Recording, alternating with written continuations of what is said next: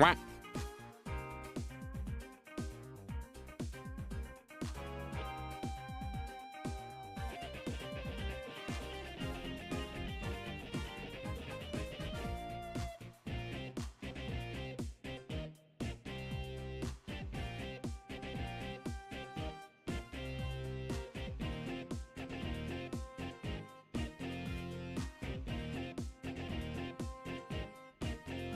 I was actually AFK for a bit.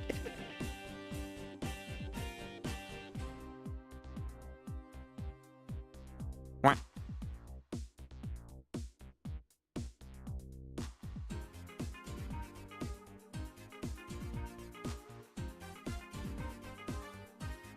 Best song in Pokemon, hands down. Not even close. Oh, game-wise.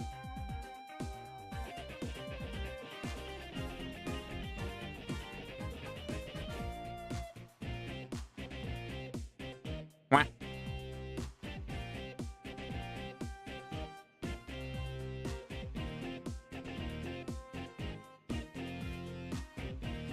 Anyways, what's up, y'all? Hope y'all having a good Monday. Hope y'all had an okay, or at the very least a great 4th of July. But alright, so we are gonna be. It's been a while. It's been a hot minute, but we're back to playing Morimens. I took a break, like what, a week or two off, so I could upgrade some of my characters. Because I was looking at like a guide, and they said like around here, I think, was like mid-game, what people consider stuff to be mid-game. And I was like, mid-game? And what it becomes mid-game and stuff to actually become difficult. And I was like, what? I was getting my ass beat here on chapter 4. I was like, I have got to like level up my characters now, Jesus. I've also started farming the Covenants, which are basically the game's artifacts, disk drives, whatever you want to call them. Nowhere near good enough. I'm slowly getting through them, but I am grinding them out.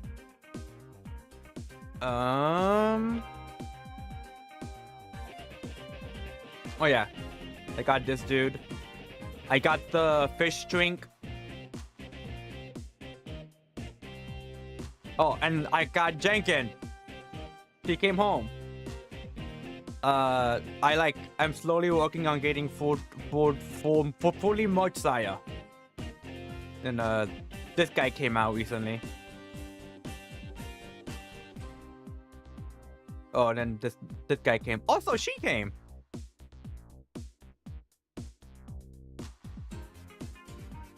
Yeah, it's a Mirror B song. It's Mirror's B song from XZ Killer of Darkness.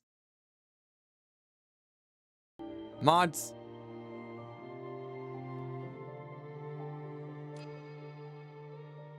But yeah. It's been a hot minute since we played, so hopefully we won't be having any problems in terms of the battles. We'll see though, because I have no idea how long this chapter is. It says like there's at least 10 battles, but I doubt there's only going to be 10 nodes, 10 stages.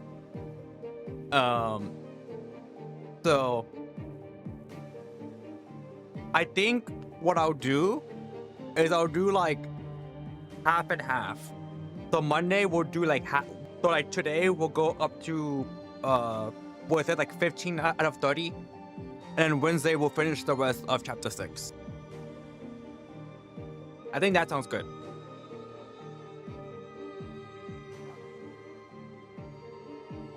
Recommend level 40. Yeah. I think we're good on this. But Momona Time 1 cannot participate in this investigation. Okay. Should we use? Who should we use? We'll use this. Why not? Also, I have not. Okay, look. I have not used her yet, but I did notice this. Or it doesn't show. Okay, never mind. Let me see if I can find it here real quick. Ramona, girl, where are you? Here you are. Here, Genesis form. I need 60 of the standard pulls, and I need this. I don't know where I can get this, but we'll find out. I'm assuming it's locked to story progression. So we'll see when that happens.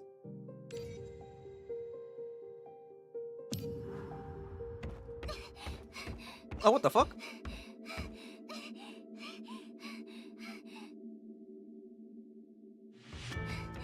This is new. I don't think they've ever done this.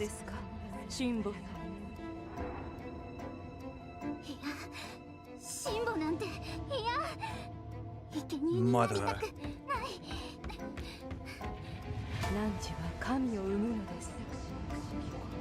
Divine will be born through your womb. If someone told you that, Chad, I feel like most of us would just run away, like as fast as possible. So I can't blame her.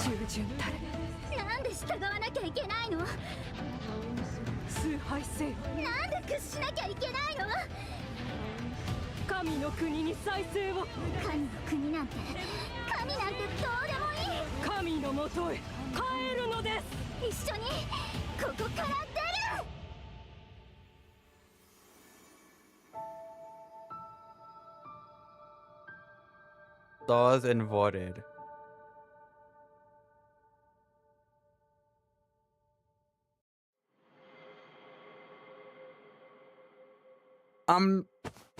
Again, it's been a hot minute, but I'm pretty sure that was the first time we saw like a cutscene like that.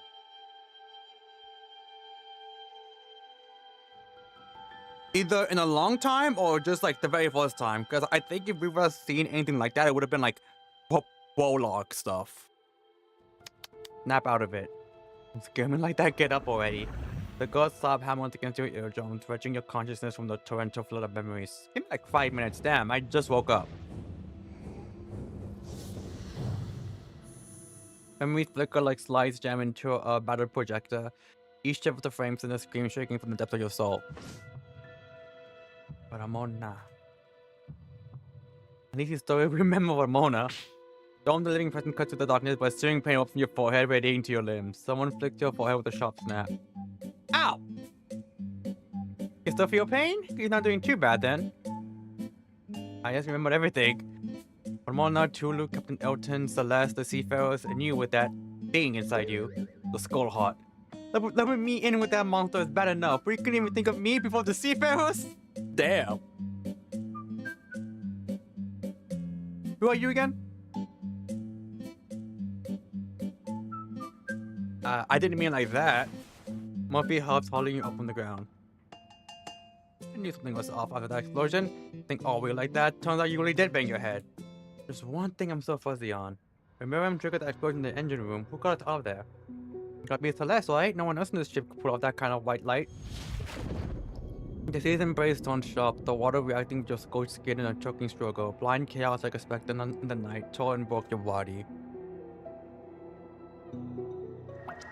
Then, that chaos brought a flicker of warmth. In the boundless dark, loneliness, hopelessness, and despair, we see this swiftly, a mysterious glow shining in the frigid cosmos. As if touched by the universe's mercy, your consciousness teetered on the edge of the spiritual realm. Your body melted in with the sea's oxygen, and you snapped your eyes open, feeling the water rush in. Finally, a gentle light sliced through the ocean's darkness. A pale blue force reached for you, a god of safe passage extending her hand. Indeed, the force that pulled me from the water was unmistakably Celeste. You closed your eyes, recalling the moment the flames seared your vision. When a warm light tore stitched your will back together. That earlier force, it wasn't Celeste, it was too alien. Also familiar. Hey, you zoning out again? Didn't you that hard, did I? Totally went easy on you. Murphy muttered tiptoeing to brush your bangs aside. Her flick was measured, just enough to snap you awake without lingering pain. I'm just worried about the others. From the fact that it was just you and me here, the explosion must have been too chaotic for us to control everyone's landing. We need to find Ramona and then join up with the captain and the others. You sure you're okay? If you're feeling odd, you better speak up. Yeah, I'll let you know.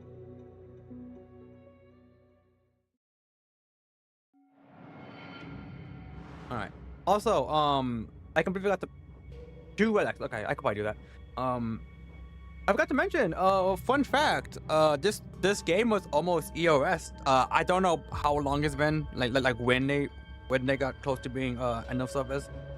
So a specific portion of the story got like extremely rushed because they thought, you know, they were gonna have to end of service. Thankfully that didn't happen. And the story has since continued at a normal pace, like the pace they normally wanted. But that portion of the story got like extremely washed, so like that part suffers apparently. I know at the very least I'm not at that portion yet. The ship groans again, a creaking wall echoing, a creaking rail echoing and lurches like a vessel caught in tempest. The hull sways erratically and had debris clattering across the floor. And grotesque snap like bones breaking reverberates from somewhere. Before you or Murphy can react, the ship surges, tilting violently to one side. Murphy! You grab a protruding metal pipe to steady yourself, reaching for Murphy, but she waves the board to the far end of the engine room. Don't yell like I'm about to drop dead. The cabin settles, leaving only scattered wreckage as evidence of the violent jolt. Murphy, still shaken, steadies herself against the bulkhead, legs trembling as she approaches. Did you hit anything? Did you need help? No thanks, I'm not making someone wounded lugging me around. She eyes you up and down and turns away a bit flushed. But, thanks. What was that shake? Let's imply to some current, did she? I figure Celeste losing a hold on the sonar nail. Holding us in the blast probably wiped her out. She was weak already, and now... Ori presses her chest, forcing an awkward grin. Okay, we hit the shot and we're safe. The light flickers on temperature breath, the room dims before it emerges from the shadows.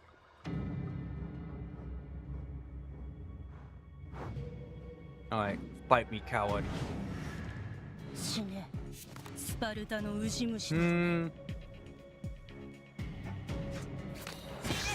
We'll do this. We'll do... Okay. There we go. Easy. Insight, defense, defense. It's insight, drain, and bloodlust. Let's do insight. I do love drawing. Oh shit. Give me that. You see the soul traversing the edge of playing, yet not fully embracing the flesh. More peace concerned fades from your consciousness like the wells of the crows, lingering on the ear, but always blocked by the barrels of mud of the mind. Develop epilepsy, beginning choosing, and lead. Let's do this. Paranoia. Yeah, fine. What's claustrophobia? Okay. Okay, we'll go down.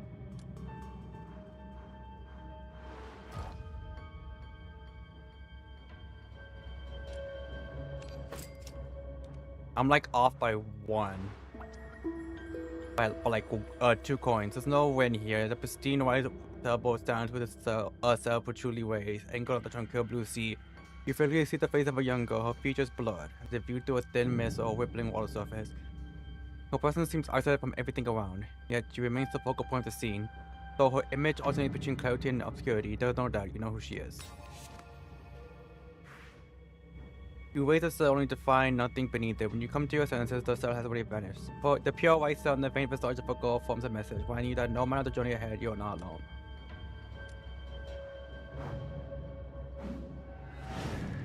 Ah, these two. You're one time being in the steal the ring goes. Okay, that's whatever. Strike. I don't have enough to guarantee a kill against this guy. Fuck.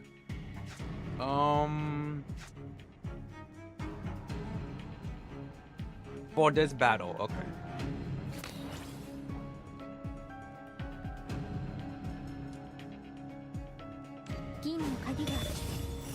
I mean, sure, that's the thing I could do it. So I might as well. Eh.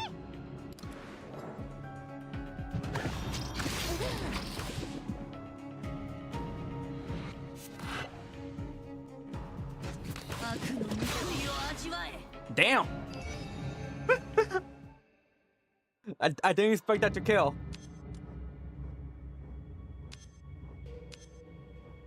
Let's do blade weakness. 2 keys.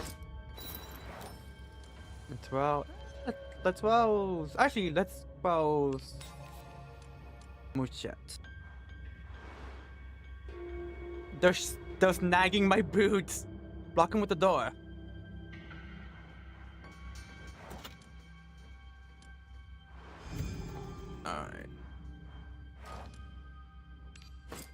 Alright, there we go. 2 relics, baby. You fools, I'll watch your back. Without argument, Murphy does behind the door you're holding. You didn't think creatures of the sea, lulled by your scent was chin. By my scent? What do you think I smell like? Claws nick your cloak as you step through. I think I smell like citrus. Mutants and the creatures of the sea, lulled by your scent was chin. Like, oh yeah. You just don't quit. Murphy, flip the light. Huh? A creepy glow hits your eyes. Banshee things fall through the decks, cracks, twisting and shoving for room. With steady snaps, the floor gives way under them. Balls, anemones, and unnamed sea creatures, thick and strong, force the deck apart inch by inch. The hell? Murphy! Language. You walk near a chord, shine graceful and purity. In Londinium auctions, a piece like this will for thousands of Leonian florins. If not for the root taking deep into a small D mark. It's D-hypoplasia. In fundamentals of dissolution phenomena, dogs playing D-hypoplasia. At some point, D marks might spot this dissolution. There's no pattern as to when or what kind, but one thing is certain. D-hypoplasia appears only when a cataclysm lurks. D scream ocean, a cataclysm tied to the alcove when it's close. Cataclysm. Murphy moves next to you, staring at the D mark under the core. With one hand on her chest, the other skims the coils off top. Behind you, a big thump, turning you meet eyes with a seafarer trapped by the D-hypoplasia. Murphy goes quiet, now reacting. You step up, blocking her from the seafarer. Like a chili pepper?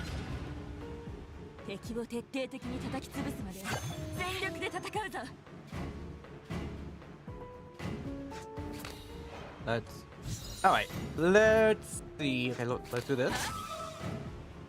Let's do this.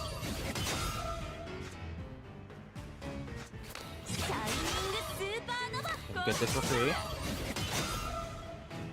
Do one more strike just because. And then we'll do this. Ha! Get fucked. Bone deep stagnation. Ew!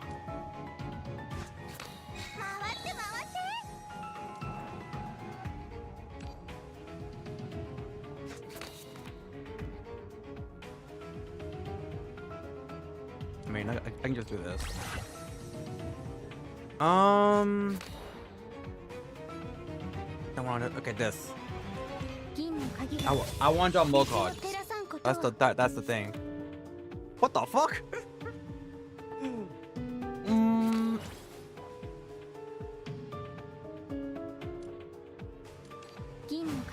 Okay.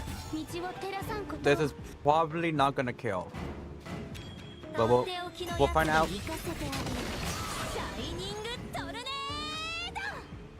Oh, this might kill though.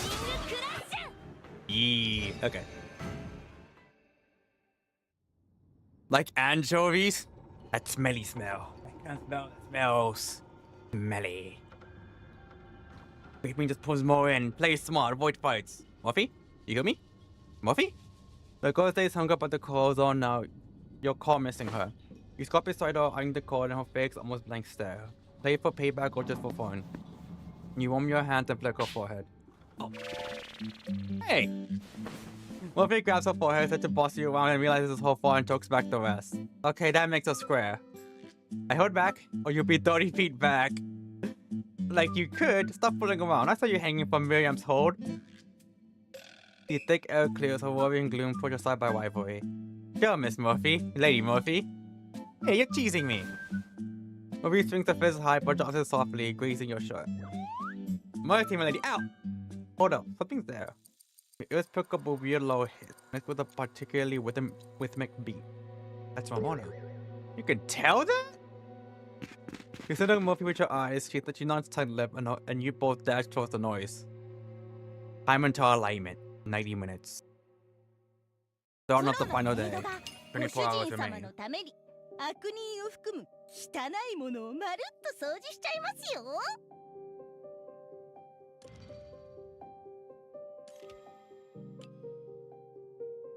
Ooh. I had a lot of HP, the stronger the effect becomes.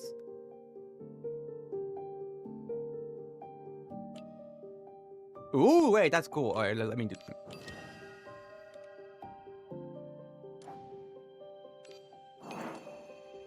No more than 2 system cards. Okay, I could probably do that. What the hell is this? Eternal Horse? There's like a fucked up earthworm. Okay, I need Ramona now. There she is. Who do I want to use? Let's just use Ramona here, why not? Oh. Yeah, that'll be a problem, wouldn't it? Okay. Ramona, go. Here you are. I just recommend. I'm not thinking too much on this. Who do I want it to be for the first? Do I want it to be? Yeah, why not? Is he kind of heals? So it's good enough for me.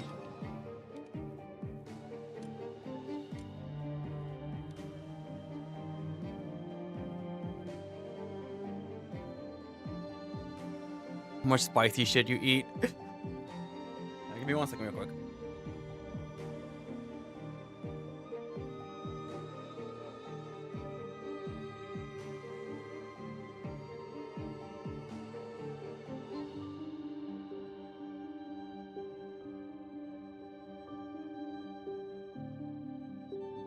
Alright, I'm back. Yeah.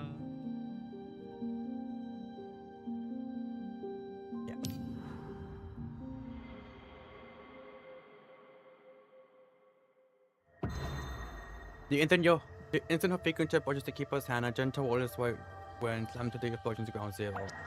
It's such a soft force, it hauls Ramona into an endless wide void with surprising power. As corners flip wildly, her gut feels like they're being treated dry. Les lowers the compass, gasping. With the captain's support, she sits down, hands folded in her lap, looking even freer than before. How are you feeling? Les shakes her hair silently, Ramona's foggy mind so reeling from the pleasant trauma, and she can't tell if that's positive or not. As the gaze shifts to her, Ramona opens her mouth to speak, but a low buzz fills her ears, her brain firing off warning signals. My ears are throbbing. A blast like that could make your ears ring for days. Yeah, at least my eardrums still feel intact. Keeper, how are you? Wait. I couldn't grab the Keeper's hand. She easy now. The Southern domain also covers the nearby waters too. Les wouldn't have missed her. Her blinks as if confirming the captain's words. But her link cut out for a second. Came back fast, but I was running to the station where I couldn't even talk. It wasn't just me. I did reach her, but Les stops midway, feeling like a cog out of place. Her lips twitch a few times, but nothing comes out. I turn past her back soothingly, fishing for her. We haven't tried moving anything bigger than a rat before. Moving living things on the ship stems from Zola's hold on the domain, but with me weakening her aim might not be so accurate. Jim Murphy can be tucked in any corner of this rig. Thank goodness. Sorry, Captain, I got woke up, but didn't come off food. Anyway, the Thunder names a converted lineup for cargo. The captain count is 7 decks, 648 rooms. Going through it will take ages. You and Celeste manage alone. I need to head out now to track down the Keeper and Murphy quickly. The situation is getting more and more dangerous.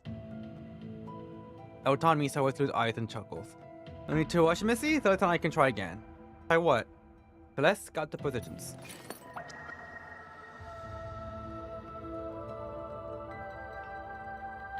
Okay, I kind of want to say Flora, but I know because I know how you look like IRL. So let's stare at the captain emotionally for a moment before nodding faintly. She lifts the compass. The Reckoner shuts her eyes, white light swirling in her palms, distant seaboard cries faintly echoing. Captain, stop! Every time Ping's gun sniffs out the light. Her looks at the captain, then Homer's anxious face, falling his dust blinking at her fingers. Mona pots up the captain, fingers checking his pulse, her look turning serious. Nicking an Awakener, creating domains, preserving drowned sailors' memories. Every time you press to use your inhuman powers, it drains your life away. The fingers from the engine room blast. That used the last of your resolve fit in it. Richard takes a few deep breaths, easing his heart spasms. Then he holds a wooden mug up to Ramona. Who knows where he pulled that from? On the sip, might ease the ringing. No thanks, my dog was found on us drinking. Nerd! The captain looks unsurprised. He toasts back to down the strong liquor in one go and tosses the mug aside. This stuff's rough. Awakener takes massive mental strength. Even Mid-Dog rigorously trained investigators on LinkedIn incorporate post-mission. So a regular person, Captain, your condition. Don't sweat it. When I chose to link with Celeste, I knew this day was coming. Delta smile now holds a touch of peace, like he's truly braced for the Reaper. So let's close her eyes too. Her form glows more transparent, but the link to the captain gleams brighter, far enough to see plain. The Reckoner fading, the sonar nails become dumb tossed driftwood, slammed by wave after wave to dizzying heights. The captain powers buckles under the impact. One last spark arcs, splashing the room to darkness. Everything fades except the enemy's low snarls, cutting sharp. Wanda readies her weapon, signaling the two behind to stay quiet. She edges to the door, brace a faint clock rising from her nose to surge. Time seems still in the sun limbo, her nerves are strung so tight. You can hardly track its passage. 5 seconds, 20, a minute, or at the floor time been suspended. Get in front of me, I'll cover the rear. Don't let them touch you. If I need you telling me that, as if I need you telling me that, it's pitch black, Gomona's not here, and there's no sign of life. So much for your hunt. No, she's nearby, I'm sure of it. Meadow clatters suddenly before you can react. The doors yank open and reaches out, hauling you and Murphy in. The wires in the deck framework comes faintly once more, the bulbs flickering rapidly before glowing dimly at last. Omona scrambles for her jaw to repair, a surprised grin spreading. Thank goodness you're okay. I thought I'd have to enter the ocean to find you.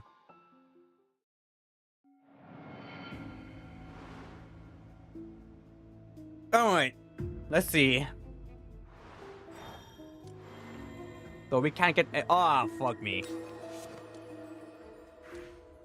Go fuck yourself, game. I might have to get at least one guaranteed symptom.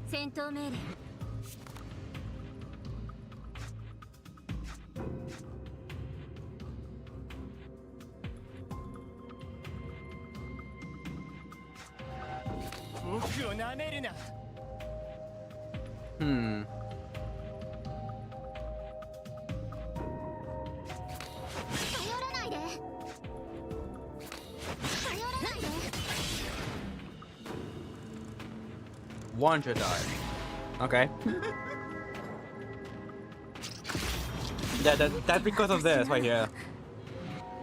Those 3 forms, Surging, Tranquil, and Raging. Tranquil is the default, but I mean, Surging is the default, but every turn I have it on, I gain an extra tentacle. Tranquil is more defensive.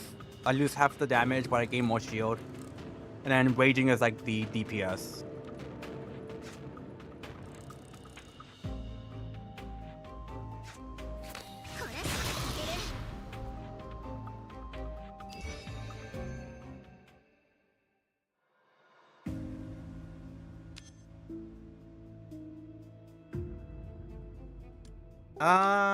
Let's do poison. Ramona, keep it down, see if there's a store out there.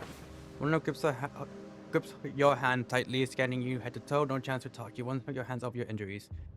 After quite a beating from Miriam and Goliath, and you check for infections or deterioration. Miriam powers had crushed and twisted your waist, but there's no pain from Ramona's touch. How am I alive? Crushed and twisted my waist. Imagine that for a second, chat. I should be dead. She suckers behind, sniffing the medication, and lifts the back of your hair. After eyeing the master bed, she paused, oddly silent for a moment. You ain't got no head. Oh, what's that ointment all over your head? Oh, who's that ointment all over your head? There's blood, but no wound. There's no injury. I thought blood back there and thought. He's caused by you peering closely at your calf.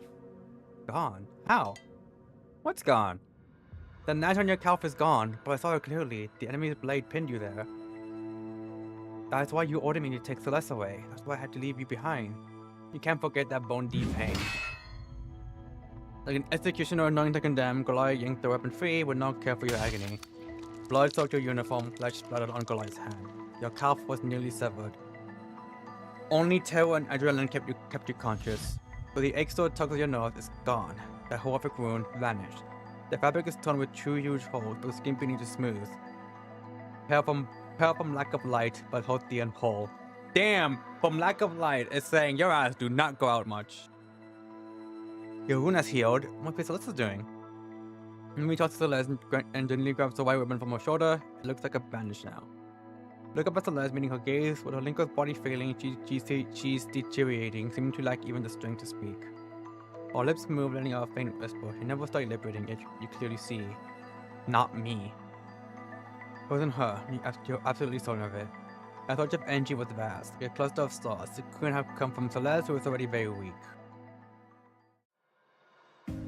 Well, this sucks. Yeah. I guess I gotta go over here. Why is it always epilepsy? I swear to God. The game knows at this point.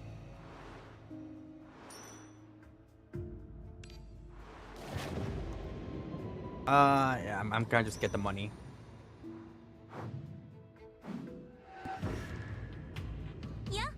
Argonauts, child of water.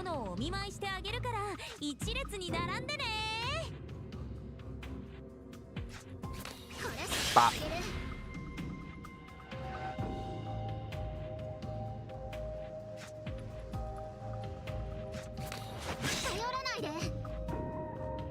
Okay, I should win here. Never mind. Oh, never mind. I won. I forgot about this.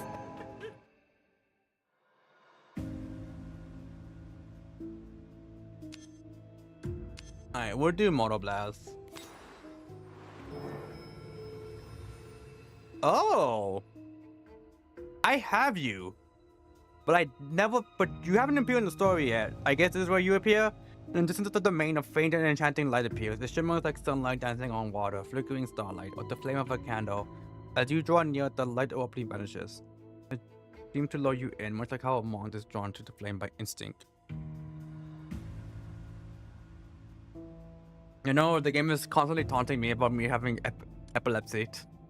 We can investigate the light for the turning trembles and shadows into the air, light ripples through the domain, spreading our waves, and nothing remains.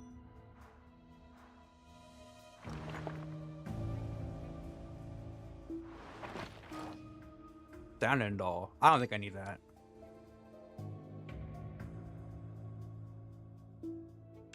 That's fine. It's not the best, but I mean, it's defense.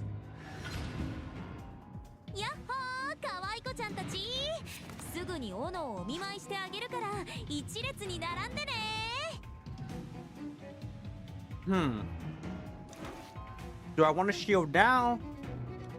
Or do I want to wait until... You know what? I'll shield now.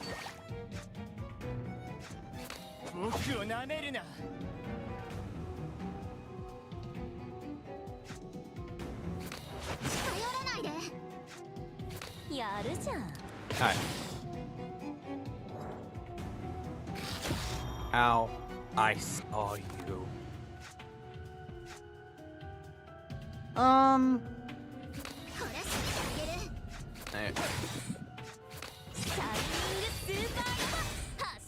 Now the question becomes, though, I just want to do it like this, or do I want to...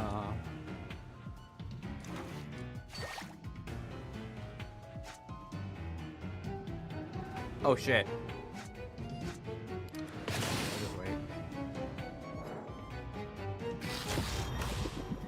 The creature. Ew.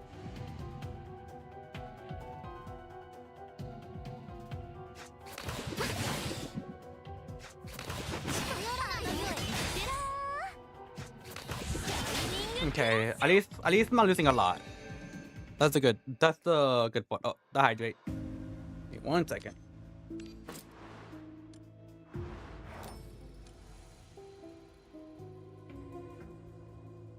Alright, I'm going to choose him first because his thing makes it to where whenever I play a card, I gain health and counter. He's all about, so I'm like, okay, cool.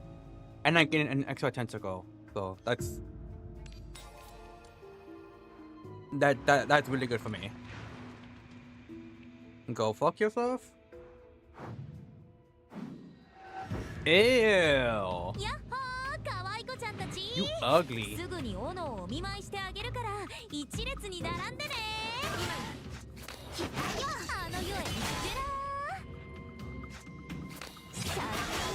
Okay. Well, the good news is I can just do this, and I'll gain an extra tentacle, which means I can do more damage next turn.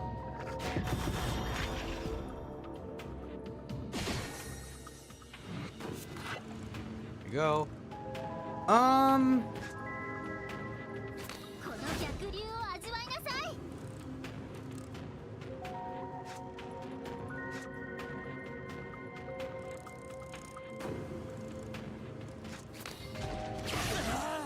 Okay. So I might have to do something like this.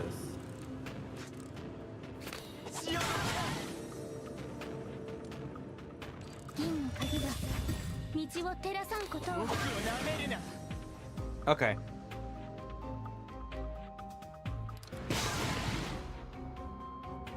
Also, I lose a tentacle every time I'm in this mode. Like it's click on 3. Oh, never mind. Alright.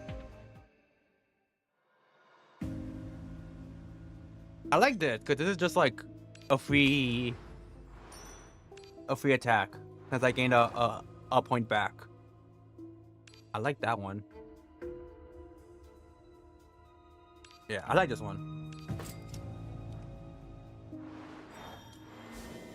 Illusion. Oh, that's the boss. The boss is like right there. Okay.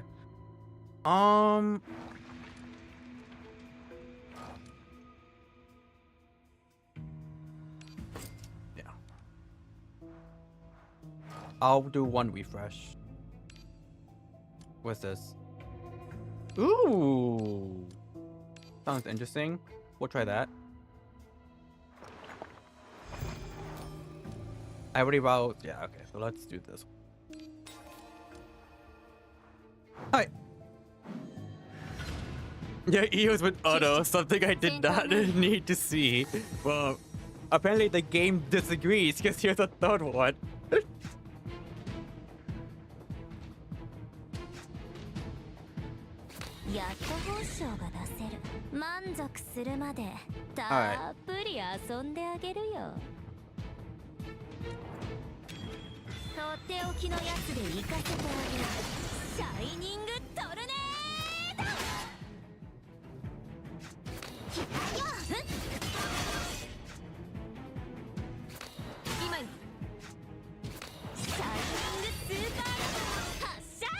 So you see this number here at the bottom, that 3694.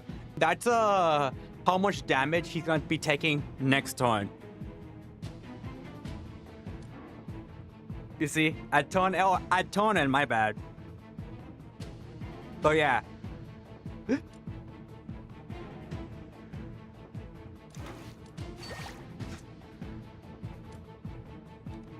Oh, Bap. I'm trying to see if I could like get it there.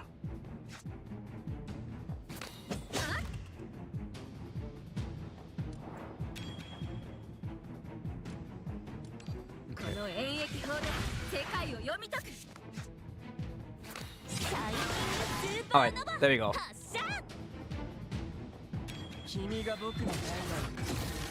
I'm really pretty sure he might be dead regardless, because look at that.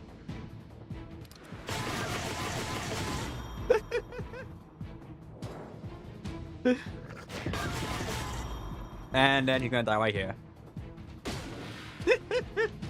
Fun fact about that bypass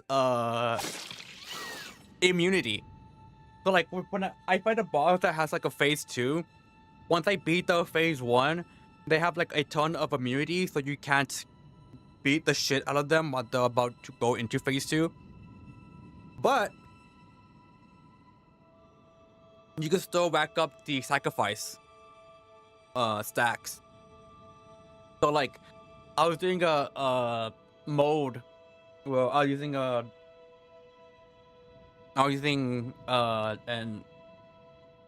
team with the tentacles, and I stacked up like 15k stacks worth of that. So like turns end, they go into phase 2, they get ready, and then like you see like 75% of the HP's of the opponent's HP's bar just gone. Either dropping another wave drawn by noise, you finally get a breather. Why are these seafarers' bellies all swollen like that?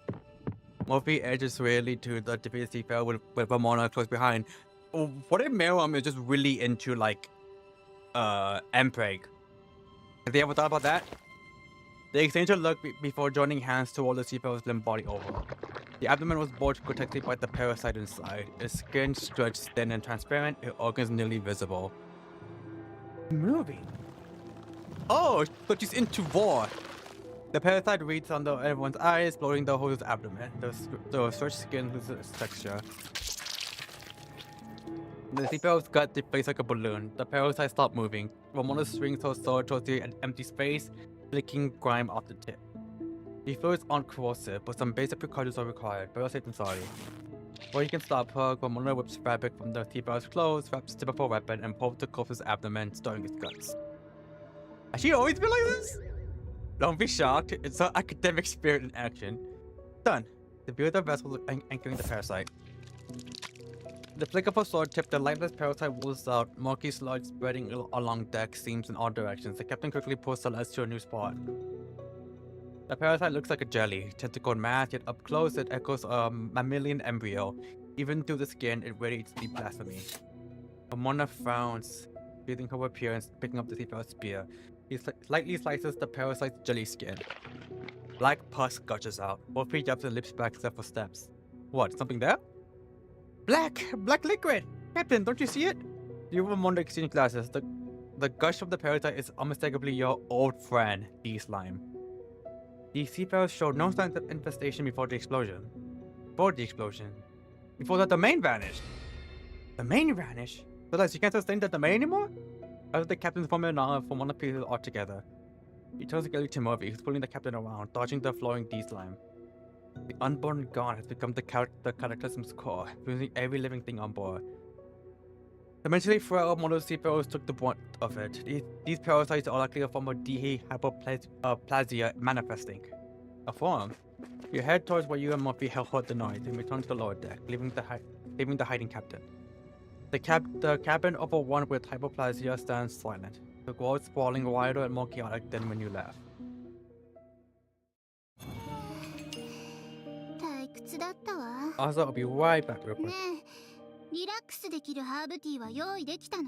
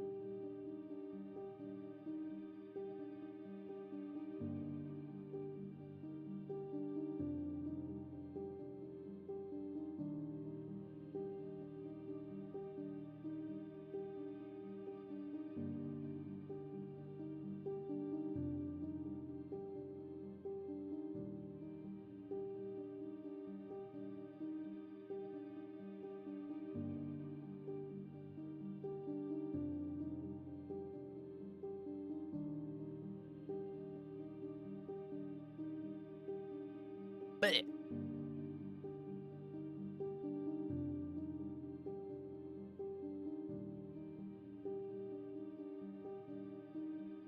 Wah.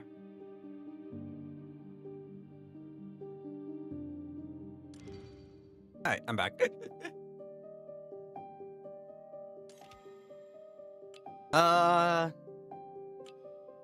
Only what's here. Ooh, we changed good. No longer assume the win pick up but fight. Oh! One additional time, okay. I'm gonna go like this first, and then I'll go over here.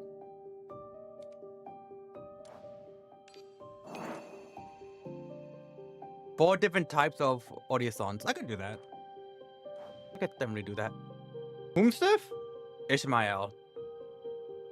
We're beating up an old man again! Yippee!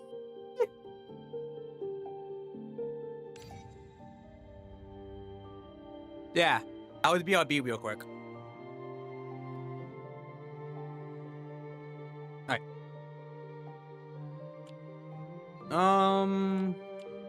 We'll go back here. Chat. What's this number over here? Do you see it? How many times have I been teaching you this lesson, old man? I love the young people.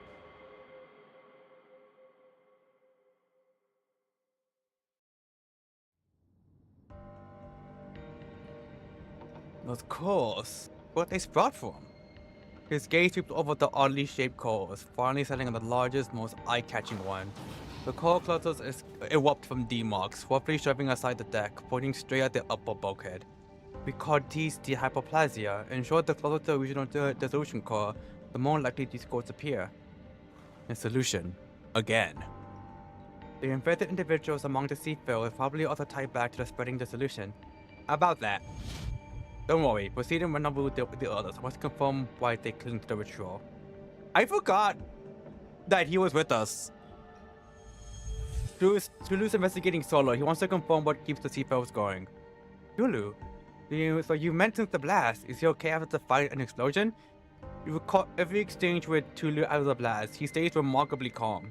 Tulu is way sharper than me after I woke up from my coma, and I sense no issues through the link. You tucked Tulu and Mono's link deep in your spirit realm, instinctively hiding the storm that ravaged your mind. The shadow dome of Gnosis rebuilds slowly, the soul-ripping pain fading. Right now you don't want to burden your exhausted partner with more worries. You were in a coma? Don't worry, I'm perfectly healthy now. Celeste healed me completely. You glance guiltily as the last dimension awakener looks back. You wink at her and she just watches for a moment, silent. If you say so. Murphy's parasite needs surgical removal fast. The longer it develops inside her, the worse it is for everyone. And then she becomes the next Gorgos. We're going to hit land soon, but I can't feel the ship moving. Captain, you and Celeste can't manage the sailing sonar nail back anymore, can you? Correct. The miracle is Celeste can still hold on, for both of us. What about the lifeboats? Otana shakes his head. The lifeboats are unpowered, rowing all of us back? Not realistic. Is there really no way out? Otana passes Murphy's head reassuringly. Looking up, he finds himself surrounded by a tense stealth of you and Ramona. He pauses and chuckles dryly. Don't forget, the sonar nail is a ship. I maintain our power system yearly by the book. Her engine room's always fired up. We can reach the bridge, but our fire would Miriam badly damage the engine room, not to mention the explosion she triggered after. Forgot about that. Without boilers for power, even reaching the bridge won't help. There's still some. Adagio and I came to the engine room. It's racked, but at least 2 boilers are still burning. 2 boilers, that's enough to move her. So, can we check the bridge now? Honestly, I've been curious for ages. Right. Enemies coming.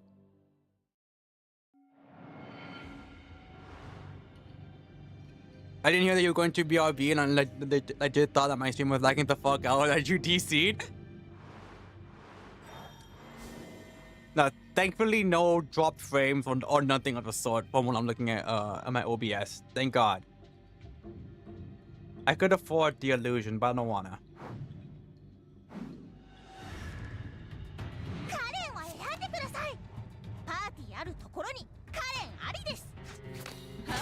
Wow, you ain't... Helot ain't doing shit. Helot ain't doing shit. Look at this. He's like, I don't feel like it.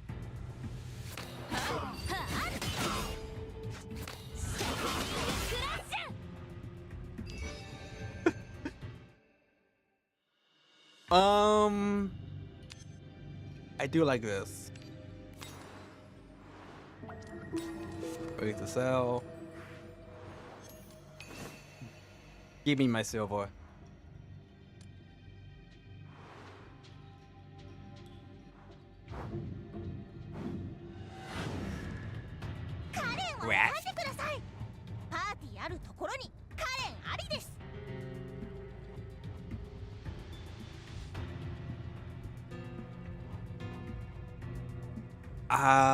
Do you? Okay, I was about to say, do you have retain? I completely forgot whether or not they did.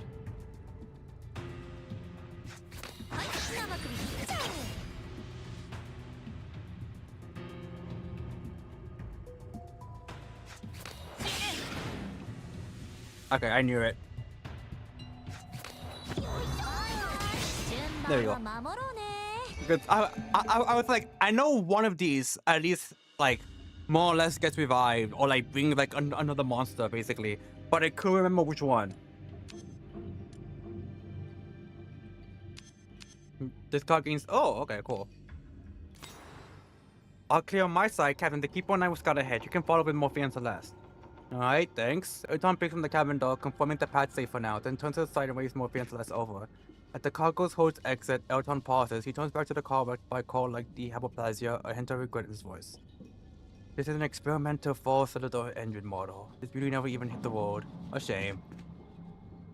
Morphe bites her lips, glancing at the ruined car, and sneaks a few peeks at Elton. What's with that look? Are you scared? Relax, Matt. I think to buy me a new one. Don't you like it a lot? You used to come to tune the engine often. I saw it. What are you doing? And Tom bends down and pinches Morphe's taut cheeks. If you want to make up for it, just stay alive. Tom doesn't give Morphe a chance to respond. He pushes her gently from behind, nudging her, stumbling out the eerie abyssal cabin. Morphe stands next cargo holds door, watching the captain across the meter-wide corridor. He helps Celeste out the hypoplasia-filled room first, handing her to Morphe and says back to the dog to pull the door shut. Captain. So watching me? Or still getting ahead? Do you really mean it? You and Celeste risked your lives for me. Do you really don't want anything in return? Come on, kiddo, Captain? Morphe? Where are you? Coming! Finally, he closed the door behind him, the fluorescence on his coat vanishing with it. Well, Morphe, just promise that you'll live a good life. Grow up, get a job, make some money. Then you can buy me the latest model of car. Deal?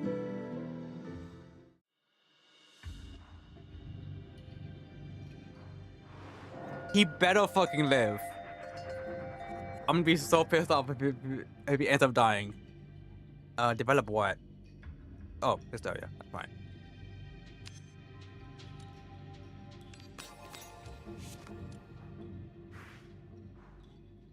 Oh, no. I didn't want that. There you go. Trauma's okay. Trauma's fine. Trauma's whatever. It could be way worse.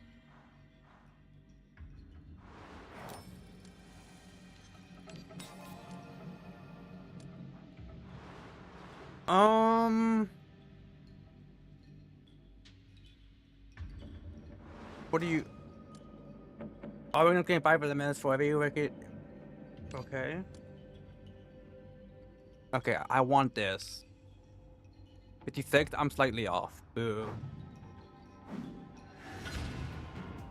死ね、スパルタのウジ虫どもめ。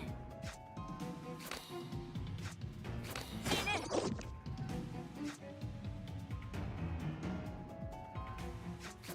回って回って。I mean, why not?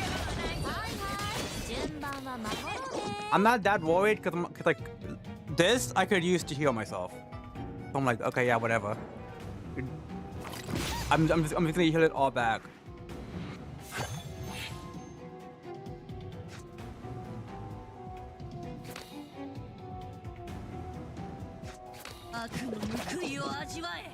Alright.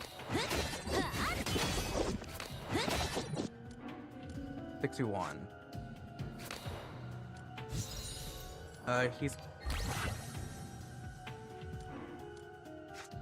He's going to split. Barely off.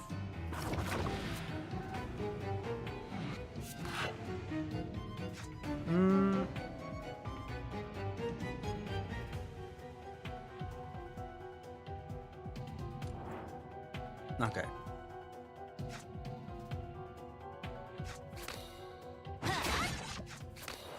I'm mostly doing this so I can have them like slowly gain their ult.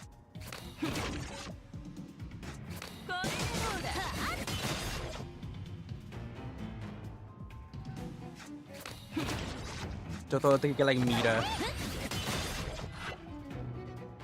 Alright. That's even better.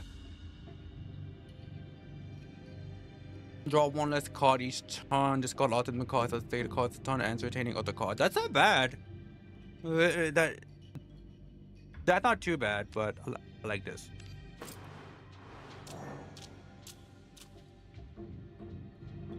Silent Prelude, but develop weakness. What's Silent Prelude? Add one defense card corresponding directly onto your hand and attach Fleeting and Exile. Nah. You may find out that your gaze passes really is due attention. She takes a few steps breath, emitting a faint from her nose. Finally, she pulls Celeste along, quickly falling behind you. You.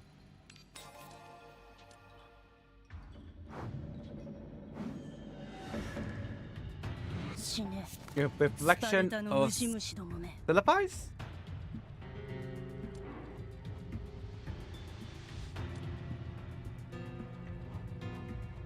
God damn, Hila doesn't want to do anything! Her first, look what her first card is. Her ass ain't doing shit.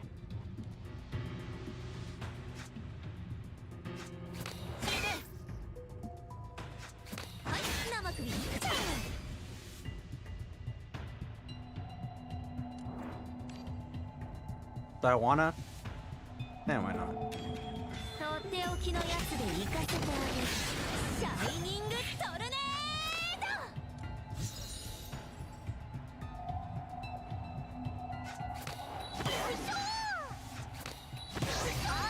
Alright.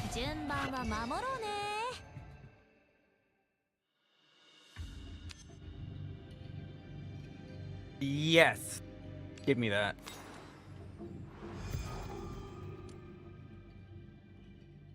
Ooh. Give me that. Do I have 4? Okay, cool. I have 4. That's all I need to know. And I like this too. Alright.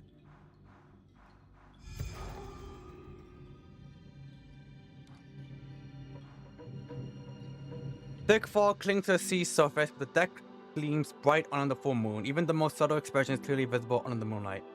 The moon? What's with the moon? Getting brighter, and obviously was the red, but you know what she means. Or time's running short. It's always to the bridge. Captain, lead the way. You need to cross the deck to get to the bridge's top floor. Someone nods, shading the captain as she steps forward. Only a few steps forward and a dog rings out behind them. Everyone does see Murphy on her knees, her upper body slumped forward, nearly flat on the deck. Murphy? You watch over, lifting the collapsed Murphy off the deck. Her consciousness fades, her bangs smattered with cold sweat and plastered messily to her forehead. Hurts. She clutches your supporting hand, pain making her fingers dig deep, yet you barely notice them on the sting. You hear the going drum beats, not the heart, but a parasite in the gust, posing a devours her life force. A skull heart. The god is draining her life. Man, the parasite on her heart is the cataclysm's core. If this continues, she's... You look up at the bridge's square window, pitch black, like a well of moss moldering life from afar. Murphy, can you hear me? Murphy? And his... Murphy's breathing loses rhythm. She is tangled in uneasy, dangerous dreams. There is no response to your calls. Hang in there. Let me carry her, kiddo. You're weaker than me, I'll do it. But Ramona, keep watch. I've done weight training. I can handle Murphy. Are we calling Murphy fat? Erton doesn't insist. With his help, you hoist Murphy's knees, letting her slump onto your back.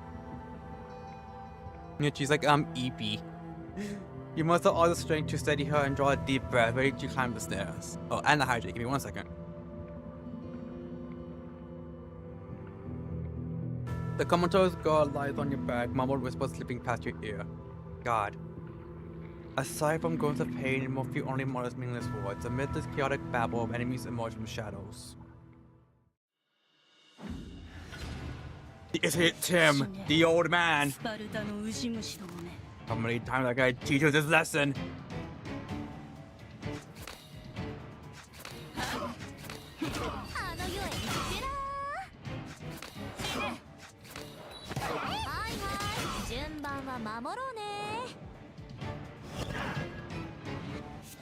Oh, you suck.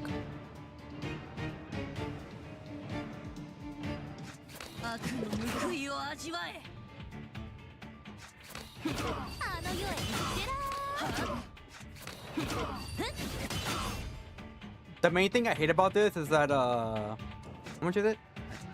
Oh, never mind. Huh? You know what? Yeah. Nah. I'm debating whether or not I want. Nah. I can take it.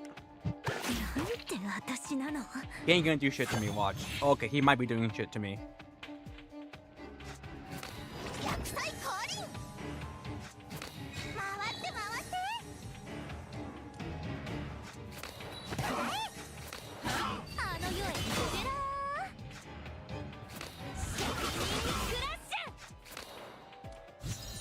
Okay.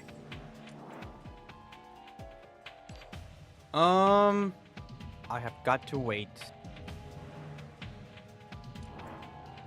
And in the meantime, I'll do this.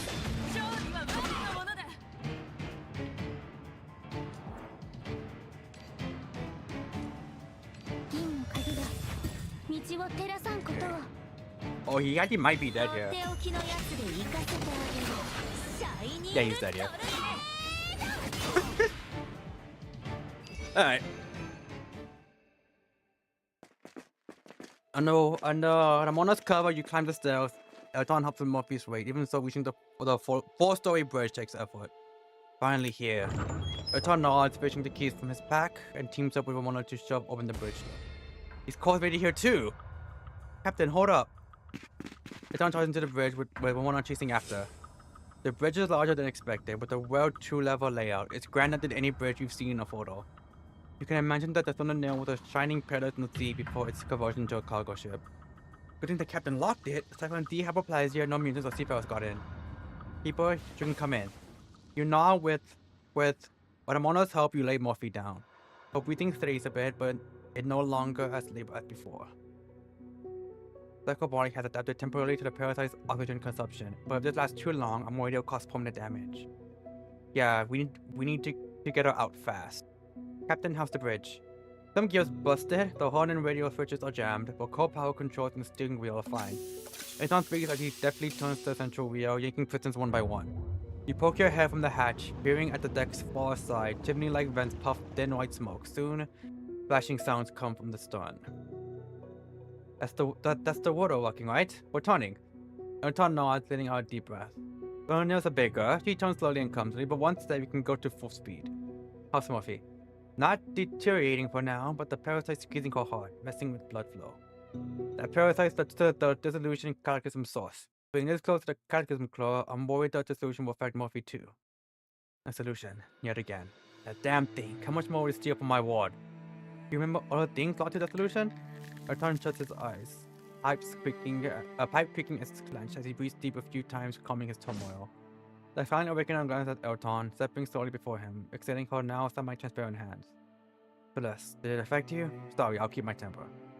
He looks at you and Ramona, his tone softer. The solution. I've got a long history with it. My past, I lost it to the Watt. プロのメイドがご主人様のために悪人を含む汚いものをまるっと掃除しちゃいますよ。Okay, we're getting Elton backstory. That scares me. Like, come on. He can't die. Please.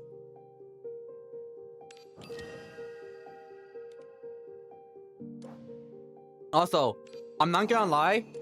Considering we had 3 battles back to back, I was like, damn, is this really just gonna be just pure battles?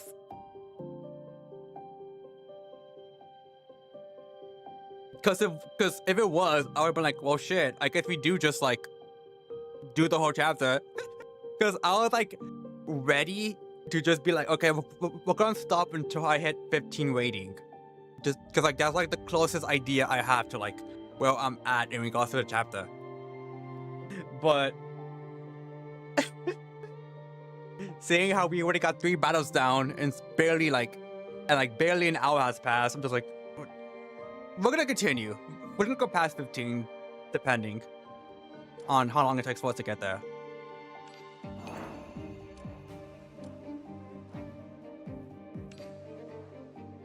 Annihilation.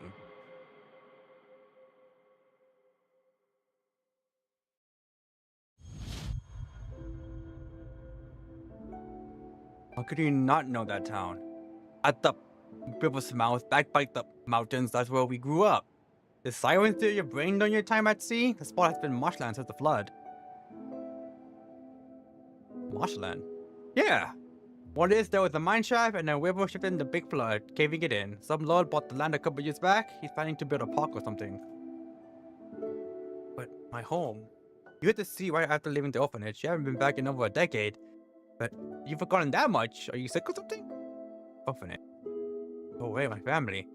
You really lost it? We played on these streets when we were kids. I snuck over the orphanage wall with food for you and got chased 3 blocks by the nun. That's all gone? Sorry, buddy. Must be a post-voyage haze. Mixing drinks with reality. Haven't seen you in years. How about a drink at the old spot tonight? Old John's whipped up a new whiskey flavor. Top notch. Let's do this. No going home sober. Yeah, no going home sober. I didn't know any mineshaft. Never had been to an orphanage. And old John was a stranger's name. All I knew was everything about that town was slipping away. My childhood, my parents, my siblings. Dismissed as some absurd dream. Even I was starting to believe it. But dreams are not that hard to forget.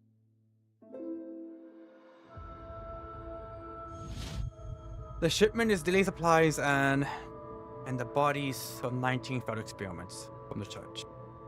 The offender details as much by seawater. You still good to sign off? Correct. As I spoke, the hunch contact snatched the manifest from my hand. He didn't seem to care what I said, just mumbling confirm vaguely. Hollow winds ripped off the contacts, her revealing an utterly grotesque head. Eyes huge and bulging, lid that couldn't close, and gill-like flaps linking jaw to collarbone. It had a pitcher's face. Swallowing revulsion and nausea, I tipped my hat anyways. If that's all, the Son of Neil will leave tonight. Next delivery will come in about 114 days. Safe travels to you. Hold on. As I watched aboard, an unfamiliar woman's voice stopped me. It was an adult woman in a black veil, dressed too lightly, even barefoot. An Ellsworth polo shield, she stood out starkly. High Priestess. The contact dropped flat, body smacking cold black rock with a cringe-inducing thud. After 10 years at sea, to great luck in shady jobs, I owned my ship and was a captain now. But being a captain meant nothing in this secretive code. I had never met the higher-ups, but from the seafarer's reaction, I knew her status was lofty. So I don't like him with that reputation. High Priestess? Stray spirits swirl around you. Boatman, did you carry a relic of the dead? Relic of the dead? At the priestess' hint, I popped open the pocket watch. The dial was covered by a swirling silver. Yes, the notice inside is faint, but it's a silver code, no doubt. Each silver code holds a forgotten memory. Do you wish to awaken this one? Forgotten memory. I passed with the night by awe. This silver fluid, rich from what was once my hometown, might be my last clue. Please, High Priestess, guide me. Complete the next voyage, then I'll show the method to awaken the silver core. Bring my hope. Bring it to me. You gotta understand, Morphe. High Priestess Miriam do be kinda a baddie.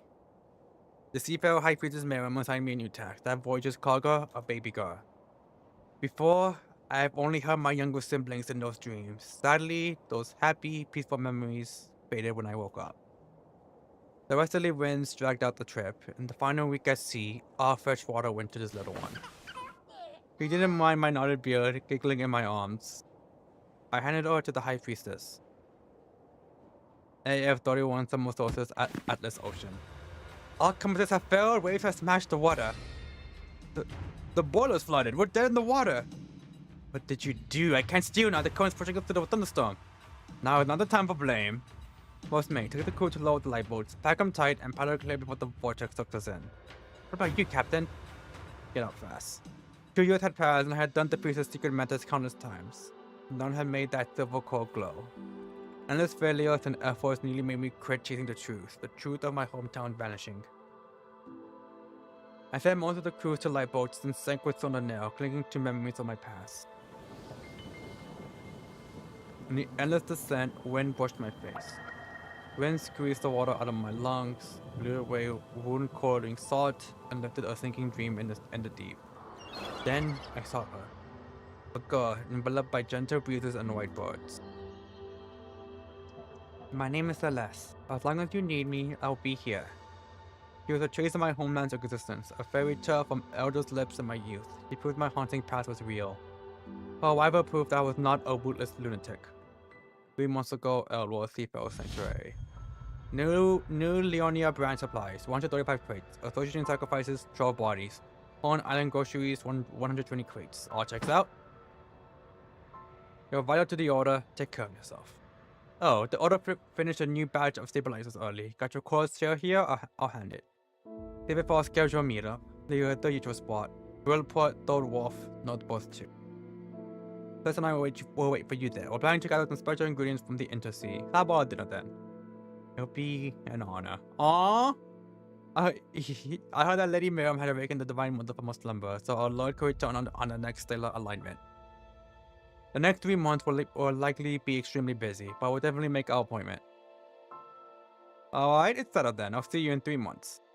That boy, who once carried the blood of a seafarer, but now bears the body of a golem. Wow, shyly. To me, I think it's Kaikus?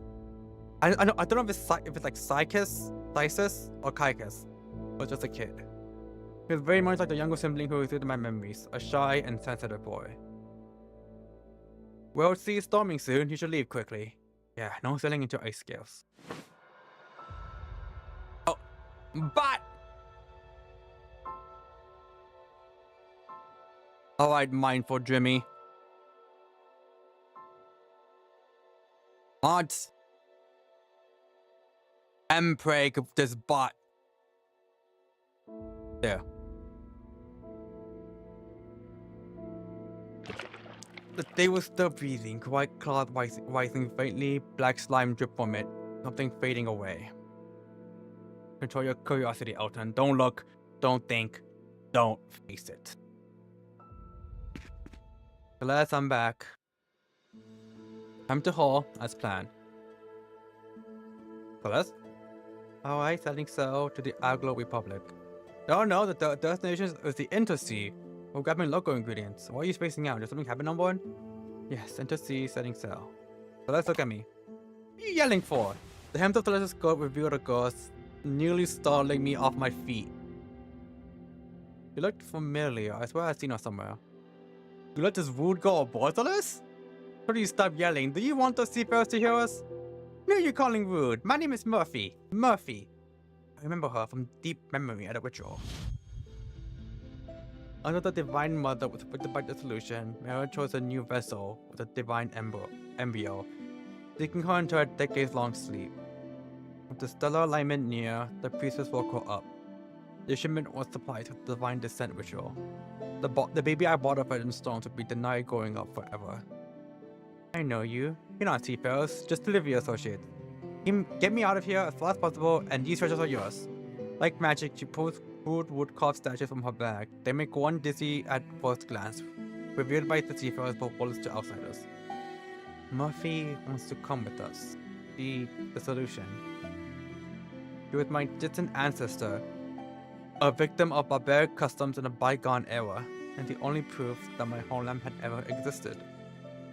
The experiences from her past life had sealed Celeste's self deep within her soul, not deny her first request to me. Besides, let's sail, Celeste. You agree to take me?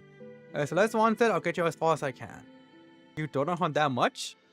Cheeky brat, I could change my mind and toss you into the IC anytime. Dingy, fine, I won't ask again. Besides, it was I who sent Murphy down this path. A path riddled with dissolution, leading to ruin and oblivion. I must atone for this. No, we don't take too kindly to bots around here. Unless you're Lucy. In which case, feel free. Or Billy. Or Bonray. Or Chingy.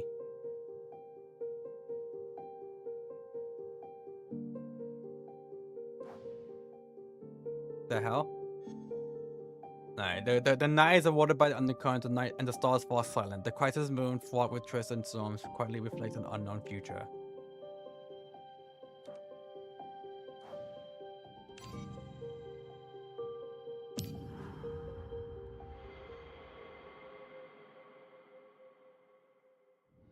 I'm gonna see where we're at when the rating hits 15. Cause this would be 12. So I'm gonna see where we're at when it says 15. And depending on the time, we may just go all the way for this chapter. Arjan's confession leaves you and Ramona speechless. You stare at her mutely, reading the same shock in each other's eyes. A hometown erased by dissolution, Celeste has a sole proof it ever existed. The guilt from handing Murphy to quote yourself. Is that why you turn on the seafarers? Your tongue cries by Murphy, brushing away the sweaty hair stuck to her forehead. After checking her condition, he sighs deeply, then stands to face you again. If I hadn't given her to Miriam, she wouldn't have been possessed by that so-called god. She wouldn't be lying here dying. It sounds like a joke, right? Humans are great at recording history. Even ancient games have records. Not just the whole town vanished without a trace. Even ancient games have records. Like, for example, did you know back in ancient Egypt, they used to have a game where they summon monsters? Look, in my rambling, consider it a worthless bedtime story I made up. We believe you. Kiddo. Mid-Dark University's fought dissolution for centuries, and countless investigators have given their lives. Plenty lost to it. The world forgets them bit by bit, and even their letters sprout demarks. You two aren't scared? Scared? Of course I am. Who isn't terrified being wiped from existence? Well, someone has to face it, right? If we back down, our colleagues who failed during investigations, those erased by dissolution. If we back down, their existence becomes meaningless. For our future and those already gone, we'll treat even the wildest theory as fact and investigate. Looks like madmen still make up the majority. The horn blares, startling everyone. Our tongue reacts for us, lunging for the console to manly stop to us. The console? Do you think Elton's like a Nintendo fan, Xbox, or a PlayStation fan? The Wizard Lions got right by the course. That noise. Soon those things will figure out someone's on the bridge. Ramona watches outside the bridge, and you follow, both leaning over the road to look down. Wandering seafarers on the lower deck craned their necks up, locking their dead fish eyes on yours. The seafarers didn't spot us, did they? Chat, how do we tell them? Focus on steering. I focus on distractions, the keyboard and I will handle it.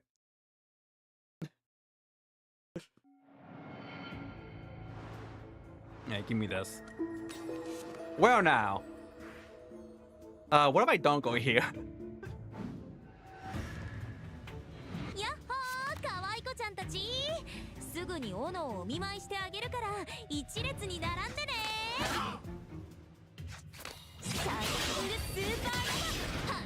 This thing fucking died. Holy shit. Right. I don't know. I don't remember hearing about card games in my world history class. That because you didn't take like advanced ancient Egypt.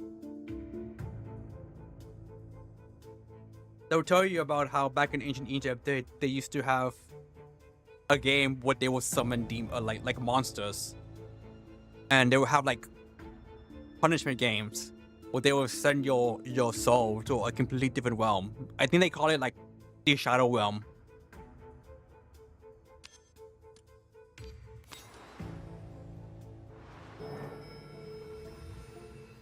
The character with the female figure, a stream of radiance pours from her alien-like head, paving a path to the unknown. Chat, would you?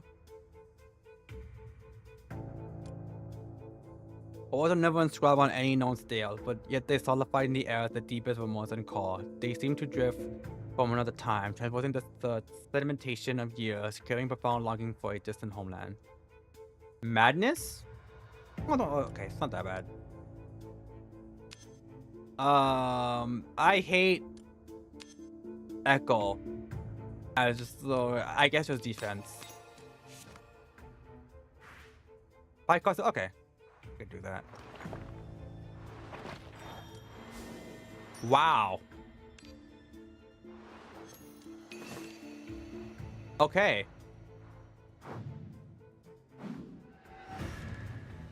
カレンは選んでください。パーティーあるところにカレンありです。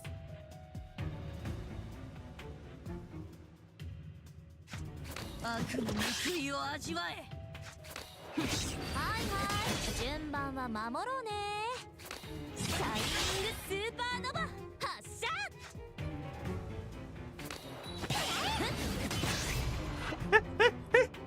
We just straight up like spawn camp them. Yeah. You kids still up for it? It's just day seafarers and some disillusioned mutants. They move randomly with no commanding leader, theme drawn by the horn. We can manage them. Good, if you need help, try calling Silas's name in your mind.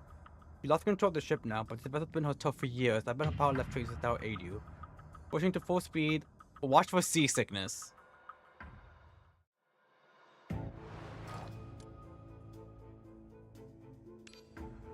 Maybe.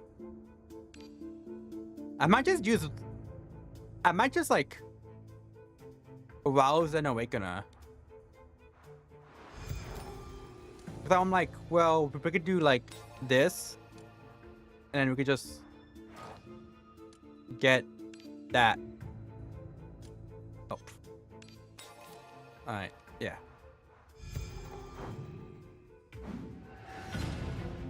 We need to play 5 cards in one turn. Can we do that? Oh, I mean, that's 5 right there. That was easy enough.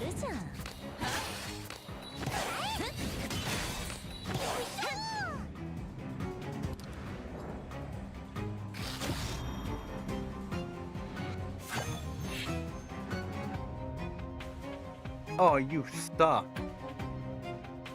They got me.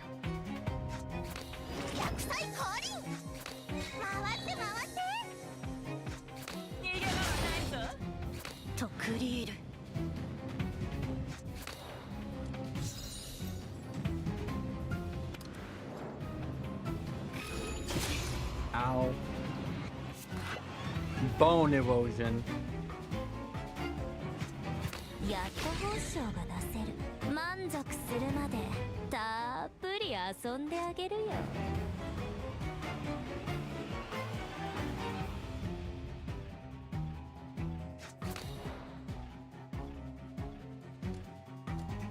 銀の鍵が道を照らさんことを。と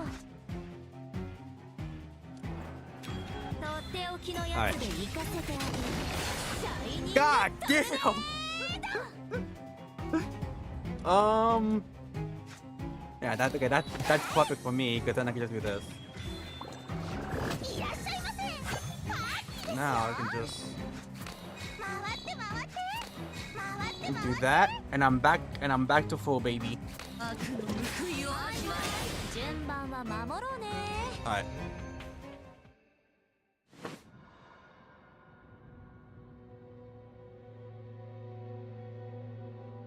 And so I tried taking the history and pop culture video class that was about my university instead of the history of Southeast Asia. You poke your head from the bridge door, seafarers lit up the deck. Some normal looking, some pairs I bloated, some snake-like. Oh, it's tough. It was here. Handling these would have been easier. No noise from the stairs below. We should have a break for now. You notice the lifeless seafarer at your feet. In the fight, you target a certain parasite bulge as a weak spot. Its skin tore from your attack, feeling sticky gore. Now, sure if this dissolution tainted blood is toxic. It looks to mix with plenty of D-slime. Or not, shall we toss these overboard? Doff said we shouldn't, I think. The Middag University investigative field manual states clearly, due to unclear mechanisms of propagation, avoid letting D-slime enter natural ecologies. Yeah. ecologies whenever possible. Glad you remember those lectures, but ecology is not the priority now. Come look at this one. Ramona's bushes aside, tangled the red and bits of coal, revealing the seafloor buried underneath. It is dead too. Eyes cloudy gray, slimy skin wrinkled and quickly dehydrated. Still, you recognize it clearly. Its skin is white, standing out among the drab seafarers, like a goose around sparrows, or a white steed among gray donkeys. No, I remember it. No signs of parasitic infestation, and we didn't hold back. But what's special about it? Looks normal to me. Think again. When did we clash with white-skinned seafarers? When Goliath was chasing us? Wait, Goliath? Right, the white ones are Goliath's gods. Goliath? Has no one seen him since the engine room fight? He was gone before the explosion. We made a potentially fatal mistake, completely overlooking Goliath. Just as Ramona finishes speaking, a massive impact showers the door. The fish-like original boy retracts his halberd, looking down at the sprawled seafarer. The shadow of a huge pipe hides half of him, obscuring his expression. Hello there, fish drink. Kagas notices the captain turns away, knowing everyone's inside. Steps aside, bowing deep towards the deck, welcoming his new master. My lord, they are indeed on the bridge. The giant walks in with heavy steps, gripping the door frame overhead, blocking all moonlight outside.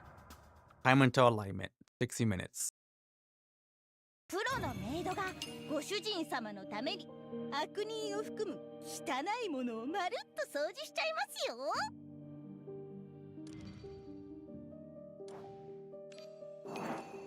Oh shit.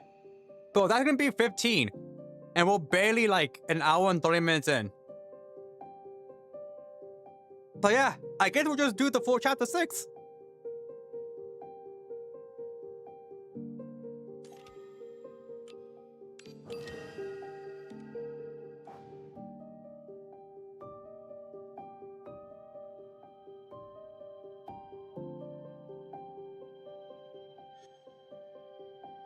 God of Yansmo. Chasing the glowing light within the endless darkness of night, like a moth drawn to a flame, soaring towards the flint of destiny, heedless of all else.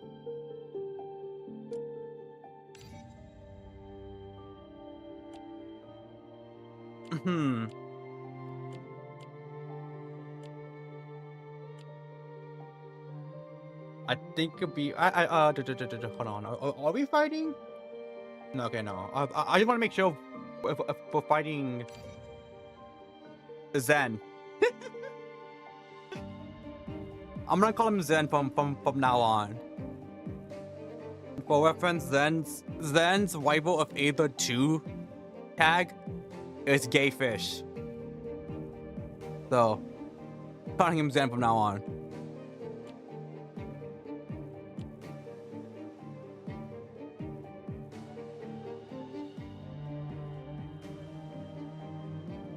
I'm debating whether to just keep using this team or just switch it up for fun.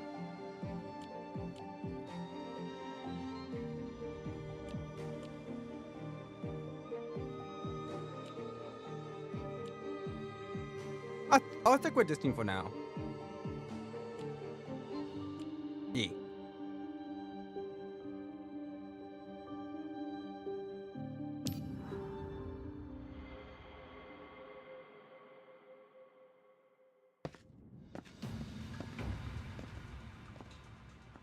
If I ever have to fight him, then I'll switch to my first team with Pandia and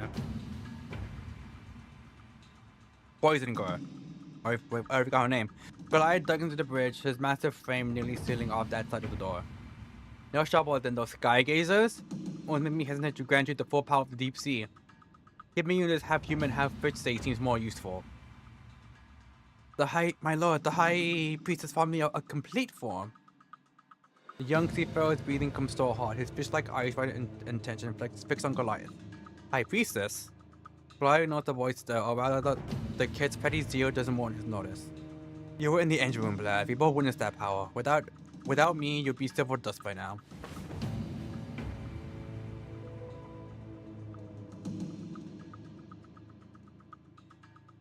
Kaigas bows his head, glancing at his flame-scorched tail fin, silent. For dear High Priestess, Goliath's gaze sweeps boldly over you all, lingering on Celeste and the captain. I doubt they kindly saved up from the Bless's heart. Am I right, you guys? Go on, Kaikus, show me your worth. Prove you're fit for my wings. Yes, Lord Goliath. Kaikus, what are you doing? Kaikus looks at the captain, hesitating. After a few silent moments, he draws a deep breath as a resolve. I'm sorry, Mr. Elton. He swings his weapon, slamming into the cabin wall. The metal vibrates with a massive echo, like rage roaring from a trapped abyss, deafening even to a striker. Seafarers, the stellar lightning nears. In Lord Goliath's name, free the divine mother from these fools. The ritual must proceed tonight. Oh god, speaking of Yu-Gi-Oh! I was playing World Championship 2011 over the Nexus. And I was in the middle. I've already finished the story, so I'm just doing endgame stuff. And I was doing I was trying to unlock packs, because there's two ways to unlock packs. One is just do regular story progression, and one is by defeating a certain set of characters 3 times each. And I was in the middle of doing that second part, and I almost lost to a little girl playing Nursborn. I think that's the deck's name. I was at 200 life points. And the reason why was because I was just getting unlucky and wasn't drawing any of my like spells and traps disruption. Like I had played Base Typhoon to destroy the what's it called? It's like that spell called Reaper, like any monster over 1500 attack can't attack. And then they just summon like another copy like on their next turn. I was like, oh shit.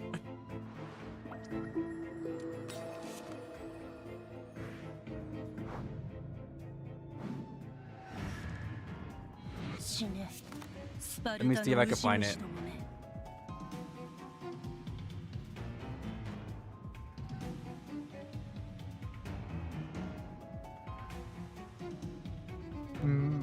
Messenger of Peace. For some reason, I was thinking 1 day of peace. I'm like, no, that's not it. I know for a fact that's not it. I knew it had peace in the name though.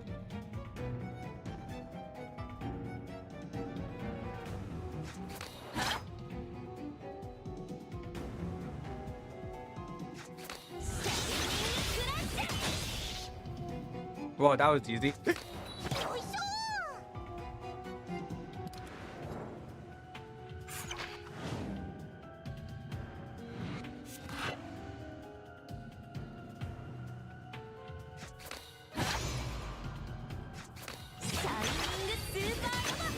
Alright.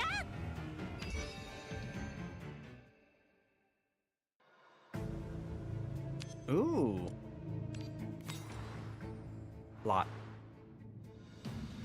Ramona, cover me. I'll grab Murphy. We'll bang out the other way. Ramona stands with her back to you, fully focused on the endless seatbelt onslaught, but her unyielding stance so answer. Watch out. Falling a seatbelt taken from the shadows towards Ramona, the captain rushes to hit the wheel hard one way. Inertia sends the ship lurching suddenly like a panicked beast twisting. Cabin slams to one side, yells rippling to the battlefield. With Celeste's help, you manage to get Murphy onto your back. So ready for the turn, she steadies you through the tilt. Ramona thrusts her sword through and tackles chest, glancing back and nodding at you. Okay, HP above 50? I could do that.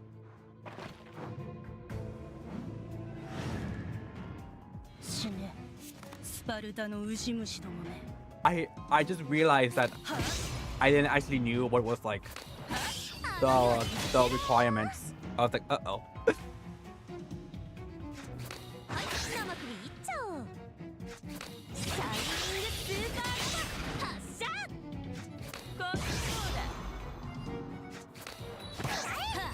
Dead? Yeah. Jesus, 415. What are they feeding you? I do love drawing. Okay, just that. I wanted to see if there was like an extra. like an extra panel that I just didn't see or something. And they fucking love Empreg. 悪の報いを味わえ。あの世へ行ってら。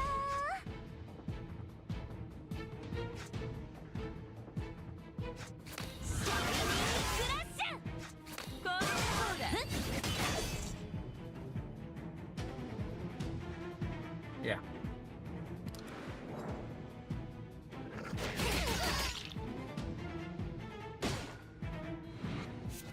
Devotion.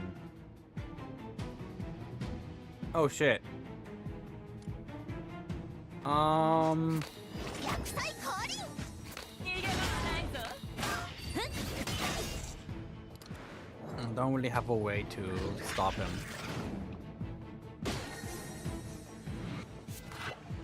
Alright, cool.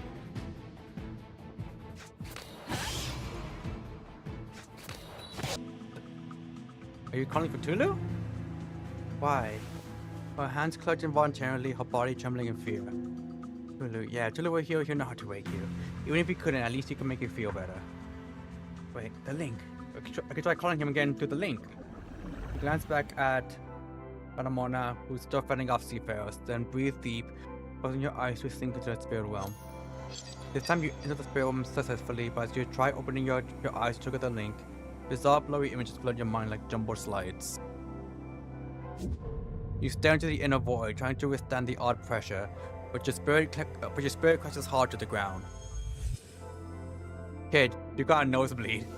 Thought you just to wipe your nose with the fabric on your shoulder, sure enough the black cloth is stained with dark blood. You're wiped. Let me carry Murphy. You shake your head, mustering your strength to steady Murphy. I'm good. Keep going.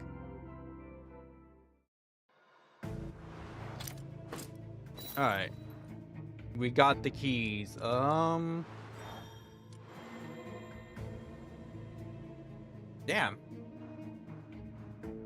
At least I might as well just do this.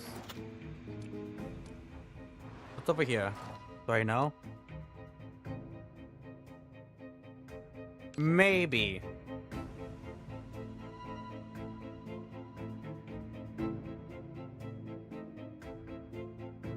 I'll buy this one.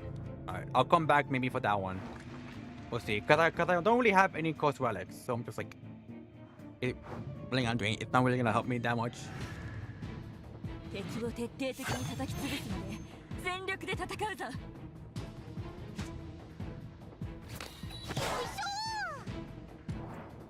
Alright. とっておきのやつで行かせてあげる。シャイニングトルネー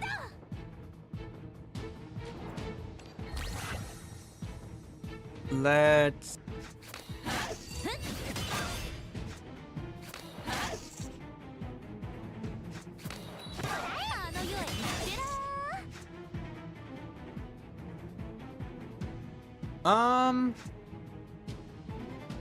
Don't really this guy down, but I'm just like I kind of want to just not have him hit me, but it's not possible.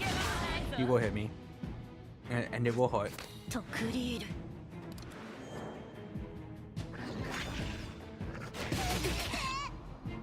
I need the ball dead here. Oh, I forgot about these.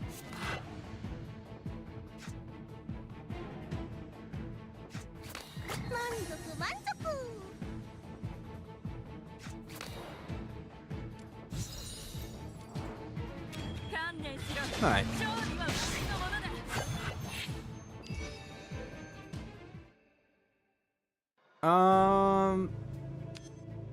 We'll do Monoblast here. Okay. Profiles you. 94. I mean, yeah, I kind of have to go over here.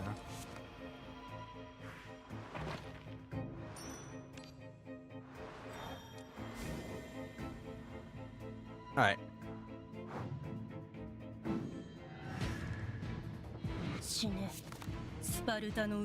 Ooh. Okay. 満足するまでたっぷり遊んであげるよ。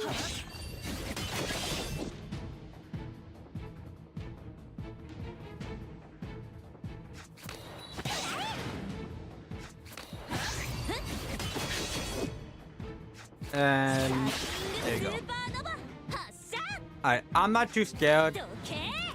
Oh, I mean, he's gonna die like right here. Yeah.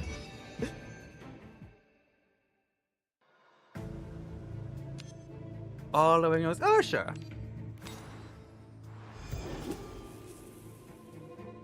A board but developed solid twice. Sure. Okay. What do I get here? Ooh, give me that. Nah, I don't really need that one. I'll do one refresh, just to get an idea. Let me see. Each devour deal 15 temporary strength for enemies. I think this one. Alright. Because I have... Yeah, that I just really need these two vows and I'm good to go. So I'll just ignore this.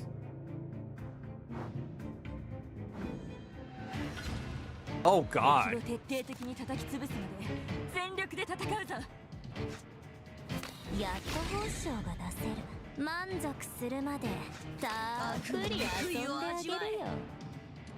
Alright.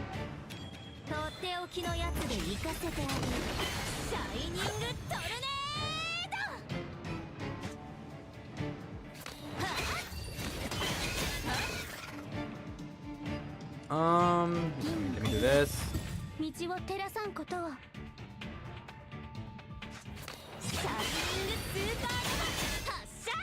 And you should be dead here. Yep.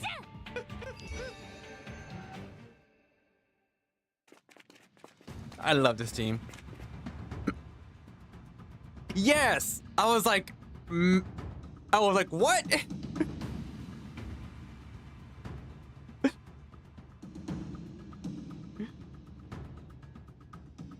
John Madden. I never would have like guessed that was like the first, one of the first like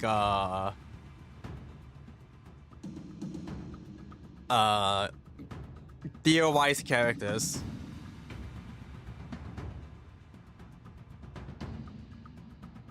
Yeah, I'm very confident John Madden is in the game. I like kinda get it in the sense that like, cause I'm just like, well, people thought James Bond was gonna be in Melee. Was he close to being Melee? I forgot. I think he might have been close, but like, there was at least speculation that James Bond was gonna be in Melee. So I guess having, I don't know, John Madden isn't too far off. Yeah. Gary Murphy on your back, you free the bird with Elton and Celeste with one more close behind. Oh.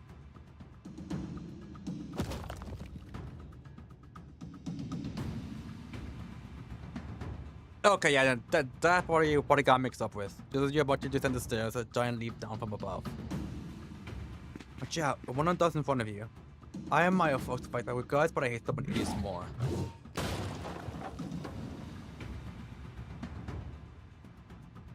Cat, we're dead. Goliath after the iron stairs and bars your power with his massive cleaver. Mid-dog students. So naive. The only thing you can escape with this freaking old ship is barely intact Golem and her linker. Why? Why what? You defied Miriam openly, letting her slip away multiple times. Don't deny it, you made it obvious. I know in the engine room you provoked Miriam on purpose. You didn't want a full clash with us, or rather Tulu. Attaining Tulu makes your brain ache again. That baseless pain. Like midnight gales ravaging your sanity. Scorching nerves and will. The familiar sensation of collapsing washes over you. The so deep pain, like wounds nearly healed being torn and stitched over. Keeper? Mona seems to sense your distress, keeping an eye on Goliath while gently touching your arm supporting Murphy. You whisper back to Mona's concern, you draw a deep breath and let the salty sea air push down to the bloody tang rising in your nose.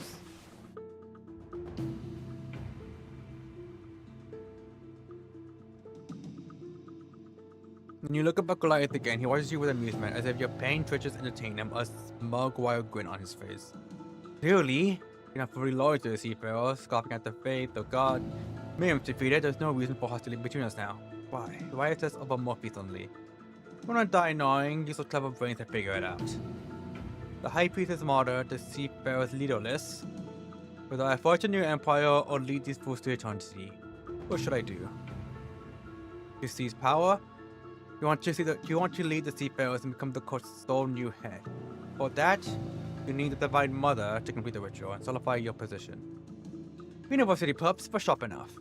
Another Murphy, do it quick, and when my legions crush human civilization, I won't make it hard on you. Don't bother. I never asked your name. They slapped this on every scrap of booze. Well, you're better already, right? The ghost wave bears down on you. Your back, arms, legs all tremble uncontrollably. You plan to take her back, or help her get rid of that parasitic god. You grit your teeth, mustering to hold the bone of her soul. This next creator really wanted him in melee, and I'm lively curious about that competitive timeline. I feel like he either might be, I don't know about top tier, but he'll be like at least decent. I can't see him being outright bad. I see him like no less than mid tier. His ceiling though, I'm not sure. Maybe high tier. Maybe top tier. Like, I guess it depends on like how they would theoretically make his frame data. Since B.I.A.V by design is a slower paced game. Buzzing off in your ears, chaotic flutes piping through the hum. The absurd symphony makes your eyes flutter, your brain swarming with unease and disorder. You sense an odd fatigue, familiar fatigue, an unprecedented fatigue, nerves numb gradually, limbs growing limp and weak. I think he would have been mid. Yeah. Yeah, cause he had like what, a frame, was it frame 7? Jump squat? And back in ball. I know it wasn't the universal that he had, that like everyone has now. But it was like, it was a really bad jump squat frame. That I remember. The one before you blacked out in waves, heavy currents quietly shouting your reality, noise and chaos receives, silent flutes like invisible vessels bruising your mind. Frame 9, oh god, that's even worse. You fight the inexplicable drowsiness, but to no avail, a monotone voice fades rapidly. Before grasping what's happening, you crash hard to the ground. Yeah, that would have been worse. Also, I feel like, yeah, worse than Melee Bra and worse than Alt Kazuya. There's also the fact that, like, Hub's actually good at Melee. So that would be even, like, worse for Snake off stage.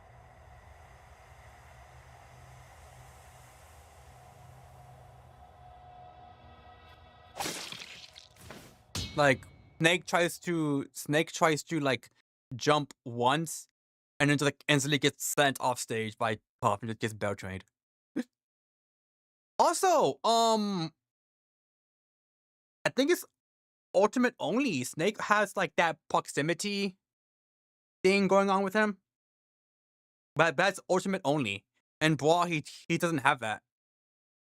But like, I think it was something like he won't get hit by his grenades.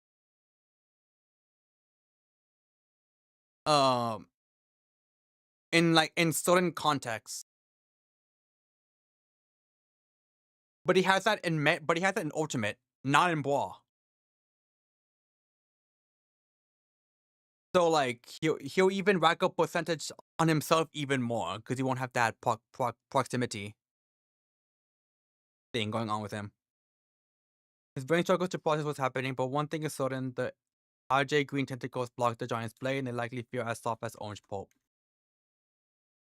もう終わり？これからだったのに。じゃあもう一回だけ切らせてよ。誰でもいいから早く早く。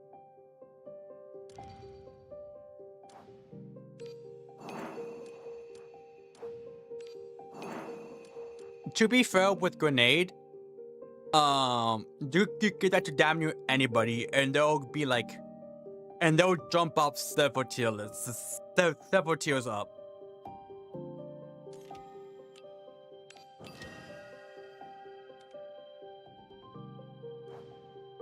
Fan Guardians utter a new voice. Oh, I think you sent it in my server. Or like, they found a way to do wobbling with Box Kazuya. And I think Zen was telling me about it. He didn't outright say it was that, but he did mention he was talking about he was talking about Kazuya, and he was like, apparently people are debating on keeping it in because that's like one of the ways to beat Steve. And it's like, how far have we gotten? That's like, well, fuck it. If it means beating Steve, fuck it. Oh, okay. It's just easier on box. The Silent Guardian has uttered a new voice. Yeah, see, we're 15 and we're barely on, we're barely hitting the 2-hour mark. So yeah, we might just go all the way then. My head hurts. Do you have any ibuprofen? I got a headache. What am I? Daria, where are you? Do you guys know response? The endless flow of water echoes in the deep dark. Endless water. Black waves tower higher than Ellsworth's tallest peak. They crash straight into the city, washing away history and future, drowning them. This is your divine prophecy. No one can thwart it. Whose voice is that? Oh, the divine realm's most faithful devotee, my eternity, the king's future, I entrust to you. We need Smash 6. To be honest, we ain't getting Smash 6 until like at the earliest next year, I think.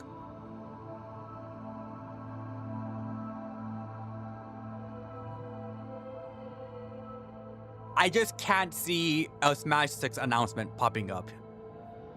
Either here or wait, when did Smash Ultimate first got announced? It was beforehand.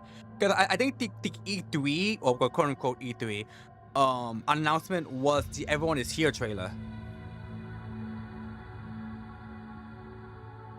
So the fact that we haven't gotten any Smash news related by now, it's almost August. I'm just like, yeah, I don't think we're getting Smash at all this year. At the earliest next year. When the stars take their rightful stations, the heavens shall guide this one's rebirth. In that hour, the divine realm too shall ascend, and once more shall the light of dawn fall upon Lemuria. Lemuria. There is a covenant between the divine and this humble vessel. This is our pact. Now, embrace our temporary slumber. High Priestess Morimens. Bloods and waves follow, subjects drown before getting a chance to say farewell to loved ones, crushed to dust by nature's might. We promise, I won't give up on her. Dario? I need Jack Black to bring his stuck at his house while cradling Akala like a child, shouting, "Chicken jockey!" as the color waves to form Sakai to a dramatic extent and Steve matches.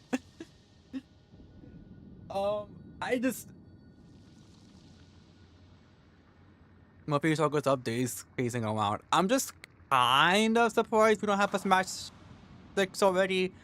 Because I think historically Smash has been out by the second year, right? I think the only time where it wasn't was what, Brawl? And originally it was supposed to come out first year. But it just kept getting delayed. Because Melee came out basically the same time as GameCube. Brawl got delayed to what, 2008? Wii U? I don't remember when the Wii U came out. I think the Wii U came out same year as it came, or like either the same year after Wii U or like the year afterwards. And then Switch came out same, no. The year after Switch. The year after Switch came out. The Switch came out 2017?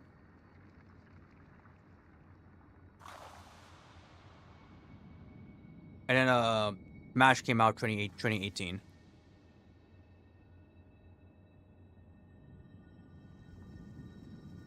Ball got delayed because of Campek the Hedgehog. A familiar group huddles nearby, mumbling. At her voice, they all turn. Marvy, how are you feeling now? Her vision clears gradually. Murphy rubs her eyes, spotting Dodger in the circle center, deep in sleep. What happened to her? Not sure. There are no obvious injuries. She shouldn't have passed out like this. Our link is stable, unnaturally so. Oh, true. We did a routine check before leaving. Dodger was fine then. Murphy, were there any odd signs on your time? From after the blast, before finding you, let me think. Don't scare me, don't die on me. Fine. Wake up. Come on, snap out of it. Don't scare me like this, get up already. At least twice. First when trying that tracing trick to find people, then when she just collapsed, but woke up quickly. Will she be okay? When Mona looks up now, Dodger lies peacefully beside her, sunk in a coma, face flushed and calm, like she is savoring a sweet dream. A hard-to-name emotion swirls in her, gaze lingering on that serene face as the words quiets. Don't know. Maybe someone at school can help, but... You want to contact your school? Maybe try the radio. The captain swallows the rest. Radio's on the bridge. Heading back now is suicide. Wait, you have those magical communicators, right? Mona eye lights up. She tries her own panic quietly and presses her school badge communicator. Mama, is that you? Yep. I can't hear you. We're too far from land beyond communicator range. Hey, maybe I can amp the signal briefly. Mona yanks off her brooch, prying open the communicator shell with the pin she carries. You get that needle from. But I'm sorry, always prep more than you need. It's ironic because Bosonic is by miles the weakest he's ever been. To be fair, he was a late addition. So they were just like, fuck it. Whatever happens, happens. While with Smash 4 and Ultimate, he was like he was planned from the start. Or like, basically since he was base roster. And Smash 4 started doing actual patches. So if he came out ass, they could just make him not ass. A quietly turning mass of silver appears before everyone. So silver course below the nonsense awakening threshold gets turned into tools. Save the mechanics and the ethical debate, but when we're back at school. Next, I'll short the core. Bursts of massive noise fluctuation should amp the communicator temporarily. Only in theory though. Give me some time, I'll try. 2 minutes later. Yeah, Sonic was like compared to his Smash 4 and Ultimate, really fucking terrible in Brawl. Hold this part, will you? What's it for? It's a stabilizer for the silver. Removing the activated core will let me short it. It's funny too because like quite a few notable characters have Brawl as the like worst iteration. Like who? Fox? Wait, I think like what? Fox, Falco, Falcon? All have Brawl as like the worst versions of themselves. Gotta reinstall it later. Without it, the core can't cool down. It might explode. Technically, for mod, it was Smash 4, but they did buff him. Mono rearranges the computer, guts, gears, and mystery wires all pulled and recombined. I guess technically now it's ultimate for Moth. Murphy crouches beside her, timidly holding the pot, but peeks curiously anyway. Smash 4 Falco was awful? Oh shit. One last step. Everyone eyes shut, don't look this way. Ramona covers Murphy's eyes with her hands. Finding white buzz from the communicator, spreading outward like sky lightning, bleaching the whole hell. Energy surges like crashing waves, rippling out instantly. I almost said bleaching the whole. The fluctuation hums like stellar tones from deep space. The communicator glows mysteriously as if linking distant galaxies. Ramona, can you hear me? I've been happy to hear you. You stabilize the comms. I burn 20 times the daily dose of silver. Quick, what's your status? How is everyone? Mona beats star on the ship's events. The descent ritual, the seafarer court, Murphy, the keeper's coma. I'll need Francis laboratories to halt the guards. Growth, got it. Bring that girl back. Winkle and I will prep the room. Winkle, you will have 2 hours to amp anti-hound measures. Okay, I was like, who the fuck is Winkle? Okay. Experiments unstable. Must do something now, immediately. Overlook control. I lose it. Erica, take Winkle away. Urka found seafarer data in the archive. Don't get your hopes up, it's just a bit. Blood time, new continent sightings reported. A group of ugly fish-like refugees waded seas, vanished in floods. They claim to be the inheritors of an ancient civilization, with blood bestowed by God flowing through their veins. These people are born as humans, but the divine blood gradually transforms them to what you see now. That boy will end up fish-like too. I mean, Kaikis? If you want to know about him, I can tell you. I want to know, it's urging the captain on. That kid's a golem too, and I'm working on in your terms. Linked to Miriam, probably. Linked to Miriam? And I'm working on linking another, that's unheard of. That woman's a monster through and through. The court doles out stabilizers to keep my mind steady. Until the last contact with Mad, Pike has became the new delivery guy. During those years we met quarterly. I taught him drinking, fishing, spawning the morning star in summer, taking our dried scales in winter. I thought we were friends. So when he measures me for one last delivery, I didn't hesitate. He sells out the nearest position to the court. No one ever taught him right from wrong. He never found meaning beyond the seafarers. If betraying me buys his spot in the court, I won't hold it against him. Mentor clings to what belief. One of us snaps to combat stance, shooting the captain and Murphy. Who's there? Each other raises a bone spear and flee, so one that chases, catching only a black wolf vanishing down the corridor. I get. That awakened boy just lose control, near the Goliath. You say Kaiget links to Miriam, are you sure about that? Well, as I know, yeah? You hear that? Thor, you hear that? That means the Seafarer's High Priestess Miriam is still active. For the Keeper's coma, for the whole past year mid-dog, she has never had sudden blackouts. I can't tell what's wrong with her without a full exam. William squats clear the dogs, we are waiting for your return. Come back alive, all of you. Meanwhile, from the new engine room, do not bleach the hole on stream. 500 get subs and I'll do it. Yeah, both Mario and Falcon are tragic. They really got the hose bleached by the engine more than anything.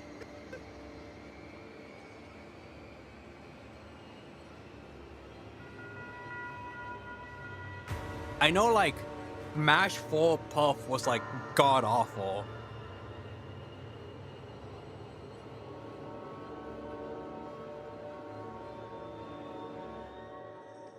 I don't know about...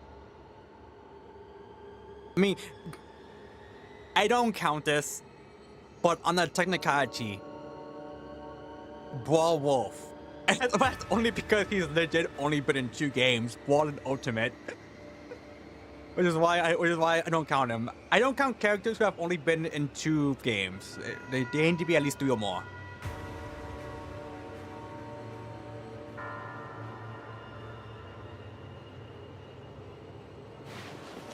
From short vacation ruin, she stood stiffly, like a wolf lured by the scent of blood or a puppet without thought.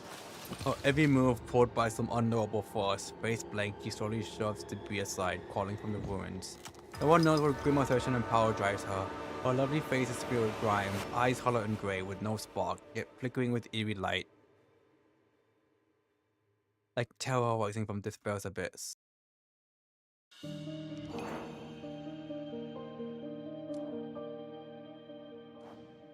Hey, what's this? Oh, I could do that. Okay. Friendships and another patch of years have born new hope. Let's try this team. Okay, Nymphaea. I can't believe I forgot her. Do we want Cassia? I say we go with Mouchette. Either her, Martilla, or Kaikus himself. What do y'all think, chat? Mouchette, Natilla, or Zen?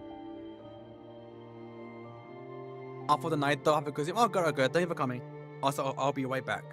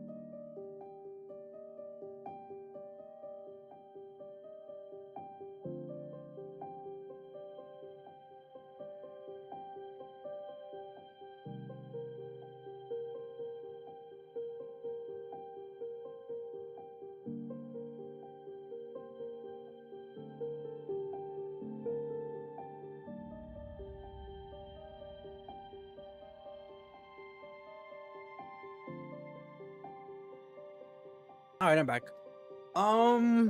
Since we're using Pandia, who's all about counter, Icus or Natula could work.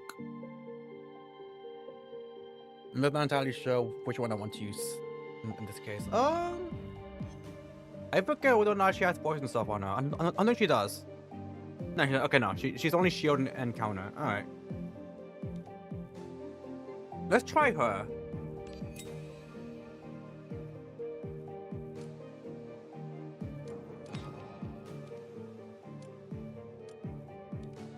Alright.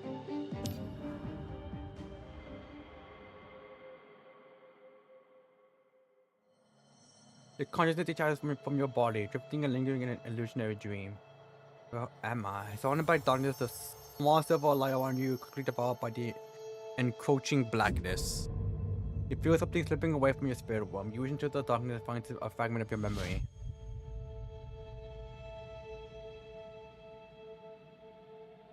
In your memory, Ramona brings you back to Mid-Dark University. Dog greets you at the school plaza, showing kisses for Ramona and harboring doubts about you. Then, your memories rapidly fade away like flowing water.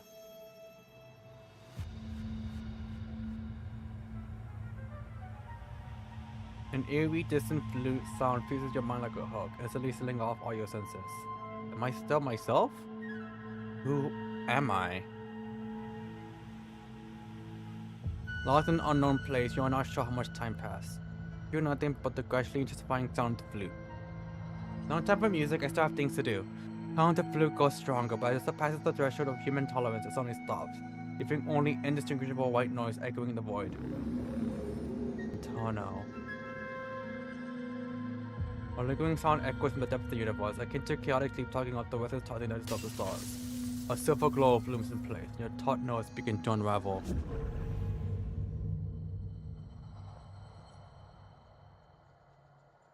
The consciousness space is as bright as daylight. Before you can react, you feel a sudden plunge. She is about to awaken. Can you hear my voice? What happened? With Mother's help, you sit up and look around, finding yourself in a cargo hold surrounded by hyperplasia and your companions. How are you feeling? Look down at your hands, trying to hum the melody you just heard, but find that you can only exhale and burst. Feel okay? You fainted 3 times now. You really okay? Don't lie to me. Waking sudden fainting within a short period. This could mean intracranial or nervous system injuries. One of the spirits actually meticulously checks your head again, gently pressing almost every inch of your skull with her fingertips. No fractures are found, but if there is a hematoma or other infection, you must return to school and let dogs examine you before making a diagnosis. Top priority is to return to land and hurry back to school. It is crucial for both you and Murphy. Murphy suddenly stares at you for a long time before she shakes her head, her expression blank. You're in this state already. Don't try to play the hero. You should leave. You take Lightboat, with you roll or drift with Tulu and Ramona there. Getting back to the show won't be a problem as long as I'm not there to cause you more trouble. I am not leaving before the parasite in your body is dealt with. Murphy stumps her foot, points at you and Ramona, and then at the captain and Celeste. What about them? One of these guard hatches and is so big that it sinks the ship. We are not leaving either. On the day we officially became investigators, we swore upon our existence to fight against this solution at all costs. We are prepared to spend the rest of our lives accompanied by death and madness, even if our own demise awaits us ahead. Don't make me laugh. Today you're all gonna die. The brother in me is the monster, a god. And if this was the last hour of my life, I will now reason on prayer. I believe you think the same, right? Otherwise, why would you go to such lengths to escape the court? It isn't just for you. Remember, we're also waiting to get off the ship. The parasite within you has not become the core of the dissolution cataclysm, meaning you are now also one of the responsibilities of the Mid-Dog investigators. I promise not to give up on you. I won't break my promise. Crazy, all of you. Murphy sniffs, swallowing the sob in her voice.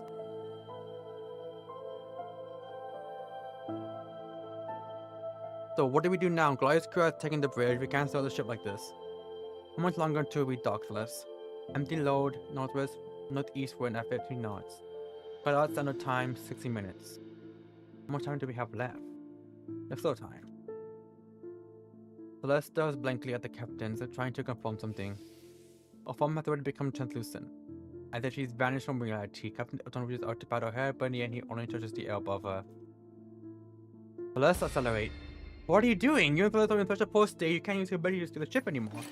The Argonaut nods slightly and raises both hands. The compass in her hand moves on its own, emitting a faint glow. Oh, stop! Tiger's boss through the cabin door. As soon as he steps inside, Mona and Tulu both stand up to block his way. Blood lowers her hand in confusion, looking at Elton, awaiting the next command from her linker. I'm not here to fight you.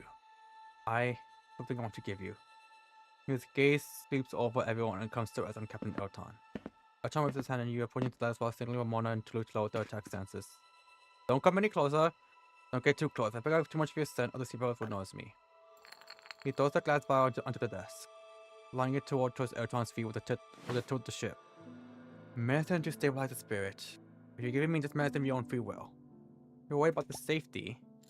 Sometimes to give Tiger a chance to finish, he pulls out the cork and swallows a handful of pills without hesitation. Now give me one, kid. I'm just worried that you might face internal punishment from the seafarers.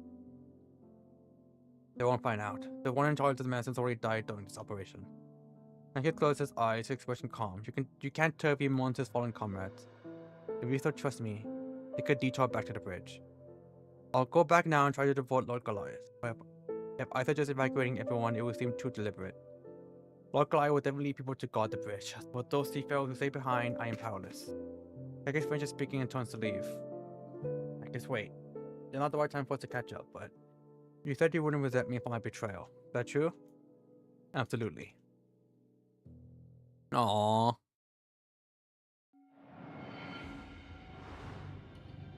Oh shit.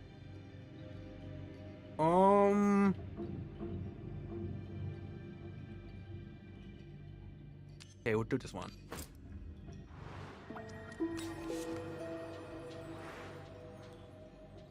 Captain, do you reach what the little fish guy was? He's not just a lowly errand one on the court. If I remember correctly, Miriam herself provides a spirit power keeping Kaika's rational. You can follow it yourself. Moreover, if we hadn't trusted the message he sent, we wouldn't have stayed at that port. Message. Morbid glances at Elton, after receiving his silent nod of approval, she closes the door and continues. Our initial plan was to stay in the solar near domain for a full 6 months to avoid the alignment. After this, we were journeying across the wall, debating the seafarers' pursuit while searching for a way to remove the parasite, but during our supply stop, I received a message from the intermediary. The message that Kaika was willing to give me the medicine for one last time. The location is at the Bridgeport. At the fishing town, the seafarers caught up with us on the ship. He simply craves recognition too much. I know you might have concerns about him, but I know that kid well enough. The fact he comes to us on his own shows he has already taken a stand in his heart. I'll enter the bridge floor to check the situation. If everything is fine, I'll call you in. He's gonna die, isn't he? Fuck.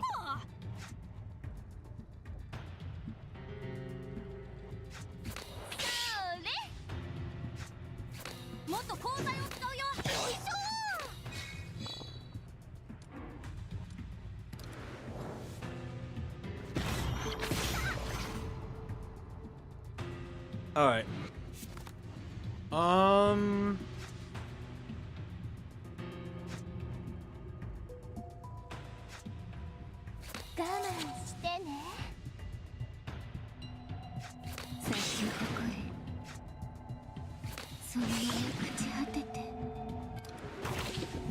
That's fine. I'm not too worried about the poison. That's also fine.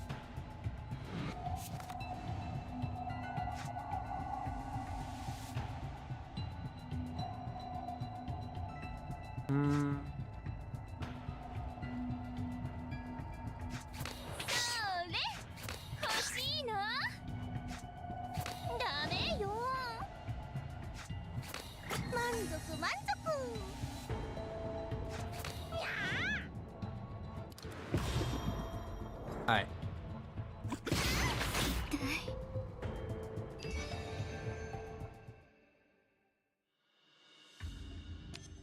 Alright, we'll do this one. Okay, it's the elite battle, so I want to get her as high as possible.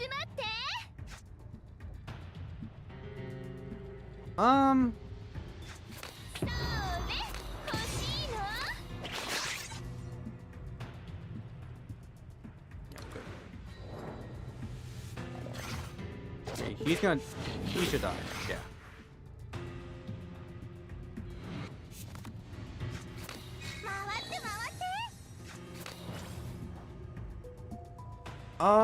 Shit. Let's look at this one. 銀の鍵が道を照らさんことをもっと鋼材を使うよ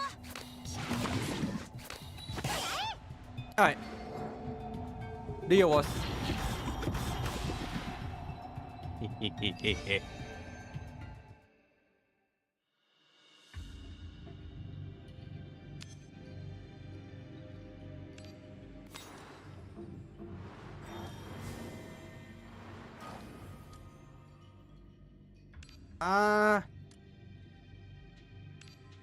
Nah. Delete.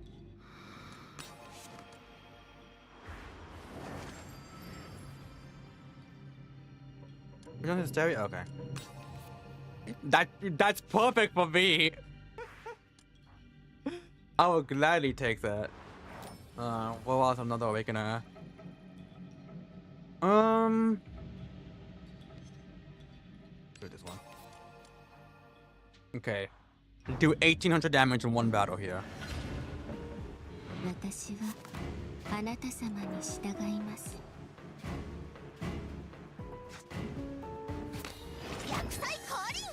Alright, let's see if we can do it. もっと鋼材を使うよ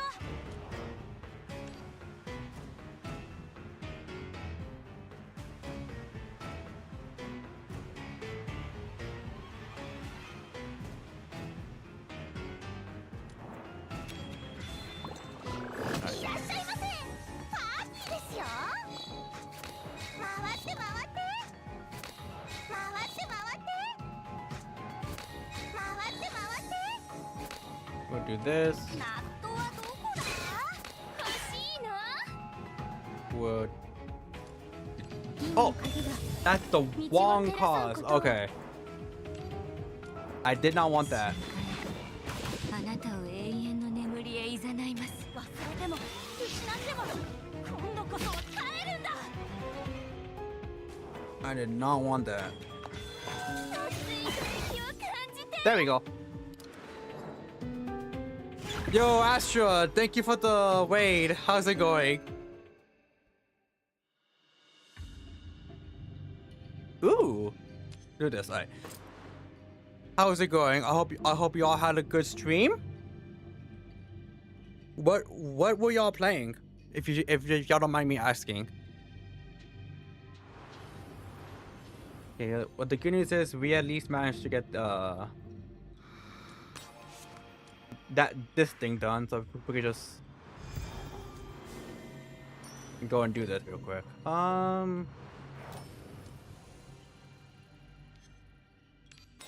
not? Okay. Gotta remember to change my thing to the gain three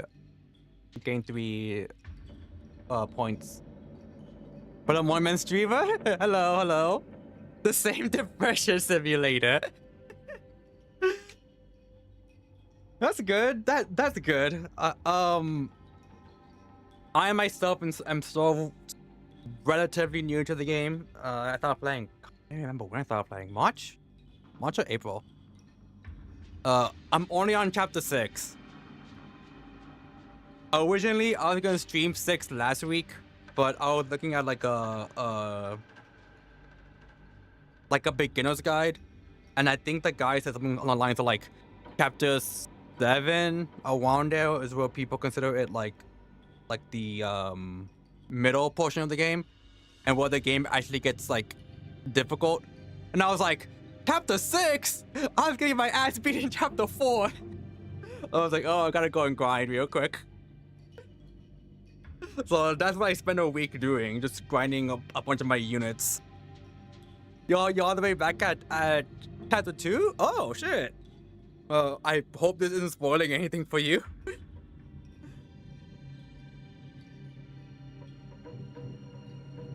We'll ask Tulu. And then the main internal lights phantom with tentacles. Tulu closes his eyes, pondering for a moment, then a deep sigh. By the name of Lemuria, one of my servants, she ultimately cannot escape the bonds of our reception. I at least got money off that. I'll forget everything I'll see by then. You know what? I feel that. I feel that. Yeah, that but that's good to know at least. I was like, uh-oh.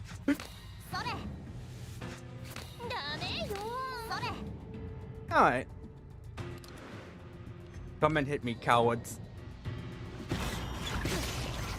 Okay, hold on. Truce? Do you want to make a truce?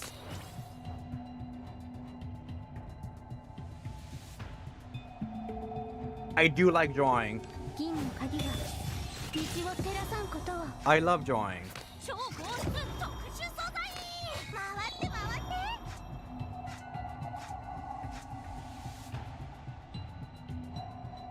Oh shit.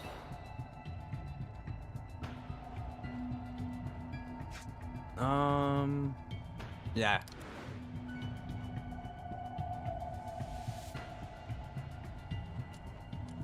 I'll keep this on me. The tentacles are also evil sometimes.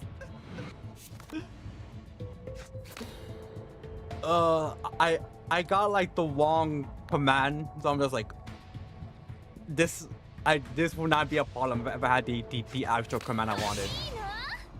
But oh well, what's done is done. I just gotta adapt.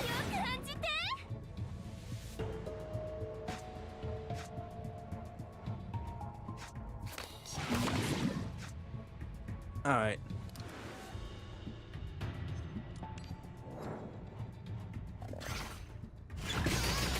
Ow.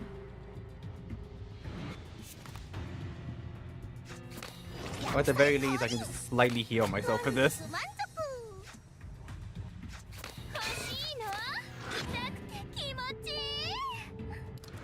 Alright. 256? Do I have... Please tell me I have a way to... I don't have a way to do that much damage. Shit. Well, technically I do.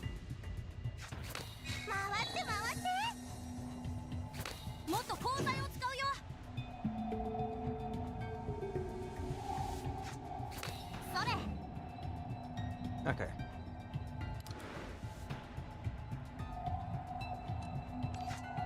Hit me. There we go. Okay. Yeah, okay, good. Insight. Give me that.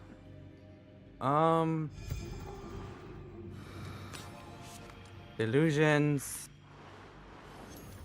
Give me this. What's over here?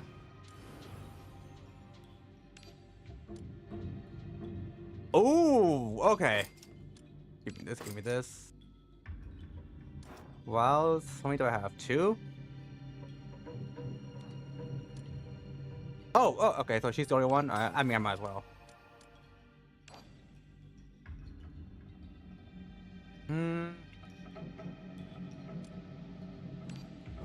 Okay.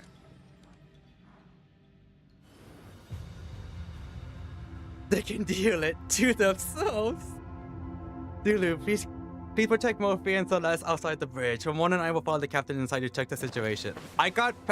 Pandia was one of my first characters I got in the game. And, it was her and Nephia. And Nephia deals poison damage, while Pandia deals counter. So I was like, chat, should I just be toxic? And that was my team for quite a good portion of the game. There's a counter poison build team. I can't tell it's up to you and budget your hand off the hat. Let me take care of it. The bridge is indeed empty of Goliath, with only a few seafarers wandering around the days. No sign of an ambush. The captain was right. Kaikis wasn't lying. Heard you. Kaikis isn't bad by nature, he just wasn't taught what's right. Some of you deal with the remaining few. Don't let them mess with my wheel any longer. Alright.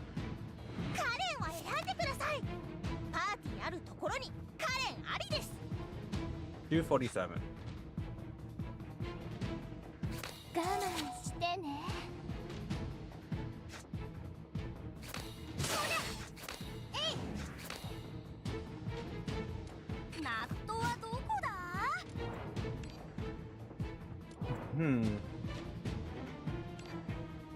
You go to my counter. How much counter do I get?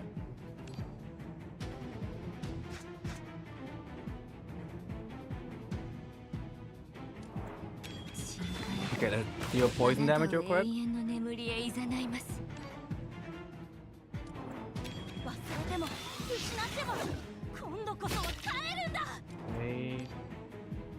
Okay. I'll keep this in check. Alright, I'll wait.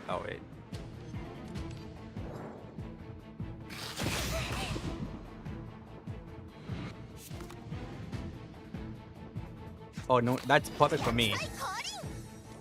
We'll do this. Let me draw a card real quick.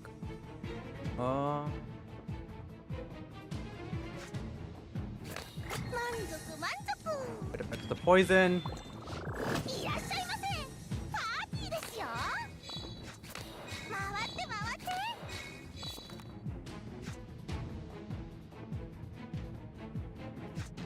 I can't. Okay.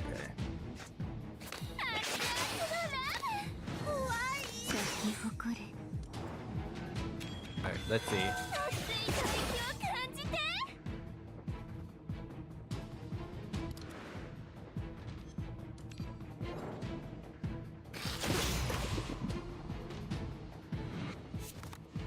Oh no.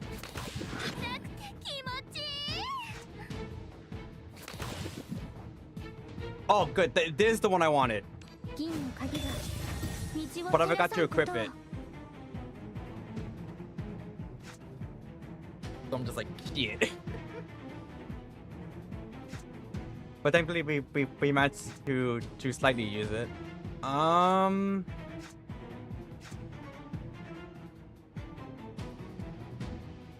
You're gonna count up like 50%.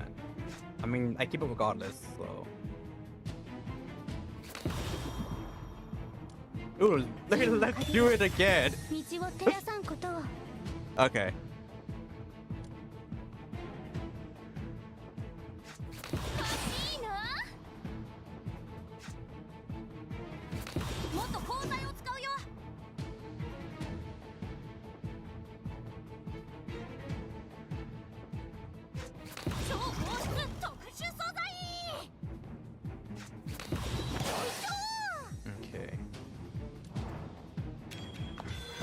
That's much better.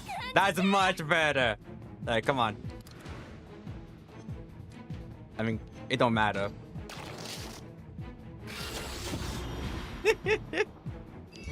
There we go. That's much better. That's what's supposed to happen.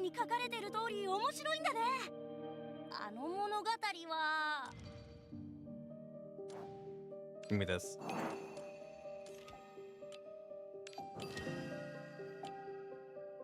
Okay, we are like really close.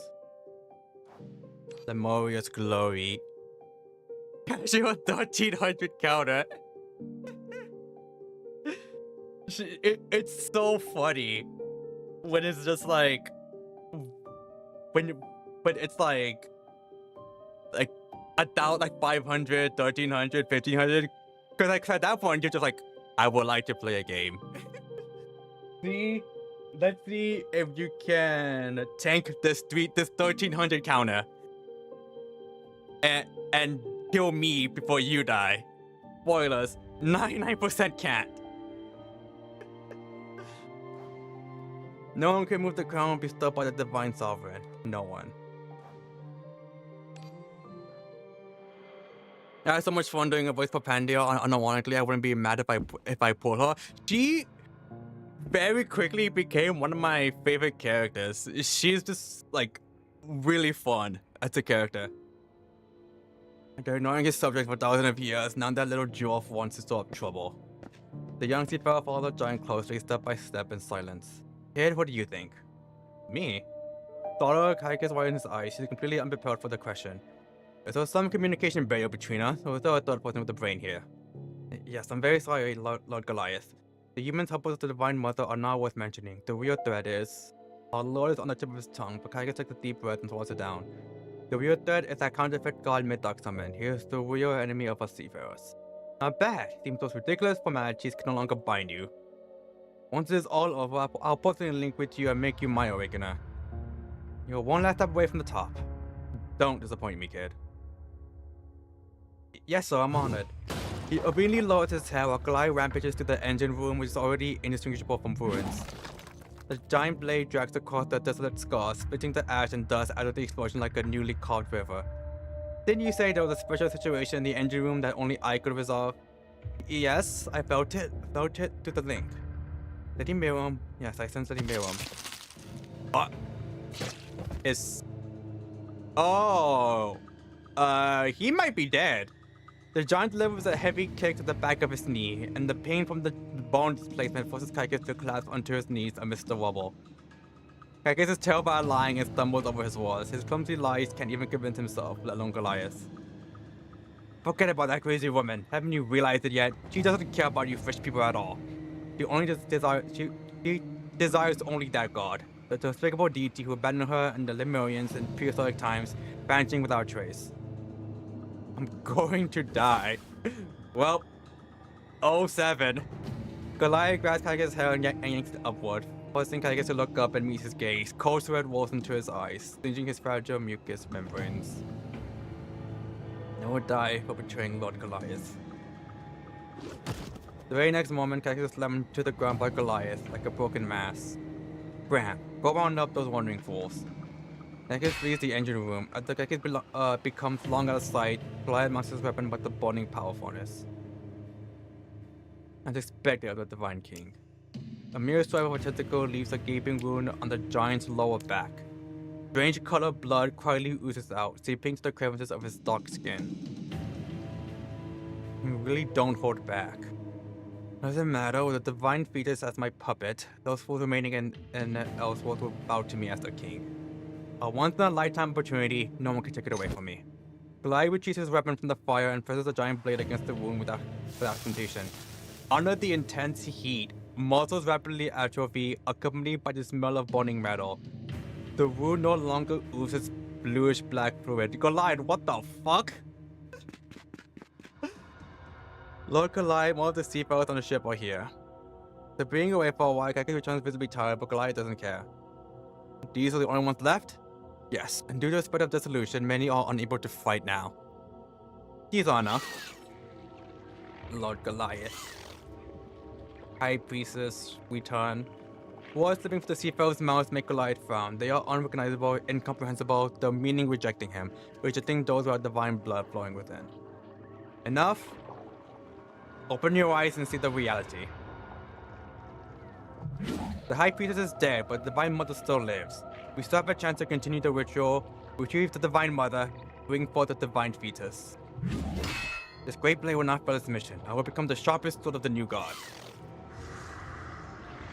You will return. The disjointed prayers eventually morph into a chant-like flow, greatly annoying Goliath. In the seafarers' fervent prayers, amorphous energy streams drift through the heart breach, entwining around Goliath. The familiar pain and tightness make Goliath clench his neck. Veins bulge at his temples, and his eyes strain, wide and bloodshot. The shackles that bind him since he linked with the Apostle of the Sea, because he once thought he escaped out of the explosion. They punish him once more for his blasphemy against God. Oh! By the time the giant reacts, the mist has condensed to thick, tangible sludge, transforming into an alien dagger pressed against the wound on his neck. Philistine? Only one person who knows Goliath by that tongue now. Lady Miriam! After a brief moment of contemplation and silence, the seafarers erupt in joyous cheers. Her holiness is back! I'm so glad you're alright. Goliath tries to push his anchor away, but ends up cutting his finger on a suddenly sharpened tip. I know what you're thinking, Philistine. Eliminate the traitors, clear the obstacles for our Lord's descent, remove the impostor, and reclaim the Divine Mother. Then, I may still grant you a death with dignity. Time into alignment. 30 minutes. All of that happened in 30 minutes?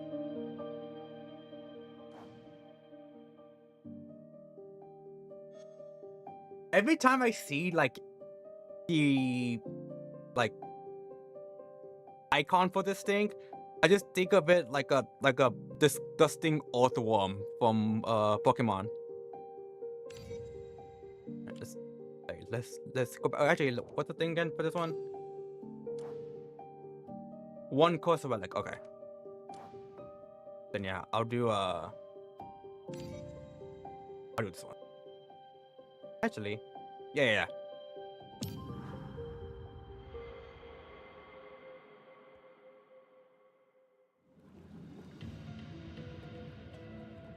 Celeste, what's the wind's direction? The light reaches out the door, eyes closed, sensing your direction, and feeling the sea breeze hitting her slender waist. West wind train to knots. After that, adjusting course. Elton stands at the wheel again with no enemies to interfere. He steers the ship with a newfound sense of confidence.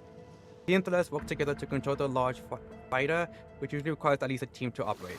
He does occasionally send sprays of water into the air, but under their control, the Solar Nail remains as steady as a toy floating in the bathtub. They are so proficient, they know which direction to go without any instruments. Yeah, they have to be proficient. Look at the moon outside the window. The moon is too large and too bright. Methods such as lunar distance and star selection are ineffective in this environment. Guided by Hormona, you turn to look at the extraordinarily large full moon. It is abnormally large, covering the night sky and sea with a glimmer identical to that of the full moon. You realize it's getting closer, so close that your spirit seems to feel its abnormal radiation, both chilling and scorching. Murphy's breathing goes louder, and as all eyes turn to her, each breath comes with a whistle-like sound, almost like air leaking. You good, girl? Let me help you sit down and take a rest.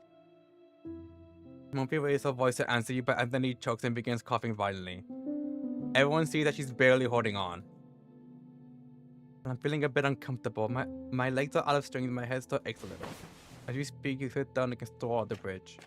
With your fall, Murphy no longer pretends that everything is fine. She instantly loses her strength and moves along the wall to your side. I'll take a break. One moment. She leans against the wall and slides to the ground, no longer caring about whether your posture is ladylike or not. She wants to find a support point to keep herself from completely collapsing. After some fumbling, she leans on your shoulder. Just a few seconds, rapid yet rhythmic breathing reaches your ears. Murphy loses consciousness once again. Horrifying bluish-black marks appear on Murphy's face, like plant roots deeply embedded under her skin, draining her fragile life. The god I commune with hails from myriad stars. Even a mere replica is beyond human resistance.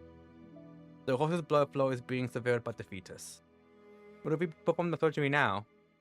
We simply lack the necessary conditions to perform surgery on her right now. Maximum speed has already been reached. With the power boiler damage, we can't go any faster. Unable to perform surgery and no way to return to land in time. Literally no solution. Juliet glances at the enormous moon outside the window and shakes his head. Or even you are at a loss. Something you can do? You who delivered the prophecy of the god's revival. You possibly know. Morimens' attitude towards you and her fragmented words before falling into madness. The truth is not hard to deduce. Only the betrayal of the deity could drive the devout to such a state of madness. Yes. Indeed, I did deliver such a prophecy to her, but the so-called oracle does not exist. What? Long before the flood arrived, I lost the ability to glimpse the future from his dream. I don't know where he went. He might have awakened, or he might have left. Your prophecy. Miriam was a devout believer, dedicated to the divine realm and driven by my will. I only hope my words will comfort her in her final moments, never expecting she would take them as gospel and seek to rebuild the divine realm. All of it was entirely my fault.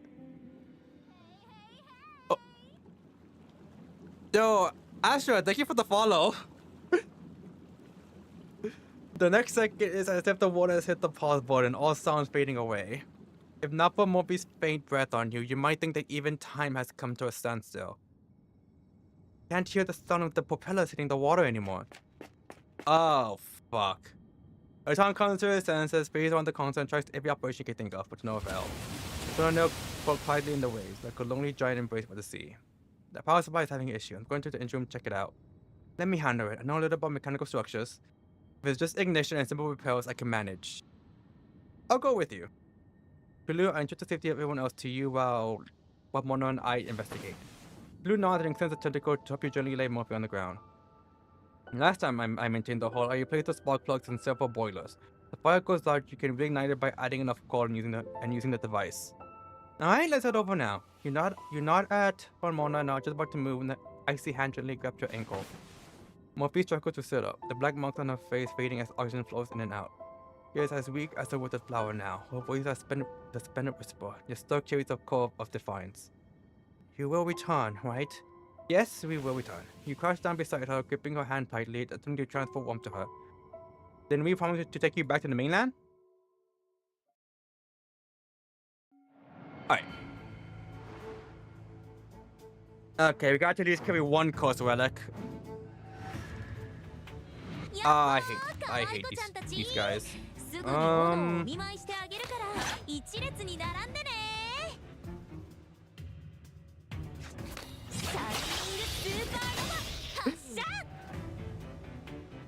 This one might live. Okay, no. I know there's like one enemy that like you kill it and then like another one pops up, but I can't remember which one was it. Okay, give me that. What's this? Duplicate. Give me more. Actually, give me this one. Weakness is fine.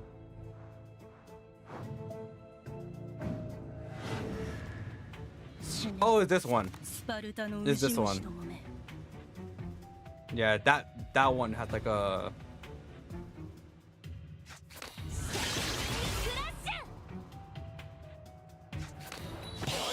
Can sometimes just like revive itself, like so. Ow.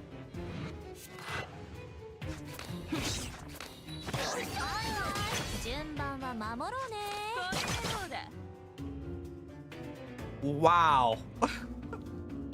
Okay, Rat King, I didn't know you were built different. By 1 HP.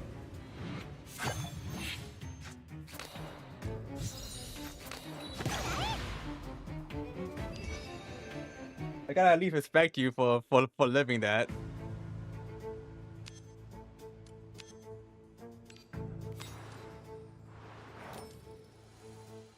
Yes, you.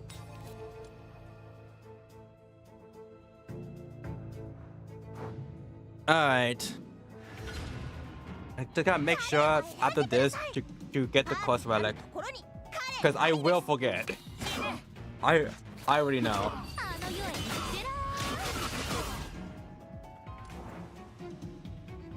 I don't think this kills. Yeah. But you are close.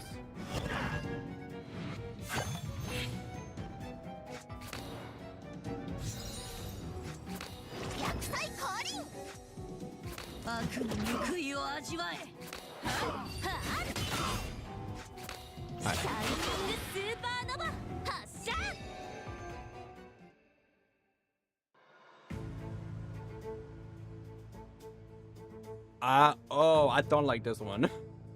Alright, I guess we'll do mind engraving. Okay, so really got the course relic. No, just gonna make a massive detour. Ooh. Considering this team is all about strike, don't mind if I do.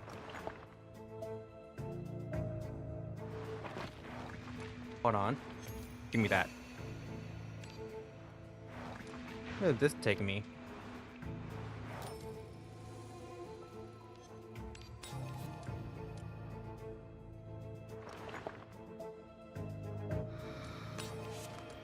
Epilepsy. This game always gives me epilepsy, and I swear to God, it like knows I have it. Like, IOL. Or had it, I guess.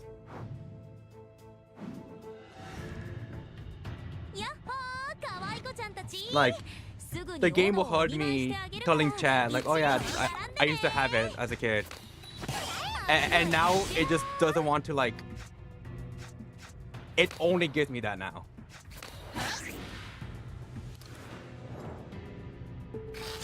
Ow. It did a lot more damage than I thought it would. Too bad for him. I can just do that.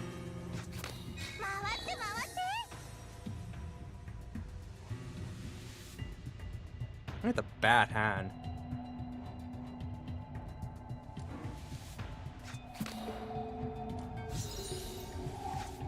Okay, I can at least retain there.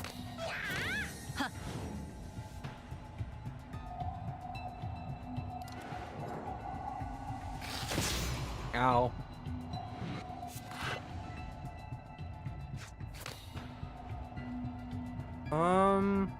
Okay, yeah.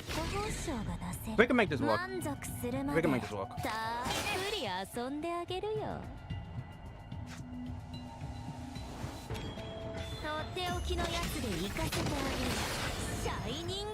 Hey. I was getting ready to use my ult, but I guess I didn't need it. Yeah, do that.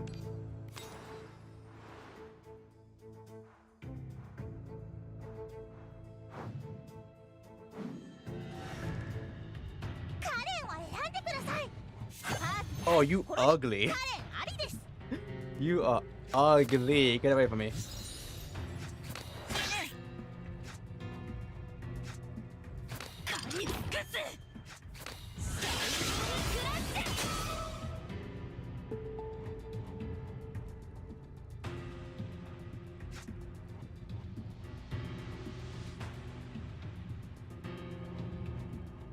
Oh, yeah.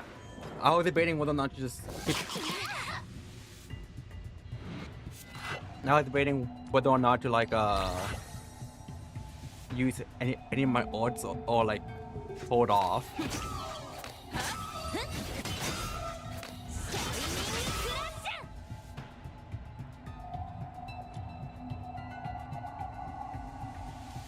I mean, it could be worse.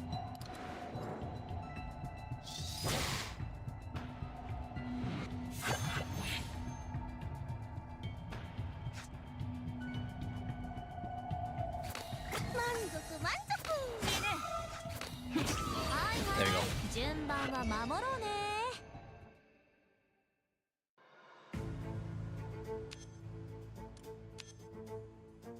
That's not bad. Yeah. We'll do that.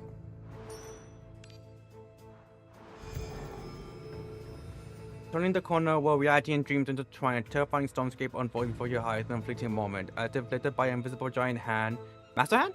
The wind roars like a ferocious beast, sweeping up dirt and hope alike. The sky is heavy and oppressive. We'll approach.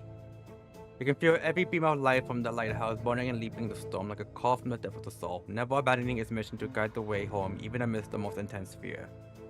Blind obedience. What's that one again? I don't like that one, but I mean... we could make this work!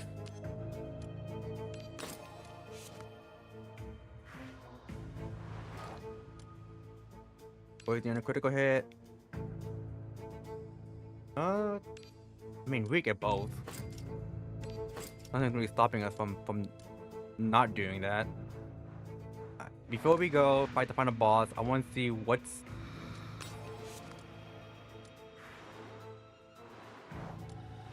Okay, just this. Alright.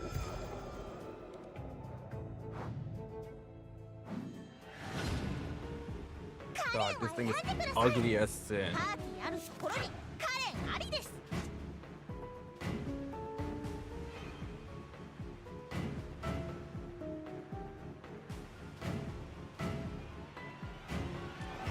Yeah.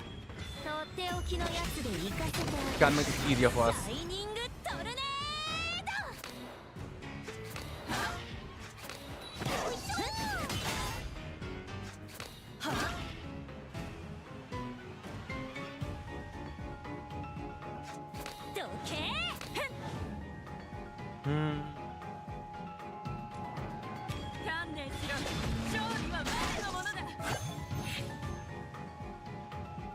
Thank you for that. Because now I can do this.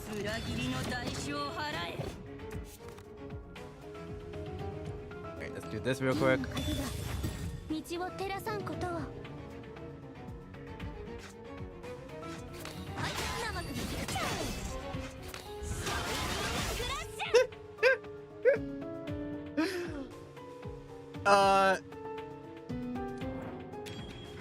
I mean, this is overkill, but I mean, it would be funny.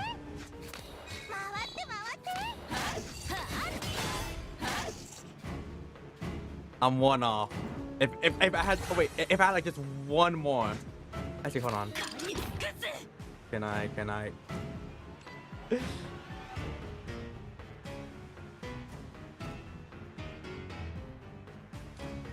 I guess it's this. Okay. I was hoping I'll be able to like. Oh, never mind. Okay. He was dead regardless because she was gonna take like 10k. As soon as the turn ended. But at that point, I was committed to just trying to kill him on that one turn. I need 5. Moth trapping fire. Oh! Okay. So the Silent Flame makes hollow promises to those who pass. Okay, now I'm actually gonna have to use you. What do I want to use Nantala? Don't use someone else.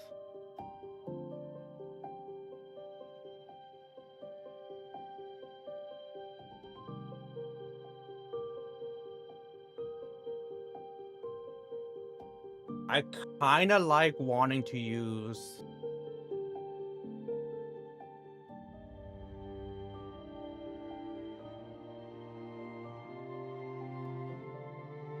All right. Let's just. He's gonna fight himself. I am the shadow. The true self.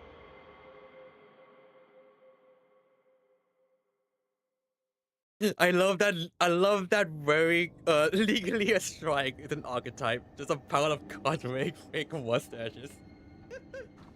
It's so funny.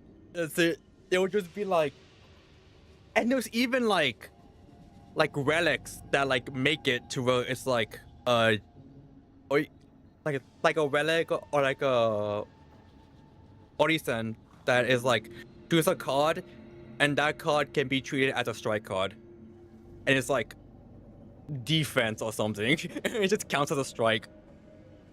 You have a monarch return to the exterior of the engine room. The hyperplasia is worsening, visibly spreading along the way. The monarch presses her ears against the door and listens for a moment. As the confirming there's no sound inside, she nods at you. I was like, I think I got Moshet first before Helot, and I was like, man, it'd be really cool if I got like another like strike oriented character, so I could use her and her and like her Helot and like another strike character to use, and then I end up getting Helot. I was like, oh, well then. That once allowed you and Moby to come and go is now fully stuck in the frame due to rapidly going cold. No matter how hard you want to try, it won't budge. I end up falling in love with that team very quickly. The no door to the engine room. Let's go around. Other than the wind, didn't hear anything just now, but better to be safe than sorry. Good. The sound of the wind. I remember a large opening was blown to the engine room. The solar nail has been sailing north, and temperature on the sea surface is very low. Without anyone adding coal to the furnace, the fire might be extinguished by the sea wind. The only thing that I might like slightly more than that is using I think her name's Cassia, because of telekinesis. What's the matter? Nothing. I just feel a bit unreal. Getting ambushed at the port, meeting Murphy and the captain, departing Miriam, and then the explosion. We left school just before dinner, yet it feels like we've been at sea for 2 months. Not a busy night. Professor Dawn knew she will totally praise my well diligence. Well done, Keeper. Tonight's experience will be a significant highlight on your final report. We respond to one of the deliberately casual tones. She emits a few indistinct nasal sounds, struggling hard not to burst into laughter. You're not going to drive me out the door, are you? I would have done so when I contacted her earlier if I wanted to. Oh, Professor Daw, I doubt you simply put yourself in danger, suffering grave injuries and falling unconscious. Please don't. Wait, you talked to her already? Is the communicator working now? Yes, when the domain was still intact, the signal was initially cut off. Then, as the celeste power began to weaken, communication was still hindered due to the distance. One of the women just into her pocket and pulled out a broken communicator. The panel engraved with the Mental University emblem is removed, revealing burnt internal gears. I tried adjusting the baseline frequency of the communicator to contact the school. Though brief, it was enough to explain things clearly. The all-Note team will be responsible for preparing the Divine Features separation surgery, and William has already arrived at the port to help us once we get there. But during this time at sea, we have to rely on ourselves. We must protect Murphy, keep Goliath at bay, and help Captain Eton sail back to land. Luckily, Tulu is helping us, and Kaika seems willing to lend a hand as well. Otherwise, with just the two of us, probably wouldn't have made it this far. I mean, same answer, basically. The ritual is allowed to proceed. Who knows what kind of monster will hatch from Murphy's body? That's right. For Murphy and the war and the birth of the Divine Fetus will only bring disaster. Besides, it has become the core of a cataclysm. We can't afford to ignore it. Let's cheer up. There's still much to be done.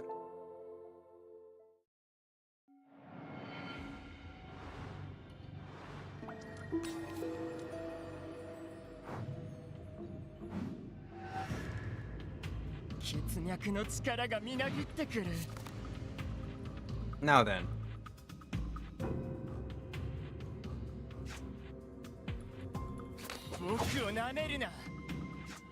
Let's see.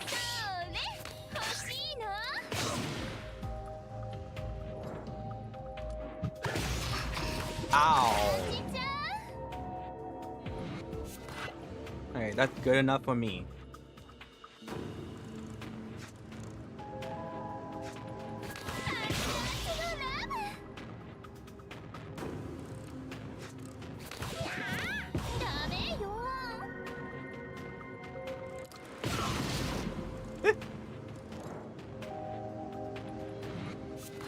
$60?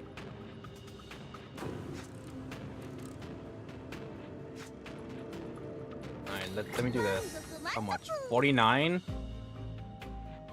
I mean, keep me dead here. Yeah. yeah.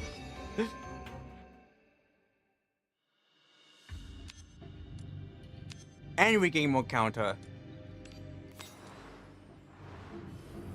It's our communicator expensive. The server in it can be up. Why are you suddenly asking about it? Nothing. I ain't paying for this. I can have more than 2 SIM cards. That's gonna suck. Only 29? I mean,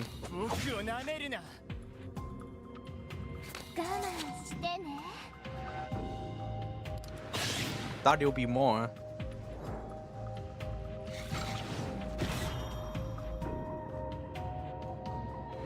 I gotta get rid of this. Like that. I thought it would be like this.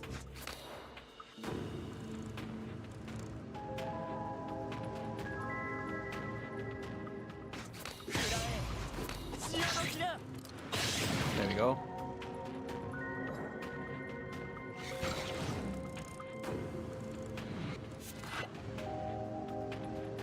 Just do a quick heal.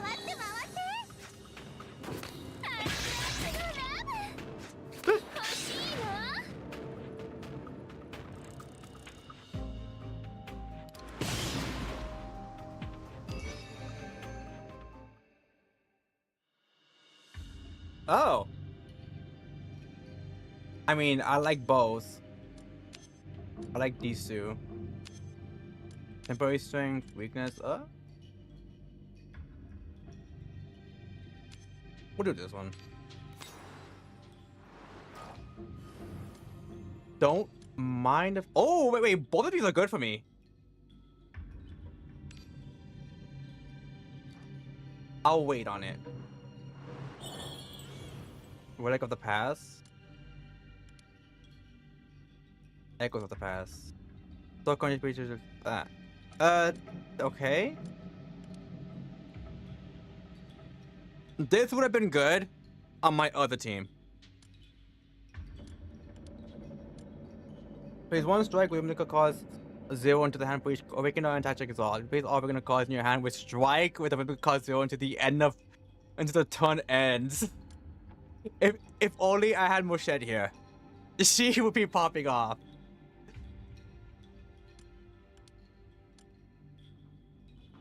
What's delusions? Okay. What to do for now?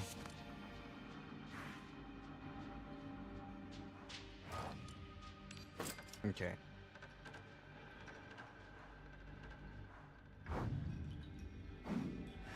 Come on.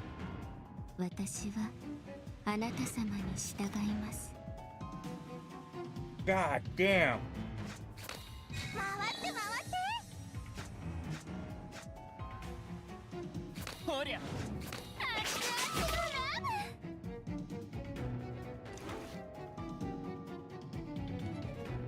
Do I just tank the hit?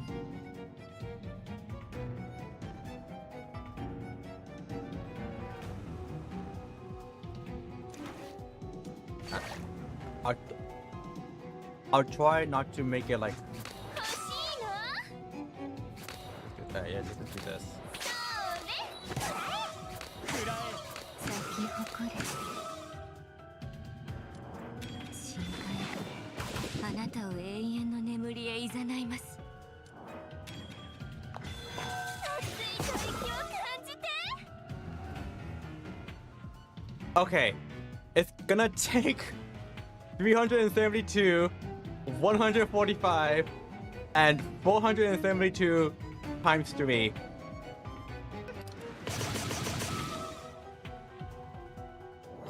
It might be dead, chat.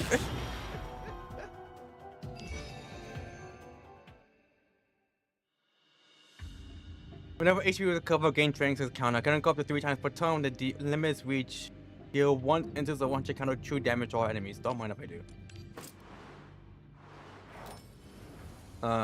Keden. We'll do Keden into Pandia, and then if we have time,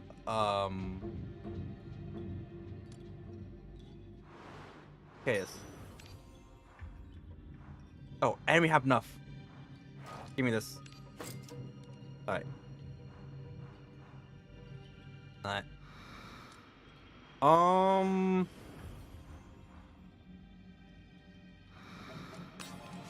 Well, that's the second step. I can't get anymore.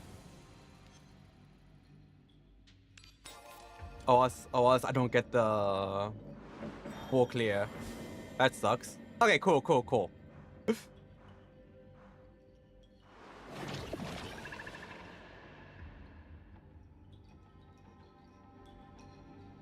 Oh, 1 of 3 command cards. It's just that? Oh. I mean, yeah. I thought it was gonna be like a negative to it. But no, it's literally just, yeah, just give a card, draw 2 on it.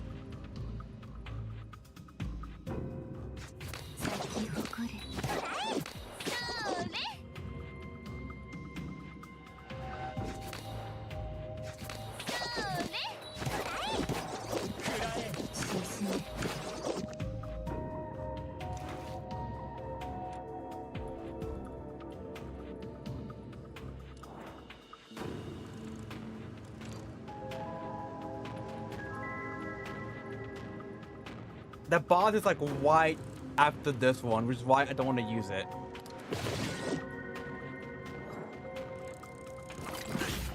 Cactus.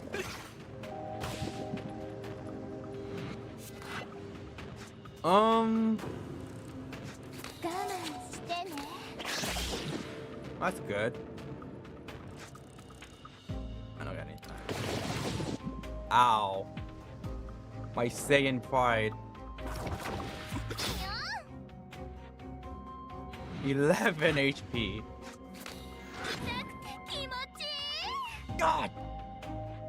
I just realized how much damage to this one's gonna do.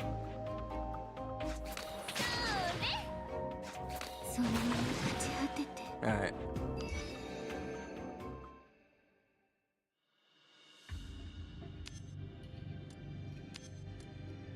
I do love drawing. You and Mona take a detour and finally arrive at the door at the other side of the engine room. This door was caught in the crossfire during your battle with Miriam. The door panel is completely deformed, hanging precariously on the frame. You manage to squeeze through without much effort. Mona quickly covers your mouth and pulls you behind some iron plate debris. Spear wielders, swordsmen, hunchback figures crawling on the ground. Everywhere you look are seafarers in various poses. They pace around the engine room ruins, piling up shot materials from the explosions. You search your mind for a while before finding out what to describe this behavior. Nesting. Indeed, they exhibit typical nesting behavior, perhaps influenced by the cataclysm core, attempting to spawn those hyperplasias. Mona whispers and points to the seafarers affected by the cataclysm, who have golden parasites from their bellies. Avoid them as much as possible. Checking the boilers is our top priority.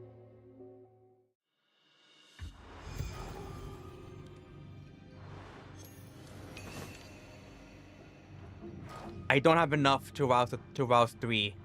No. Yeah, okay. I'm gonna have to go back and like get that one done. Oh well. The core shield of the boiler is jammed. Looks like it has been broken for a long time. Seems everything here was affected by the explosion. There's no way to ignite it. You and Mona exchange information and has chance to not get caught. All dozens of boilers in the engine room have gone out. You and Mona are forced to check them one by one. Set a card. I forgot about setting a card. You touch cold boiler after cold boilers. The surrounding seafarers amplify your fear to the extreme. I keep forgetting that's like a thing. It feels as if your heart is pounding beneath your skull, leaving you to hear nothing but its rhythmic beating. Then the intense heartbeat suddenly comes to a halt. I found it! The outer wall of the recently extinguished boiler is still scorching hot, and steam rises and thin with smoke clouds as they touch it. We have no time to worry about that. Suddenly you call out to your partner in a low voice. Mona nods, crouches in the shadow cast by the boiler and begins inspecting the machinery. Captain is right, the spark plug is new. To naked eye, the boiler's outer wall appears undamaged, looks as clear as new. This is the shelter corner. The wind blowing in from the hose breach shouldn't have hit the boiler. Where did it go wrong? Maybe it ran out of fuel? Mona nods, walks around to the front of the boiler and pulls open the door. She feels in shock. What's the matter? Before you can react, Mona pulls quickly to the door to the engine room, not caring whether her steps to stop any nesting seafarers. The furnace is red. Someone deliberately doused the power boiler. Crap. You ran to Tychus near the exit, whose slender frame casts an unspecially large shadow on the ground. Several seafarers standing behind him, anticipating on the tension, danger, and the cold air. Don't look at me like that. His eyes flicker, his lips quiver as he wants to say something, but in the end, he turns his head aside, avoiding you and Mona's scrutinizing gaze. Did you plan this from the very beginning? Perfect designing every step to lead us into a trap. For other things you told us merely as a disguise. You haven't experienced what I've been through, so you don't understand what the power of the seafarer means. You won't understand, and you shouldn't be here. If I were you, I'll be trying every means to escape Lady Miriam. His tone and intonation even grammar becomes strange, no longer resembling standard Leonian. Someone is forcing you to do something against your will. Suddenly shouts, his face changing rapidly as suffocating fear makes from the depths of his eyes. He simply reaches for his neck, revealing a dark ring identical to the mark he saw on Goliath earlier. Ancient punishment from Lemuria slowly tightening, making his breathing hurried and labored. Even though weakness to need oxygen to breathe, excruciating pain from total space in square box version of agony. I have no choice but to.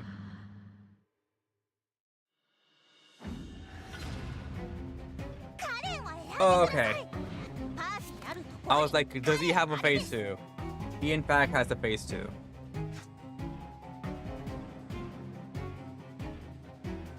Oh wait.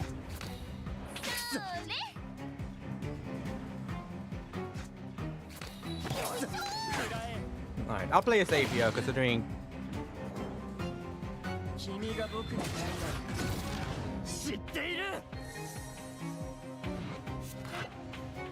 Well now.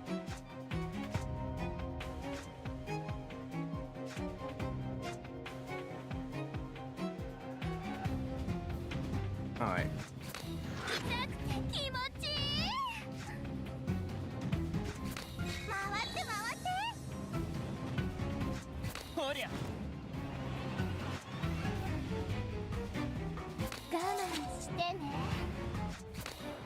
Okay.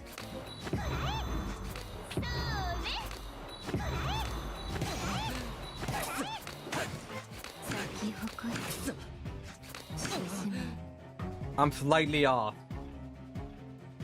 That's fine. あなたを永遠の眠りへ誘います。 Okay, let's do this. Do I want to heal? Oh, wait.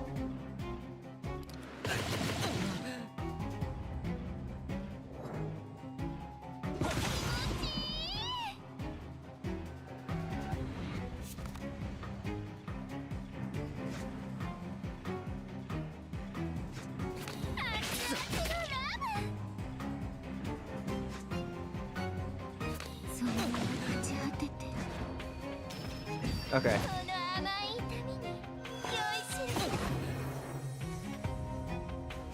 We are at least safe for one turn, which means we get to have another tentacle on us. Thank God. Counter dealing 1,000 counter.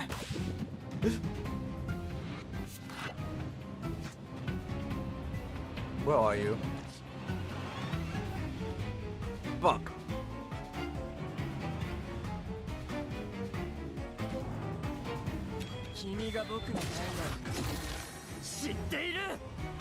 It's fine, it's fine, it's fine. I'm not too worried about it.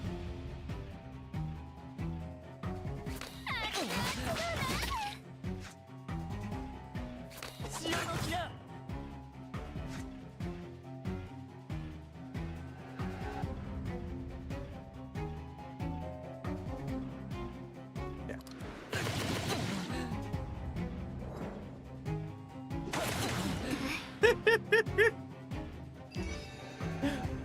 Six, 1,600 damage 3 times.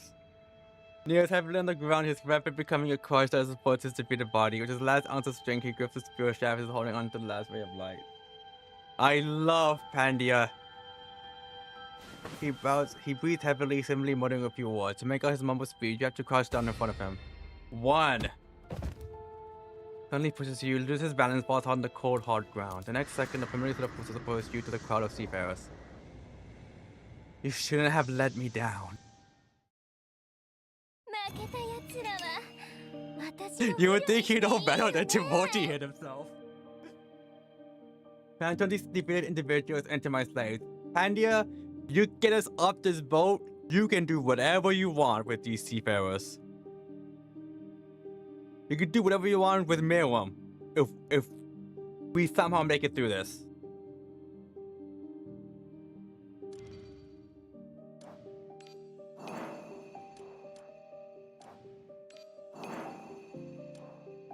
He had to fight his shadow and sadly did not win.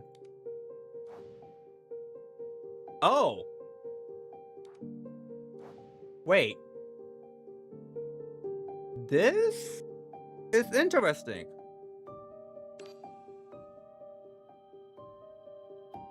We still have, after this, we still have one more battle.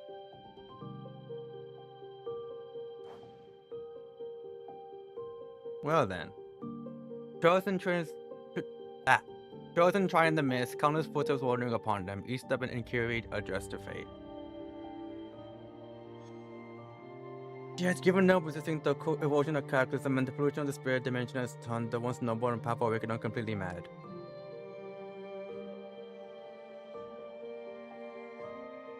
I completely forgot how she's supposed to fight, like boss battle wise, because I do remember fighting her on like chapter 5, I think it was. So I'm just like, well, shit. I guess I'll just go with this one. Oh, reliable. Okay, before I do anything, let me change this to you. Oh wow, you have no covenant. I didn't even realize that.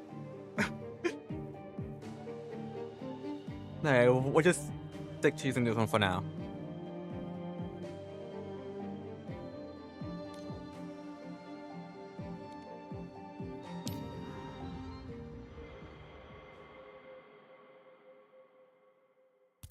I guess we're fighting.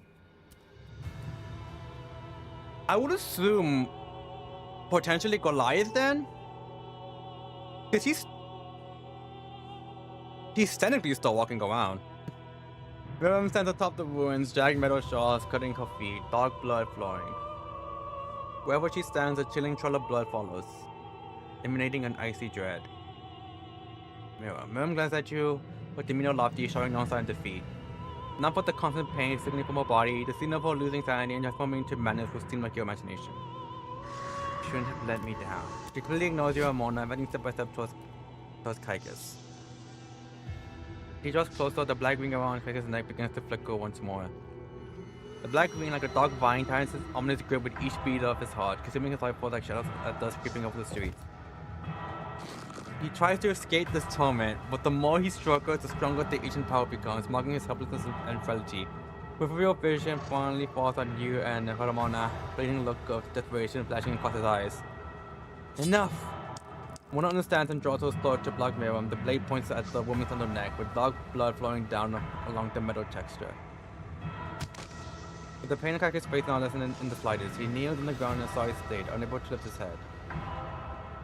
We will protect Murphy and stop the ritual. As long as we are here, your grand plan is destined to fail. You can terminate this awakening link to your spirit all you want. We're not giving up. Is that so?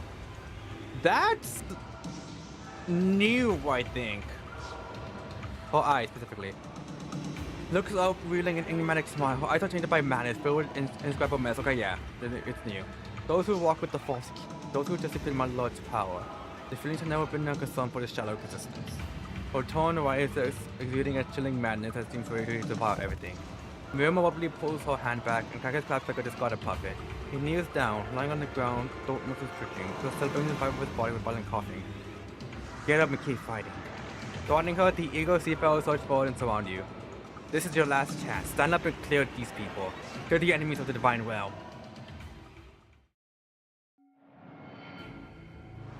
No. Okay, this okay, I was going to say, okay, this is much easier than the last battle. Until I saw this. I was like, considering I have to fight Miriam, I'm not sure if it's as easy as I thought it was going to be. No reaction, don't think he's going to attack us. Focus on the seafarers first. Keep an eye on Kaikus. Okay.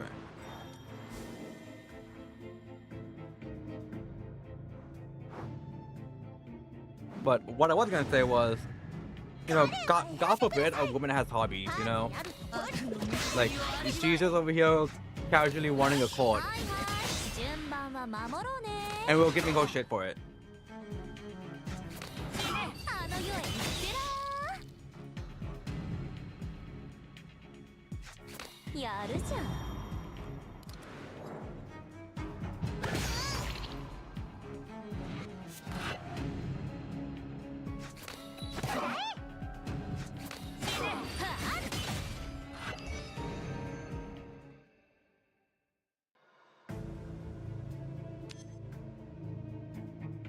Don't mind if I do.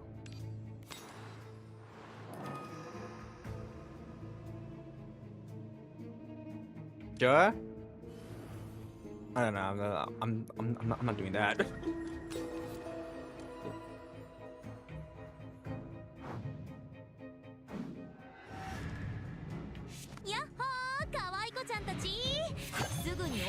Oh!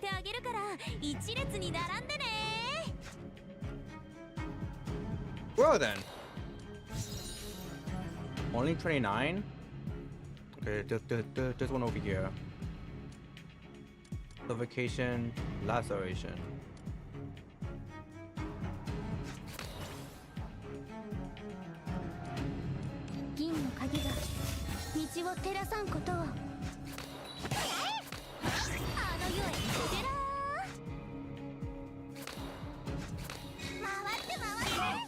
Okay. I would have loved to be able to keep attacking, but they gave me this. They gave me the state cards.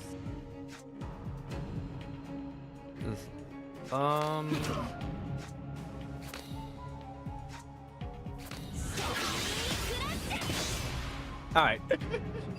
I love that she just straight up like spawn camped them.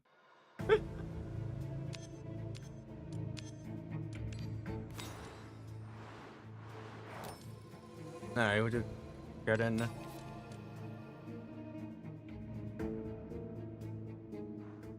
This is gonna hurt. 敵を徹底的に Oh, this is actually my fault. Jesus. 全力で戦うぞ Unless. 薬剤降臨回って回って Unless. 銀の鍵が道を照らさんことを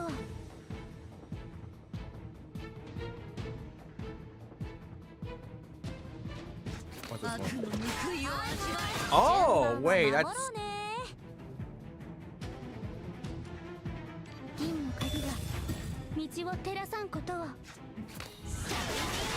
Might be perfect for me. Hold on. とっておきのやつで行かせてあげるシャイニングトルネード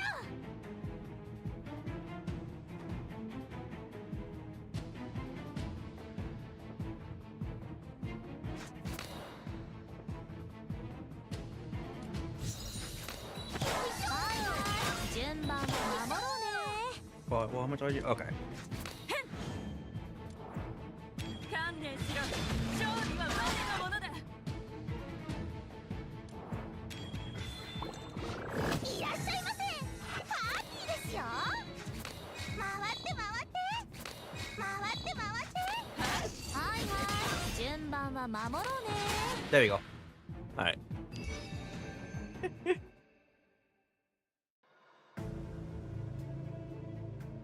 Two command cards and gain 30 strength? That's not bad, but it's just like, what do I delete? I guess defense cards? Who cares about defense if I'm just out DPSing them? But those are the only cards I can think of to get rid of.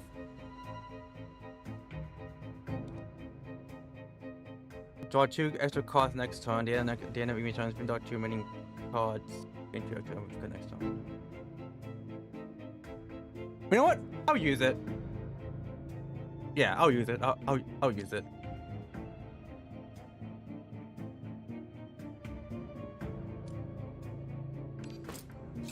All right.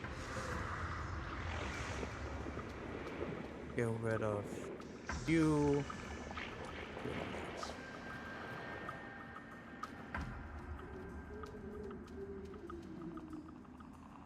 Yeah. Oh, I didn't even realize there was a cutscene here. The fellow is banishing their weapons. The cold steel reflects a silvery glow under the moonlight, causing Kage to grin involuntarily.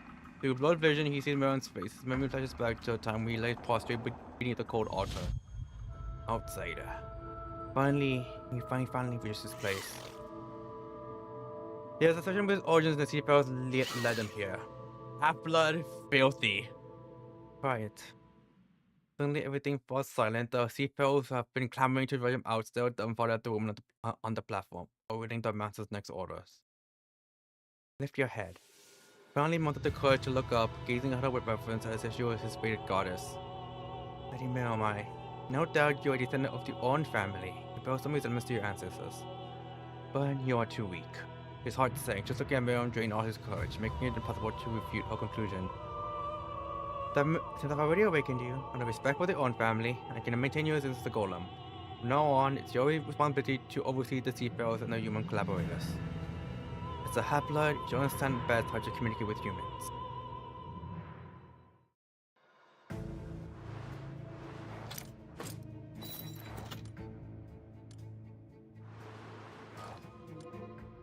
I don't. Oh, I do. I was like, wait, I don't even have him. I do. God, I may be stupid.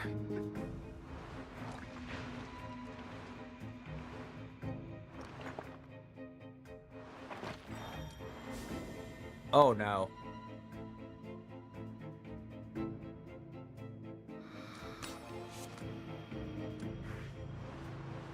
Okay, give me this. You.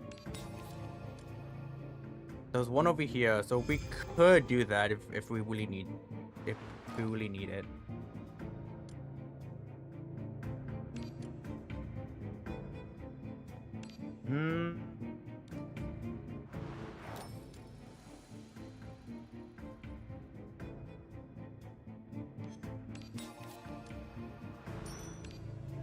Do I wanna?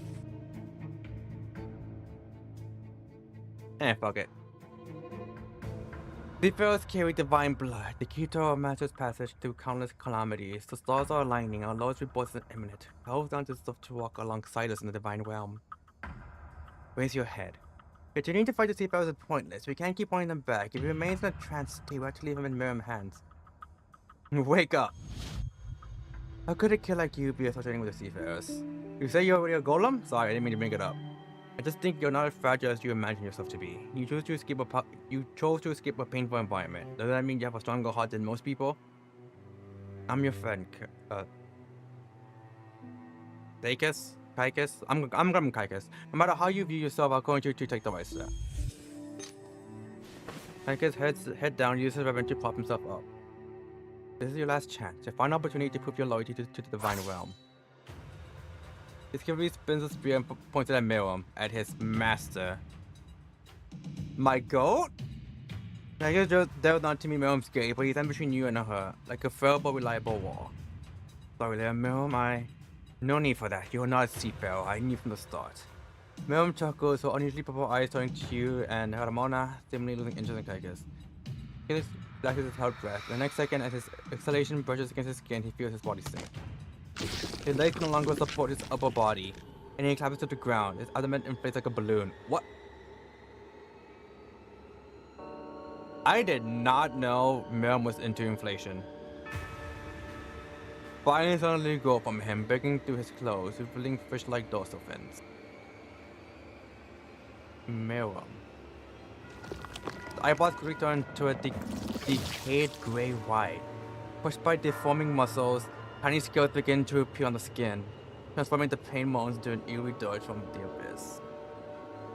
He severed her link. Stay calm, don't panic.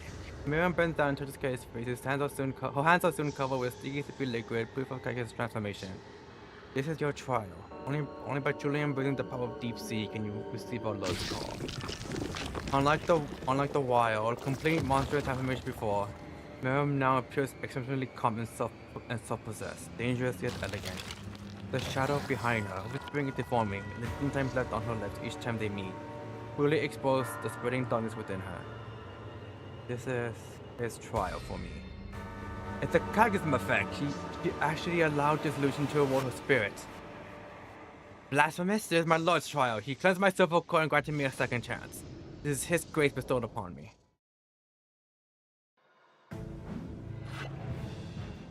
Oh shit! Perversion?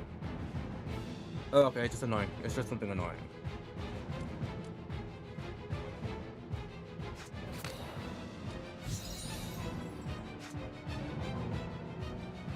I'll hold on to that.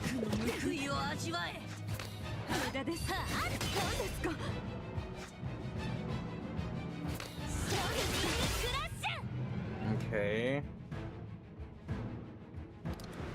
Oh wait. Okay, she doesn't have a second phase. Okay, cool. No matter. I can go all out now.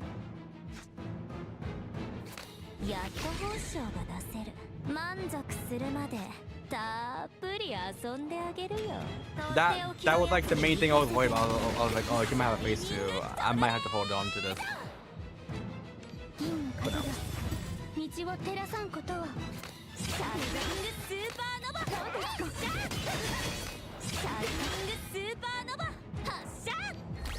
Heal myself real quick.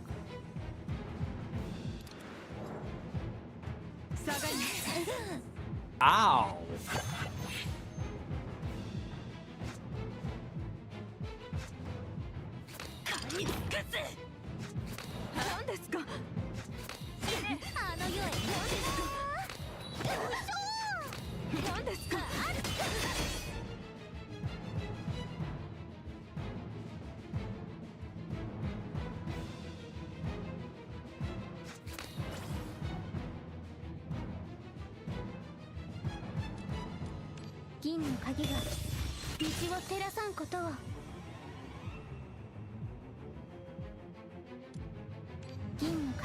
I'm trying to find a way to like heal her now.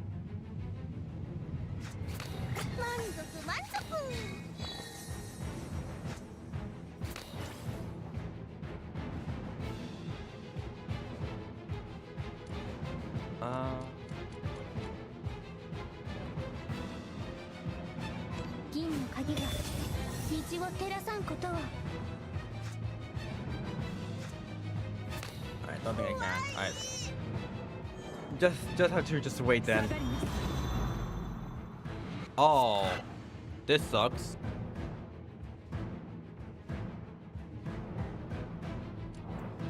Unless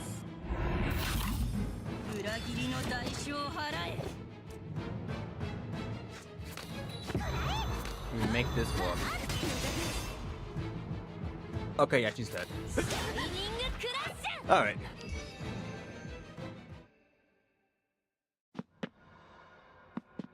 Has finished his task. Venom retreats to the edge of the hall's crack, gripping the sharp steel. Her expression is concealed in the shadow cast by her crown. You can only see her lips move slightly as if she's saying something. And then she lets go, falling into the sea. The sea surface, illuminated by moonlight, is suddenly disturbed, creating a trail of foam that splits the waves and extends all the way to the other side of the ship. Torchik and Kaikus can no longer speak, and each time only produces more and more mucus, as if his extra organs has already been assimilated. He has nearly lost his human form. Luckily, he remains lucid, merely curling up in pain instead of descending into the madness like Helot. You caution upon Kaikus and grips his hand without hesitation. You endure the pain, and with rationality, guide your spirit tendrils into Kaikus' mind.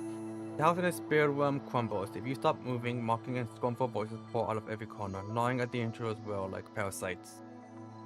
You follow the moans of distress and find Kaikus caught up in a corner. His spirit is squeezed and marginalized. Confined to a room resembling a ship's cabin, but one for the rhythmic sounds like STRX signals, you might almost overlook his presence. You reach out to him, and the moment your consciousness connects, a strong sense of suffocation surges up your throat. The hypoxia reaction once again brings back the dizziness and pain you thought had passed, causing a momentary grimace on the faces of all connected to your spirit. Mona is the first to bear the brunt, immediately breaking out in a cold sweat and clasping to her knees. You reach out to help her, but feel dizzy and stagger 2 seconds before clapping to the ground. Be careful. For a moment I felt death was just around the corner. What has happened to your body? You catch your breath and you shake your head, setting yourself with Kaikus' help. No time to explain. We must get to the deck. It's a trap set by Lady Miriam and Lord Goliath. Well, not just ask for them, not just immediately follow you and Kaikus. You grab the coal residue from the boiler and quickly add some dry coal. The spark plug rotates rapidly, evaporating the remaining moisture, and the smell of burning once again fills the engine room. Let's get out of here first.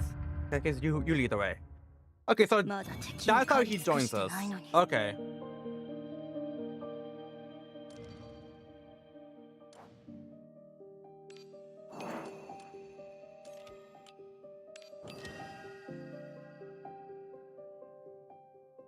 Calling says once before death restores all HP and lamers and key flags. The fact that they have this as an effect scares me.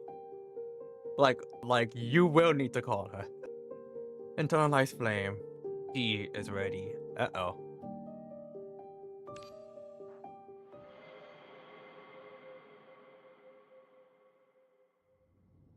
Your 2 students have been away for so long. Len turns the wheel a few times in vain. I expected there's no control feedback. We didn't want any trouble. The sea torches under the pale moonlight, the ship sway in the waves, and the deck creaks with the ship's motion. Blue, like an immovable statue of deity, stands outside the door, blocking those seafarers who seem never to tire. I know what you're thinking. The link between me and Dodger is still intact. As he speaks, his tentacles skillfully throw another enemy into the sea. May she be safe. Murphy, how are you feeling? Murphy's in the corner of the bridge. The tip of her ponytail casually rests on her shoulder. He looks pale and disheveled, a far cry from her once arrogant and spoiled self. Buffy? Hello? Her eyes are hollow and confused, gazing down at her chest. Gently stroking her chest, her fingertips draw tiny circles over her heart. Beneath lies her fragile human heart, a ticking time bomb consuming her life. Every heartbeat is filled with pain, tormenting her body, but what is truly terrifying is the hole and unease gnawing her spirit. Getting more active, it's constantly moving. Murphy's thoughts gradually sink into the midst of her heart. She closes her eyes, trying to have a silent conversation with the parasite consuming her. But before Murphy can give a response from the fetus, her attention is drawn to the sound of something heavy hitting the ground outside the bridge door. After raising tentacles high once more, a sharp pain pierces Tulu's soul. A sudden suffocation shatters his scattered strength, and tentacles crash into the deck. The Moria's sacred punishment. Really, what's happening? Come out. The guts feel like they are They're torn apart by this force. Chili pants heavily knocks down another seafarer that then can no longer stand. It's the pain transmitted through our link. The keeper's in trouble. Most seafarers surged onto the deck platform outside the cabin. The smell of seaweed and warning plankton instantly envelops everyone. Goliath. Oh, I'm not sure that woman understands people too well, or if all of you are just too naive. You wanted to give it a try, but I didn't expect you to actually split up at as that woman planned, even knowing the seafarer was still hunting you. Miriam actually really still be alive? Goliath spits blood, his tone disdainful and mocking himself. As a golem, we don't die that easily, but Goliath squats before Tulu. Even on one knee, he towers over Tulu's small frame. He looks down, watching cold drip into those light orange eyes. But even someone as primitive as you is ultimately just a fragile existence, held together by teeniest links of sanity. Whatever Miriam did to your keeper seems to have affected you too. Well, that works in my favor. Goliath turns away and moves past Tulu, heading towards the inner side of the bridge. John steps forward to shield Murphy, but Goliath doesn't even bother to spare him a glance. What are you going to use to stop me? This semi-transparent girl? He turns sensitively glances at Celeste, taking encouragement from the usually silent awakener, which he receives no usual response. Even after taking the medicine from Keikis, Celeste's presence remains precarious. Elon hesitates. I'll go with you, don't give him a hard time. Murphy? Lou seems shocked upon hearing this. He struggles to stand up again, but the excruciating pain from the spiritual link shatters his focus, scattering his rationality to the corners of his limbs. Alright, no need to do all that for me.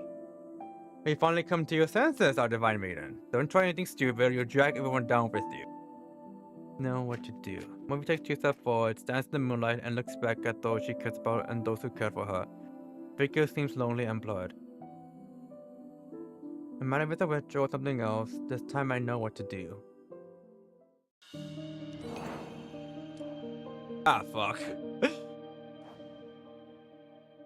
What is... Oh! I slumbers in silence, waiting for the word to kneel. Waiting for reality to bow in reverence. D-tight C-mare. Gnosis index 89.8. Tight frequency 762 Hz. Still rising. It's D-tight, no question. All departments assume positions. Monitoring team, report the Gnosis index live. Strategy team, draft contingencies immediately. Action team, all official domains go. Prepare to infiltrate the D-effect zone via spiritual dimension. D-tight? The periodic surges in the consciousness dimension within the black pool, influenced by tidal forces, could trigger severe disasters that connected regional defect zones if not handled properly. I like your funny words, magic woman. The floating anomaly mentioned by Lady Zort during the key bestowed ceremony to sign the D-type outbreak.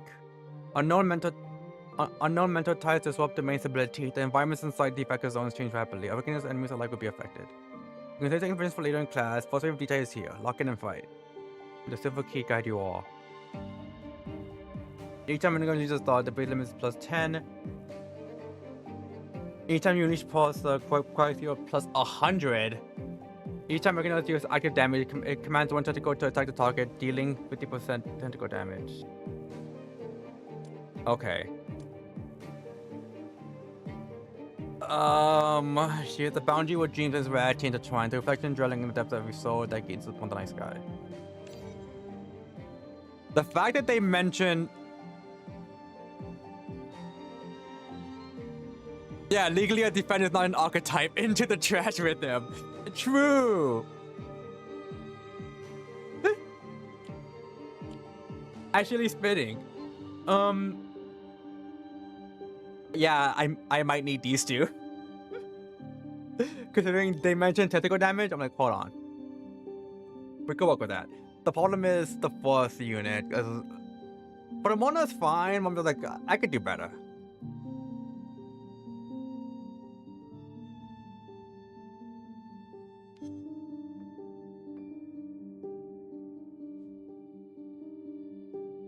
Actually, hold on. Can I do better? What do I have? You're good. I kind of need these two. I'm kind of eyeing Kedden, but I'm just like... But if I get his rouse, he becomes a healer, so...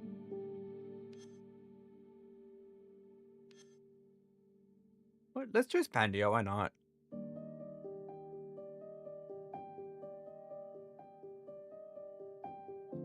Yeah. We'll choose Fandia. She's my all reliable.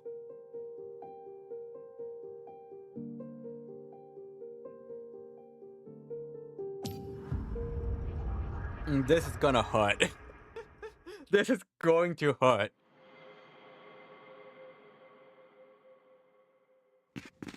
You follow Miriam's swimming direction and hurriedly make your way to the main deck. The moment the last step is complete, an unknown behemoth rams at the fighter, causing it to tilt and veer off course. You even want to support you from both sides, finally coming to a center together. The next moment, accompanied by the roaring of the waves, a massive shadow looms over you. There it is! Holy shit! That's Murphy! Phantom Serpent suddenly raises his head high, lifting Murphy into the moonlight. With her tiny, delicate black hands emerge from the girl's chest. Writhing and weaving together, layer by layer, enveloping her body into a massive black cocoon. With a muffled growl, hands and black threads use a giant snake as the frame, intertwining the cocoon tightly around its massive body. The cocoon shell turns transparent from swelling, countless hands intertwine to form a throne, lifting up a pale heart. Miriam kneels at the bow, bowing to the extremely twisted entity. The ring carries distant, unknown whispers, like a serpent hissing the shadows, making your hair stand on end. Let Murphy fall under Miriam's control. Mona can support you on either side. The two of you stand in a straight line, looking at the gigantic monster that blocks the moonlight. Too late. Beyond redemption now. Here's what I wanted to warn you about. Lady Miriam ordered me to assume the last power boiler, intending to lure you into the trap we set and capture all of you.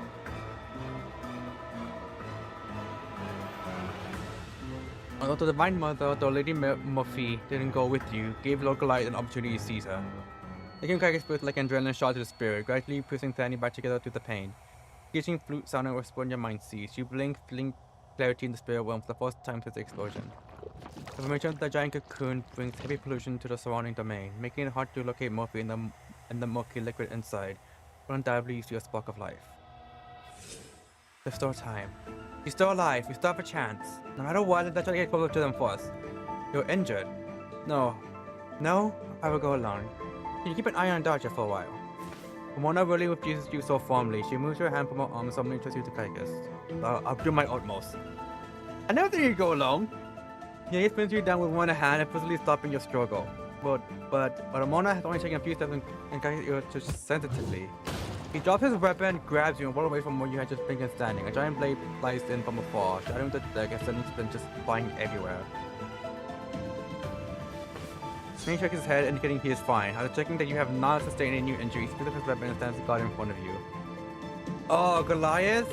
It is that you notice his torso is graced by the blade. The tissue once has covered a suspicious fin is now weakly torn and hangs crookedly on his back. The face contorted by pain, and he still turns his proud back, facing the sneering giant in the distance. Oh, Goliath, please don't come any closer. He is always trying to push you towards Morimens. With his thin body, he stands between you and Goliath. Let him hold up Goliath while we sneak around to the cargo hold to approach that thing.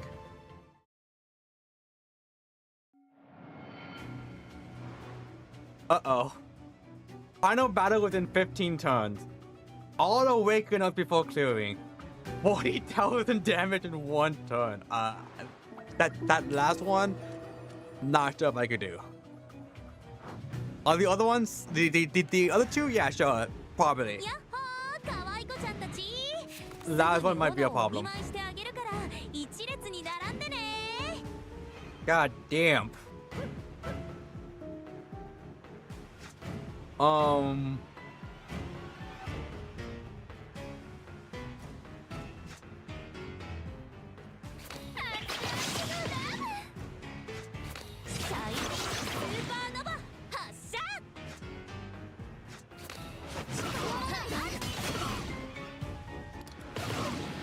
Alright, cool.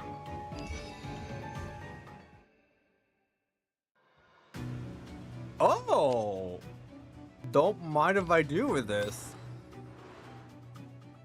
You just use spirit tracing, but your body. I'm fine. And the pain relief effect from the adrenaline was suddenly fade. Your legs go limp. And one hand support you probably be lying on the ground right now. Sometimes you expose your power again, not until you have a thorough checkup. With the way this has been going, I'm not even sure if I'm gonna be alive to have that checkup.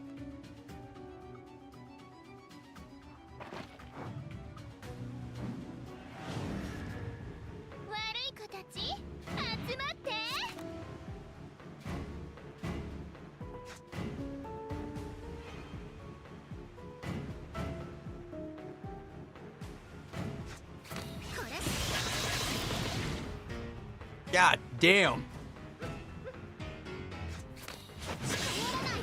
Alright.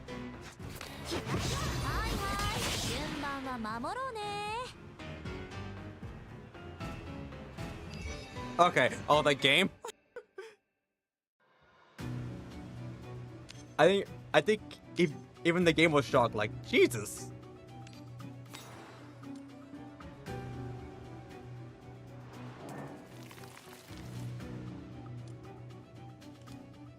Oh, okay. I was like, what is this?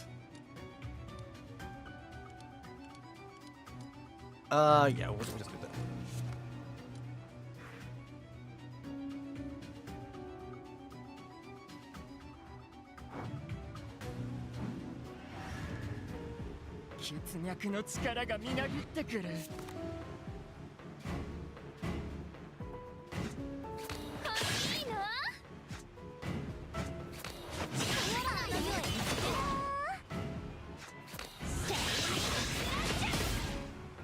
I am surprised he still lives. This is gonna hurt. Ow.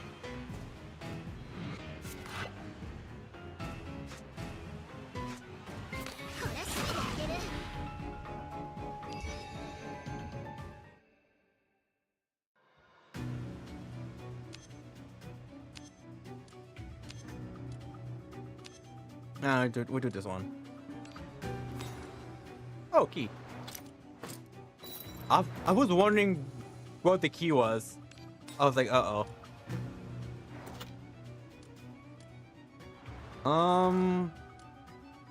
I like that one.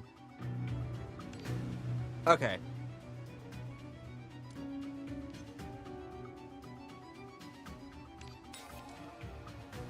But I think after the elite, I'll come back and get that middle relic.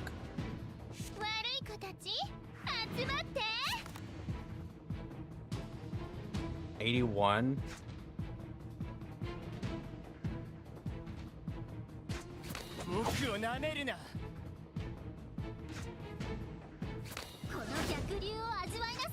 All right.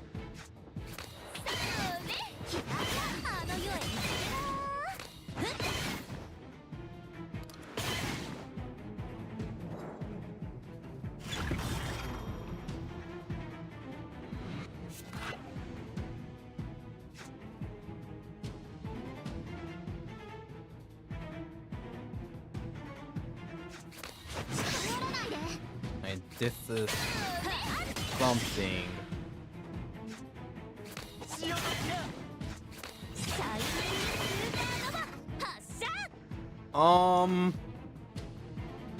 Do I dare be greedy here?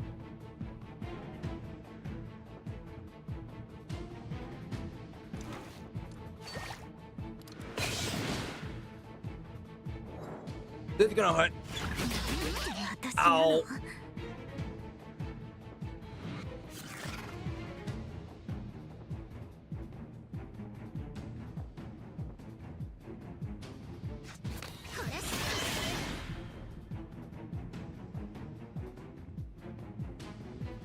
Okay.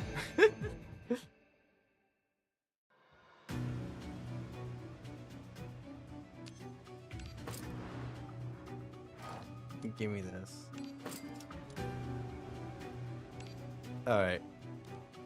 I will quite simply not die. We're on land. Of course I know. Don't get too excited. If you leverage your voices, the parasite activity will increase. But you wouldn't want to be good at halfway through, would you? People, stop teasing her. Don't worry. Miss Lessa bought us some time. We will return to Londinium safely. Talking to you makes me feel at ease. Someone really needs to learn from you. Marie turns back to look at the dock where Elton and Celeste remain by the boat, watching her from afar. Aren't you coming along? It's on Tucker's way to the group who are almost at the dock area. Here shouldn't matter on adults' affairs. Whether I'd never find my lost homeland or Celeste gradually fades away, I'll sit there if that's our fate. Go with them, kid. Don't miss too much. I'm not a kid. Go ahead, don't look back. Go where you want and do what you like. When something feels off, the captain seems almost too calm. To uncover the forgotten path, he traded a half of his lifetime for Celeste. We let it go so easily. A four-wheeled car speeds through the countryside, races across the streets of Londinium, charging to the deserted wilds, and finally comes to a stop in the square. Someone is hallucinating this. I don't know if it's us or Murphy. This is the place. It's been a long time. I thought you weren't coming back this time. My brain tells me that you brought back some serious trouble. Brain? Are you Professor Daw?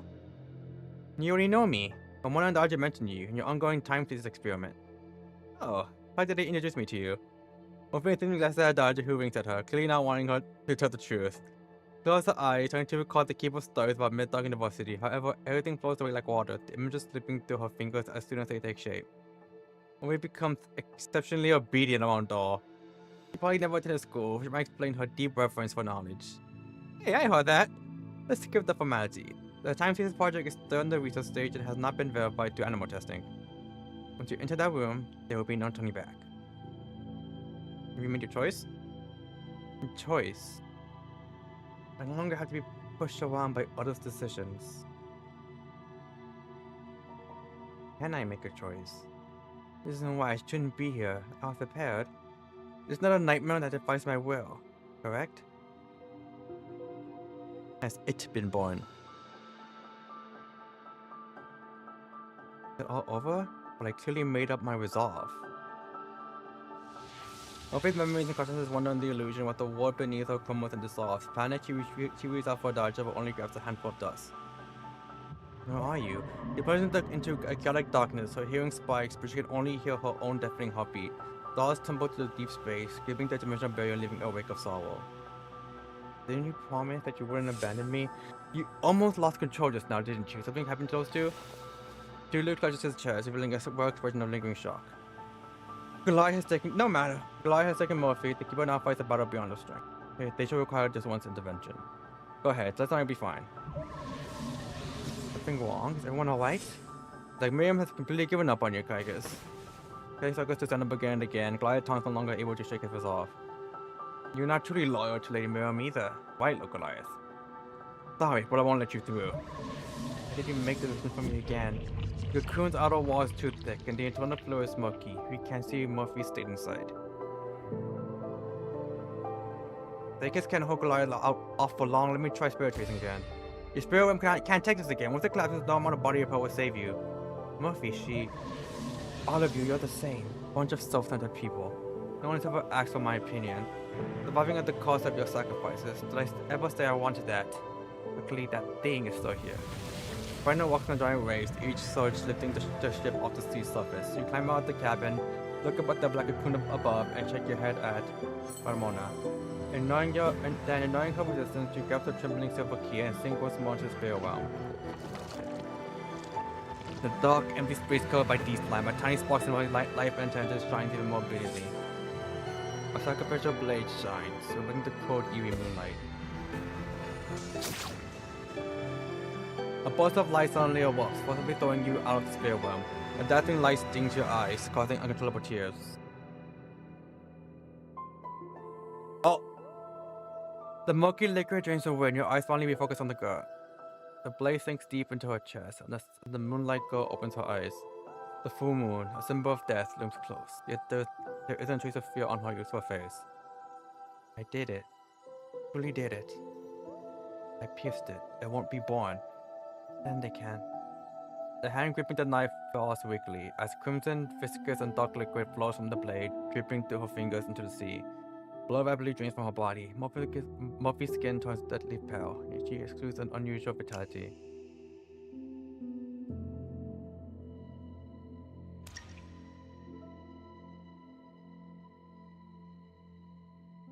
Forgive me, forgive this child, forgive your devout believer. The stellar alignment is near. The placenta shatters and the heart also collapses. Countless hands burst forth from the body, pushing the chest cavity. A deformed hand grips the unrecognizable remains, overlapping and swirling, overlapping and swirling. You heard me. You responded to me.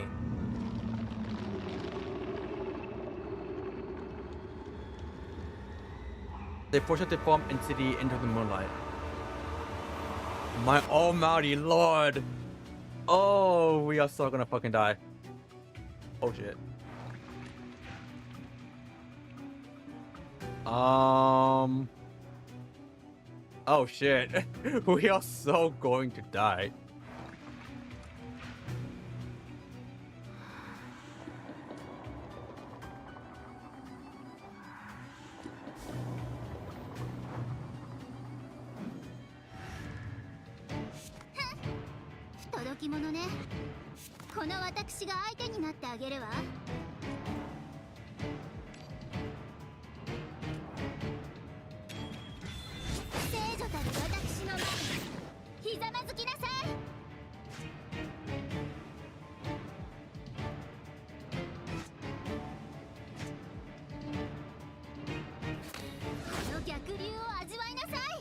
Okay, let's...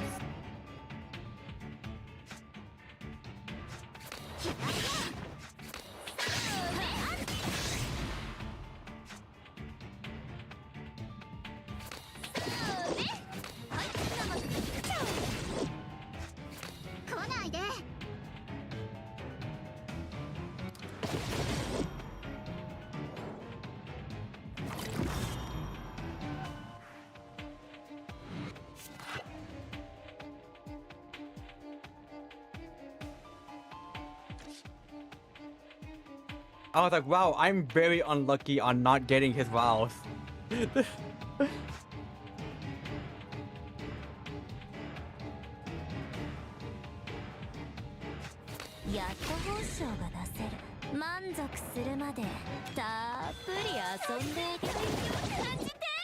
Seven, 3-1. How do I want to do this?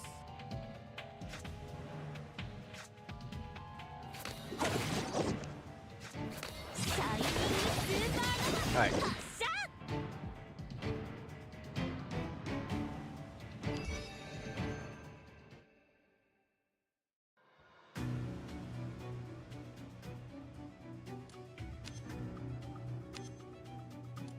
We'll do this one.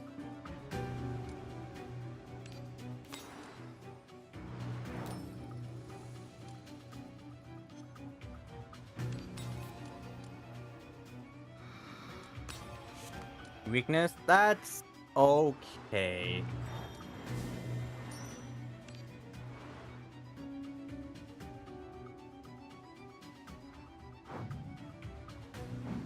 You'll be fine. It's just a widow baby. Oh, now I got it.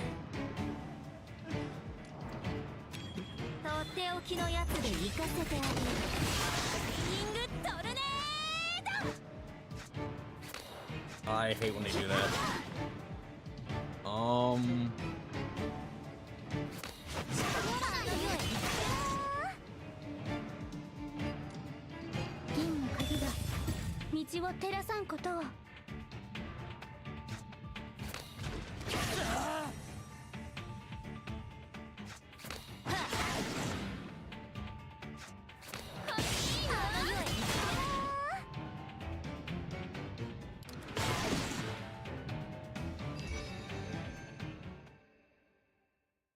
This is so going to hurt.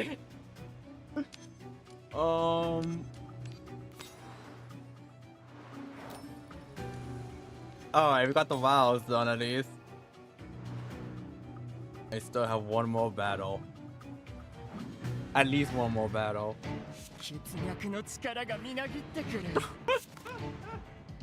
Chad, that might be screwed.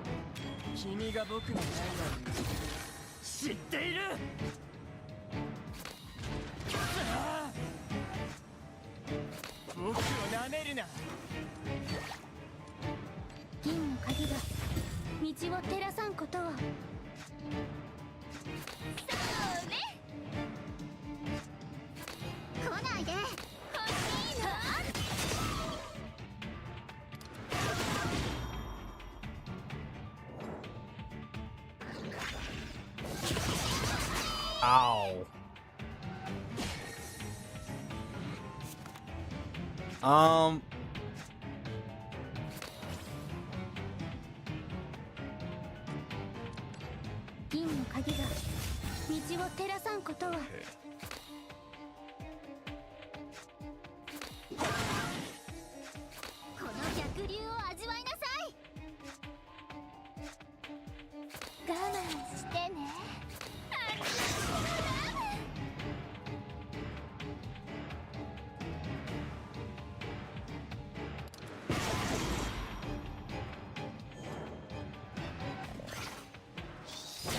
Oh, that sucks.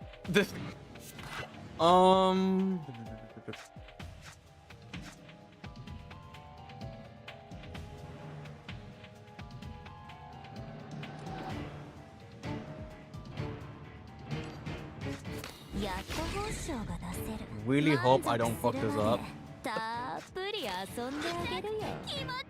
I'm pretty sure I did.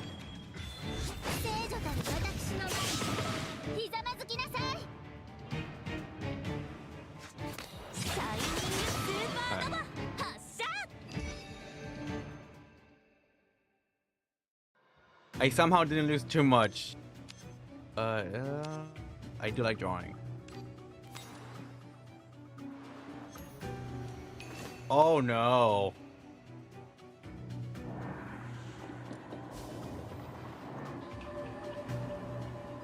Prelude? So a card. Is that a card I don't want? I mean, these two.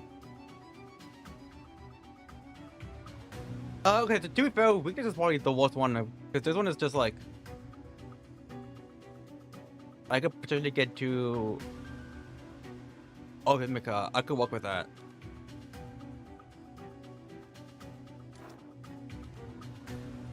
What's Silent Peter do? Oh, it's that?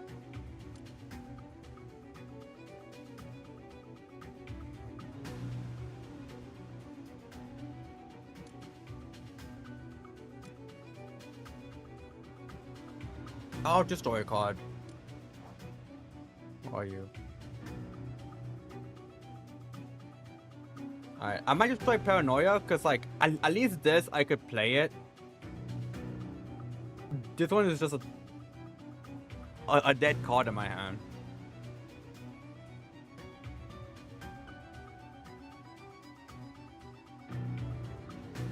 Yeah, I'll get rid of it.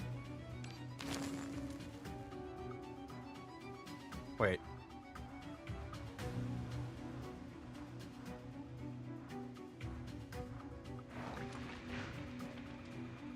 What the hell are they? Am I supposed? Oh. Are they supposed to be over here? God damn it.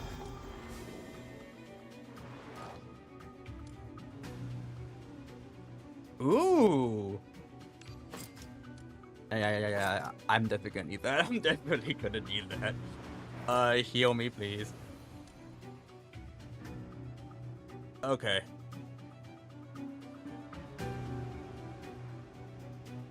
The false god completely breaks free from his fragile yet resilient mother. Murphy is thrown from a great height, ultimately crashes heavily onto the deck. Upper bones shadow on impact. Her chest cavity is torn open by herself and further shadowed by the emerging false god. Waves continuously crash onto the deck, washing away pools of blood beneath her, as if to completely erase any trace of her existence. Type of injury, we can't handle it. Murphy's lower lip still quivers, but her eyes started to go on focus. Unable to bear the sight of this tragic scene, Ramona grits her teeth and looks up at the false god. Stop it. If such a massive cataclysm coils dealt with on the ship and reaches land, the consequences will be unimaginable. Keeper, it's time to act, for Murphy's sake. Wait a moment, I might have a way. You stare intently at the mango chichi pretty Murphy's ribs. You see that thing. A silver core. Murphy isn't dead, but a silver core has already formed inside her. This contradicts what she learned in class. But there's no time to think. Driven by an almost instinctive impulse, she grabs Murphy's hand. The silver key hanging on your chest emits a trembling chime. A dazzling silver light bursts from your clasped hand, bright enough to illuminate every corner, engulfing everyone. Time becomes boundless in the light, and souls are repeatedly compressed and folded within endless time. In this internal moment, pain always accompanies you, urging you to let go of the silver cord piercing your palm. You refuse. The excruciating pain mercilessly invades your consciousness, shattering the tissues inside your skull. Blood clotted with lumps gushes from your mouth, nose, and ears. You hold Murphy's sword tightly. The light collapses to the origin, and the eerie flute sound that makes you drowsy resurfaces, forcibly capturing your attention. You feel your hand go empty. After the silver light fades, the deck before you is empty, leaving only bloodstains behind. Eva? I want to chamber that she wipes the blood oozing from the corner of your eye, but only smears it, leaving your face covered with bloodstains. Murphy. Another shocking presence was forming when a low sound comes from the bow, like the murmur of a creature from the abyss in slumber, carrying an ominous atmosphere. You both instinctively turn your heads to look, and see the entity named Miriam staring at the god with almost frantic god devotion.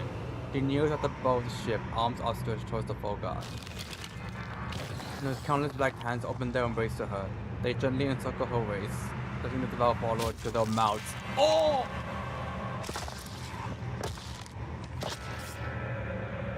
Maybe I was right. Maybe she isn't your war.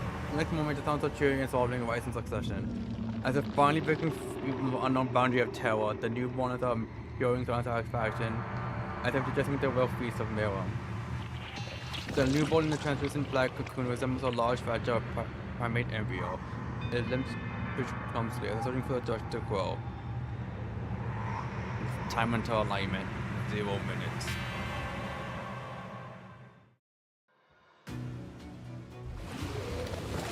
This is going to hurt.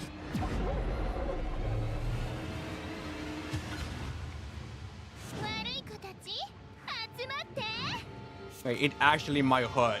102 damage off the bat. 89 stacks?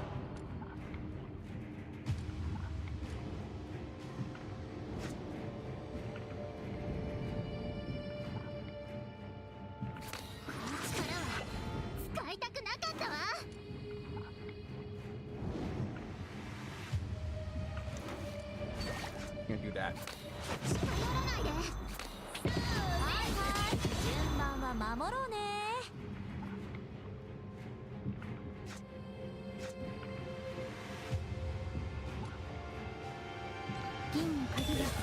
I'm gonna have to play like super defensive right now. I don't want to lose too much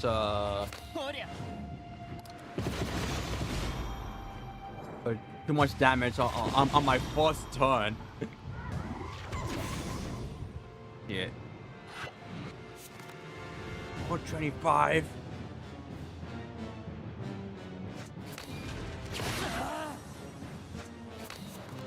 Oh!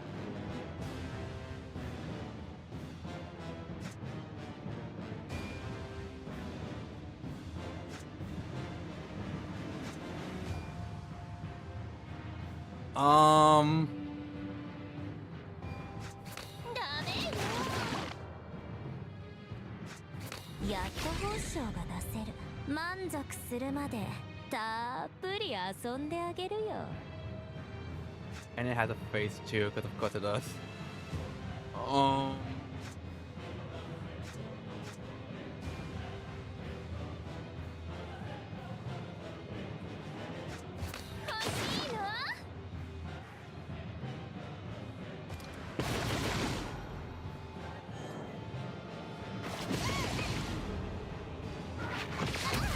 Ow.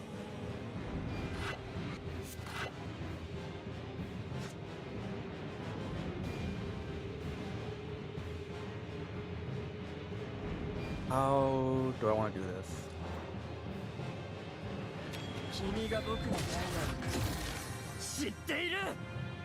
The revenge of all those cover babies you have devoured have arisen as a boss, I see. In my defense, if they didn't want to be eaten, they shouldn't actually be delicious.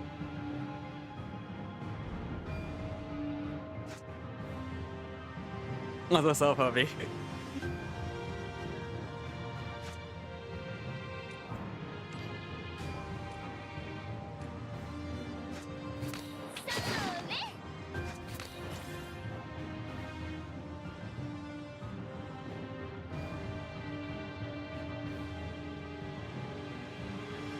I'm just gonna go all out here.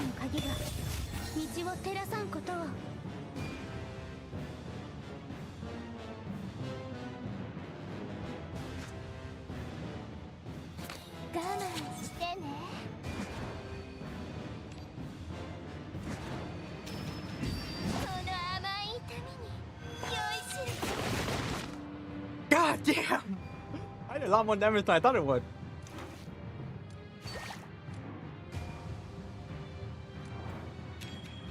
Alright.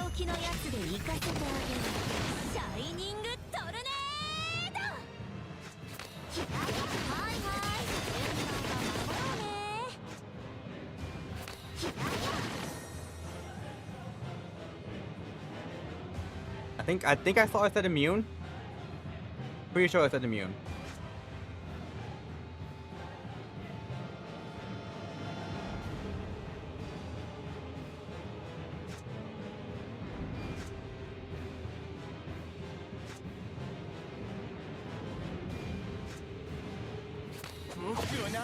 Yeah, immune. Okay. Good to know.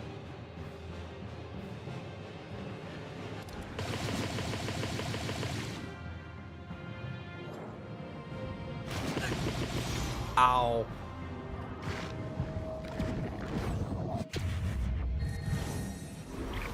Oh! The outer part is in its true form? Never Miriam pursues, for she longs for the god that can bring her the revival of the past. Can't afford to be careless now, not even for a single moment. I think he's fully awake. I can feel it. Yo, awake? I hope I wasn't so annoying when I was a baby. You can fall asleep anyway, you might have accept me for behave, baby. One replies jokingly that hand-wielding or sword trembles uncontrollably, clearly reaching a physical limit. As the tentacle of the divine features swings down again, Mona visually charged forward, deflecting those shrinking tentacles. The immense force strikes her right hand, nearly knocking the weapon out of her grip, but she simply takes a deep breath and tightens her hold on the rapier once more. You must deal with it before reaching the shore. In the corner of your vision, an unusual coat was spreading. By the time you realize it's not a tentacle, it's already slid behind you. This one just thinks it's built different. I'm just gonna have to chew a few times to get it down. This thing has tormented me for so long. If anything would have it alone, I absolutely won't allow it. A pelting barrier short of the crack, accompanied by the sound of light footsteps approaching. A sound pierces your muffled eardrums with unprecedented clarity. There she is. Okay. I was like, how is she awake? She plunged the crybaby. How could we forget the great mother? Your recognize transformation. It succeeded. I'll deal with you later. Now, time to settle a drink with this monster.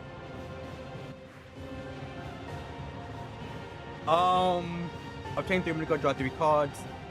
One that gain 16 strength. Reduce. Oh shit. 10 times.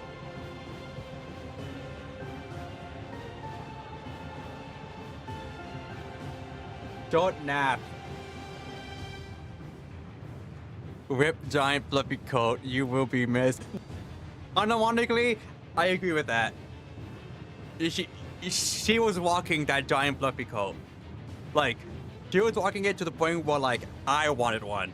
Now, in the summer.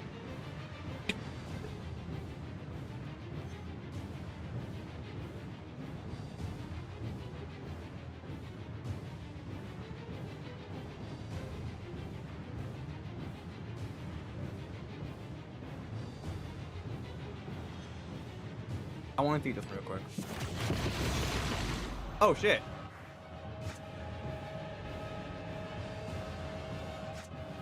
We'll do this. Well.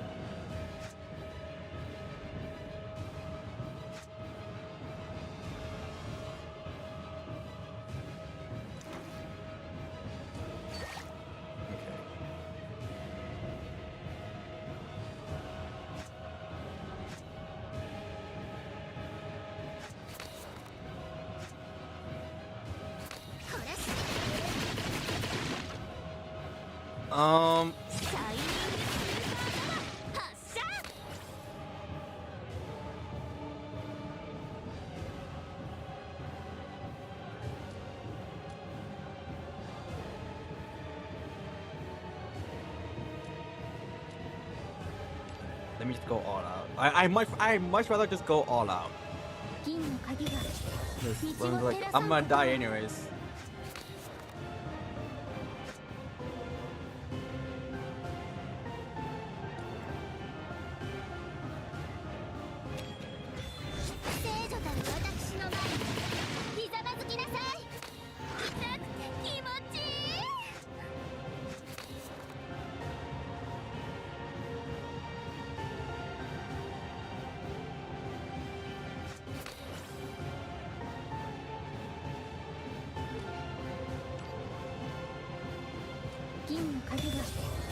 道を照らさんことを。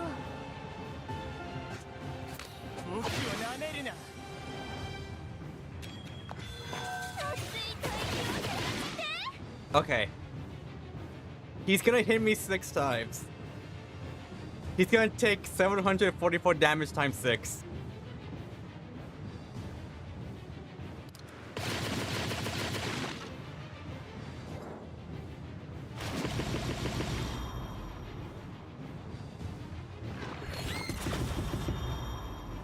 Okay.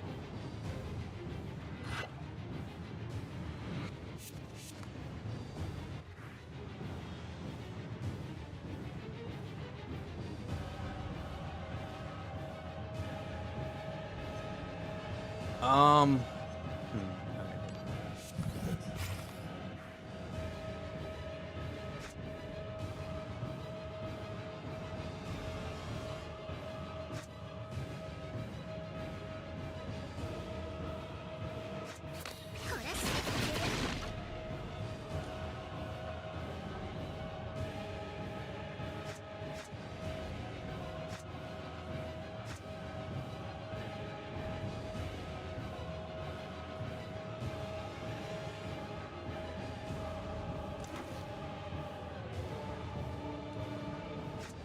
If only those gain one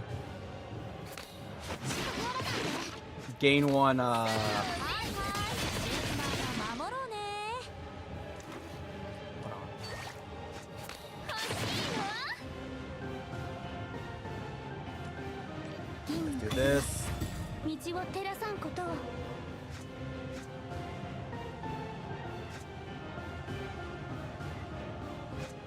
ダメよ。 Okay.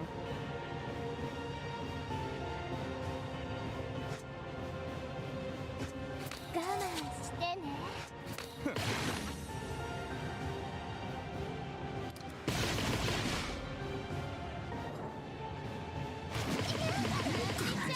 1400. 苦しきの傷。 Keeper, you're finally here. What took you so long? I think with Eldrath enemies took us. Oh, okay. Wait, Murphy.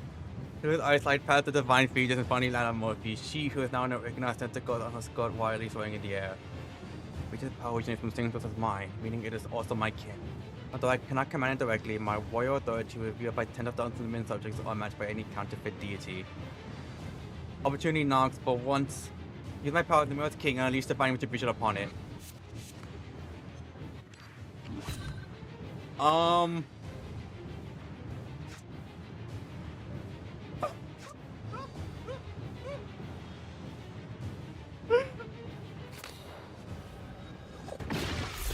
God damn!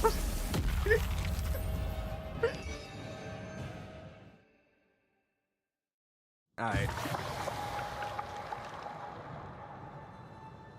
Time to eat that baby.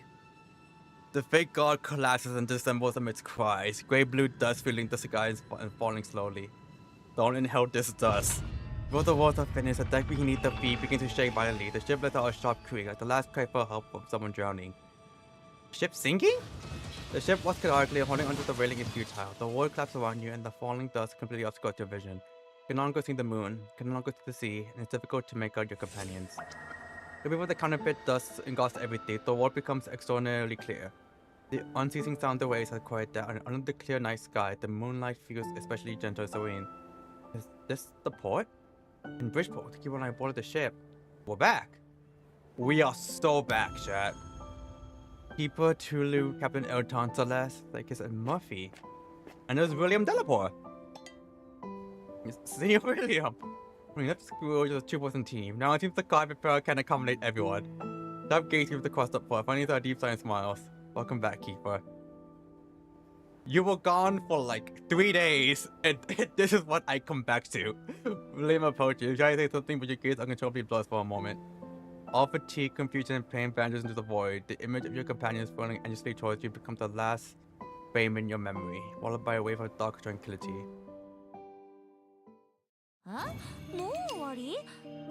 I love Tulu. Showing up to dropkick a newborn is one of many reasons why. I mean, Considering we have beaten up orphans, mental patients, and now babies, mental patients, old men, and now a newborn. Chat, are we sure we are the good guys here?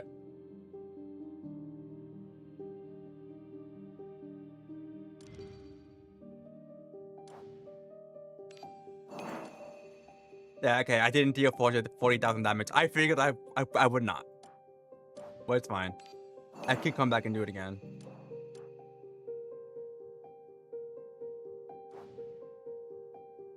Unknown astropath. The stars have gone where they belong, communicating in ways beyond human understanding, weaving an invisible web that captures the flow of time and the light of bygone years.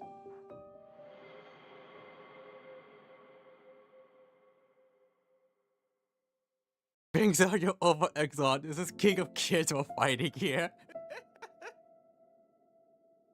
Ollie, today, why the worried look? You like really when you make that expression.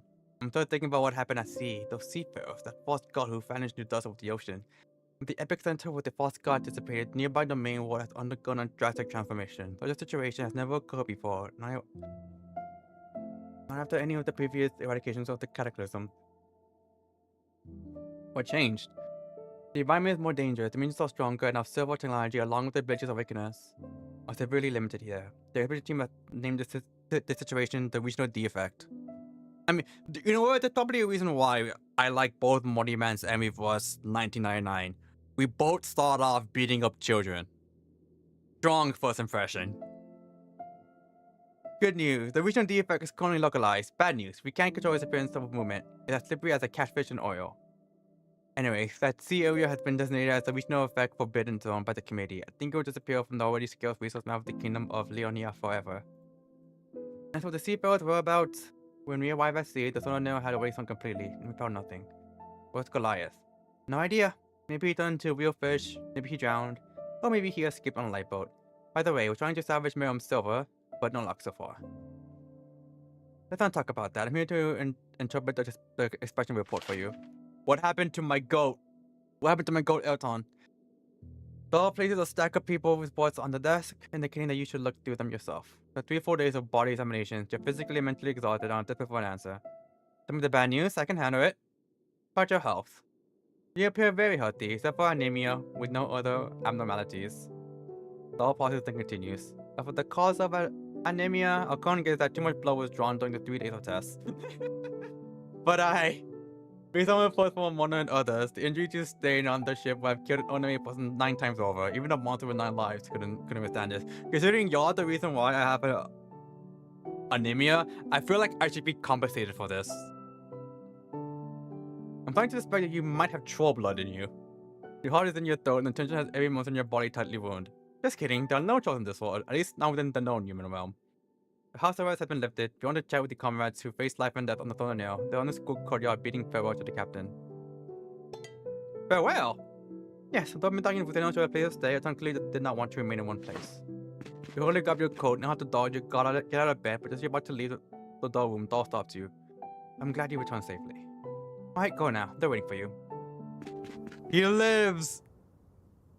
People, we are here. Everyone's at the school courtyard. After 3 days, everyone's states seem to have recovered quite a bit. I'm pretty sure it's this background. I can't take this background seriously because, like, apparently, at one point, I was gone for like 3 days, for like, I think 3 weeks. And when I came back, they were hosting a tea party for me in this area. And they were all saying that they missed me. And I was like, y'all, I was gone for like 2 or 3 weeks. Relax. I was on vacation. Except Celeste, she remains half transparent, like a beautiful phantasm that could be blown away by a breeze. Upon defeating the divine fetus, and the simile of the solar nail, familiar white wind envelop you, so let's perform a long-distance teleport, bringing everyone back to land. As a consequence, Captain Elsa's spirit was severely damaged. Even after receiving genetic universally, the link with Celeste cannot be restored. Yeah, that young researcher finally let you out. Although I wouldn't see you before I left. I was feeling quite troubled. Captain, long story short, The captain walks to you and waves at Celeste, whose body is transferred to the point of barely visible. He is as perplexed as you are, but quickly drifts to your side. Give me your hand. Shadon gently lifts or turns the hand and places it on your outstretched palm. No matter what, Mako stay. You suffered enough in her lifetime. No need for her to live for my wishes anymore. This is your wish as well. Shadon is stunned by her words, but after a few seconds she bursts into hearty laughter. The next voyage of Celeste is in your hands. Alright. The moment you link with Celeste, a fragile yet powerful consciousness floods your mind. Though you are standing on land, your chest feels a suffocation as if drowning. Celeste's form is no longer ethereal, she truly exists in this world. Chapter 1, Child. Chapter 2, an art. Chapter 3, Healer. That one's fine. 4, a dog. 5, a priestess single mother. 6, a newborn. The record isn't great. Yeah, like, the more you think about it, the more it's like, I'm pretty sure we're the villains in this story. Like, we are not gathering a good reputation among the public. Your time waves goodbye one last time as you watch him set off on a new journey to find his lost home. Speaking of which, was like this, he had this close relationship with the captain. Why did he come to you off? One of the points a nearby tree, hiding in his shade, his gaze tightly following the starting contact, completely disappeared to mid alchemist Oscars. I'm so glad Elton's alive. I was so worried throughout this entire chapter. He was dropping death flag after death flag after death flag after death flag. His mood hasn't been great. His life has changed completely during his time on the ship. Let him have some peace. Perhaps you would like to meet Murphy. Outside the original dormitory. And he lived throughout all of that. That's why he's the GOAT. Hela is fine for real, for real. She probably enjoyed it too.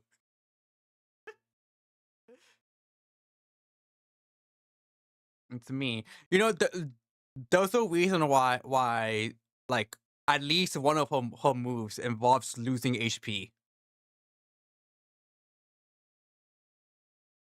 That Anna bit the hottest woman on the boat. It was asking for it. Murphy, it's me. Come in. So I just took the palm and prepared the most luxurious dormitory for Murphy. When you open the door, Murphy is sitting on the soft wool mattress, drinking tea with a tea tray casually placed on the bed. How do you feel? About what? That born results here? That we finally sank the seafarers? That I'm suddenly an awakener. And I did it without your permission. Are you talking about turning me into an awakener? Sorry, I know this might not be what you were hoping for, but I just didn't want to lose you. Feel a sense of relief. Feeling of a heart that no longer beats is strange and terrifying, but I truly feel an unprecedented sense of liberation. Murphy's expression is relaxed, not faint. Based on your understanding of her, she truly isn't good at lying. You weren't there when I said goodbye to the captain. I thought, oh, what, you thought I was hiding under the covers having a cry? Why would I be sad? Didn't he tell you? He promised to visit me and say kiss every step before Eve. Honestly, it's not dragging me here for tea and lunch to me all morning. He went on and about how to be free and not let the regular business define me. As if I needed him to tell me that. Anyways, we like to listen. Anyways, we have to listen. We have to try some snacks. The brownies from the kitchen are actually pretty good today. You said the results are bland. The fork is already at your mouth and you take a bite of the cake. The chocolate sour, sweet, and bitter flavors melt together in your mouth, although not always blend them perfectly, making the brownie dance on your taste buds. You and Mommy sit by the bed, chatting casually and finishing up a five-person afternoon tea dessert. I see McQueen has some competition.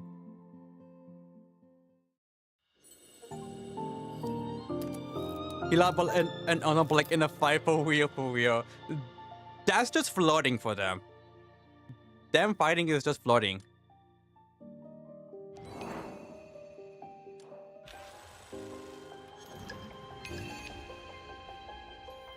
Grant all recognized switching alignments. Several delayed sacrifice equal to 5% of your max HP. Alright. I don't know how that... I mean, it's switching alignments. That's always good, but I'm just like, I don't know if it's enough for me to think about using it. Desired flow unlocked. Holy River not just the past and future with most nomadic automatic people. Oh, this. I was like, what?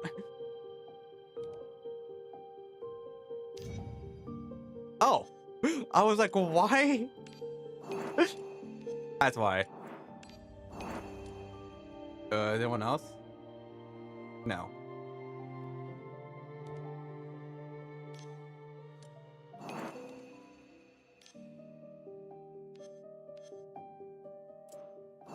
Okay. Up. What else? Holy shit!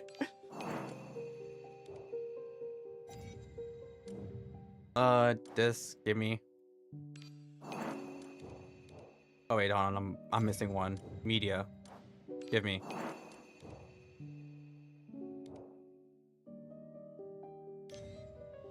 Too many things for me to claim.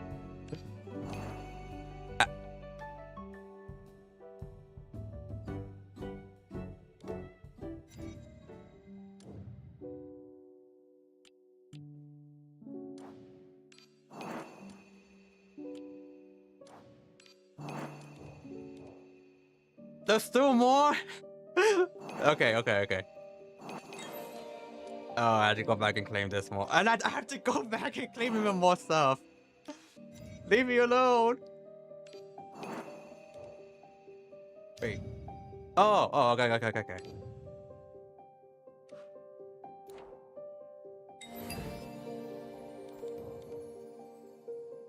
What now? Wait. Oh. I did not see the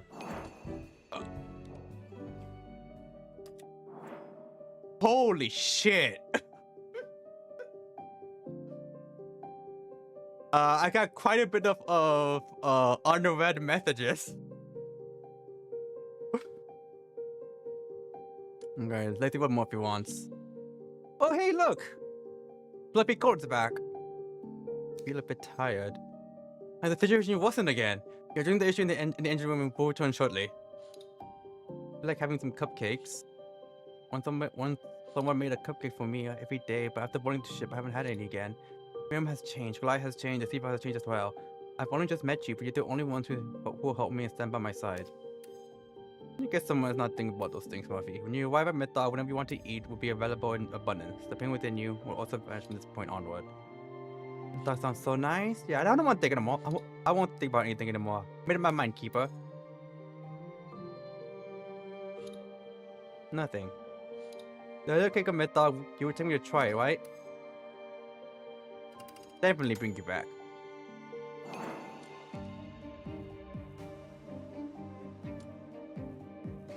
Trout. I know. Just trout. Regarding the sound that blew you heard while you were unconscious, I went to investigate it. Am I just imagining it? There were some findings. Consulted Professor Alistair. Currently not working at the Blue Sound. Charlie once mentioned something about it to him. The dream is already involving a figure of that caliber. Don't know whether you to praise your optimism or criticize your ignorance, but Tarot specifically mentions it's usually a catastrophe, the worst kind. Since it already has happened, let's just take a moment to self-comfort.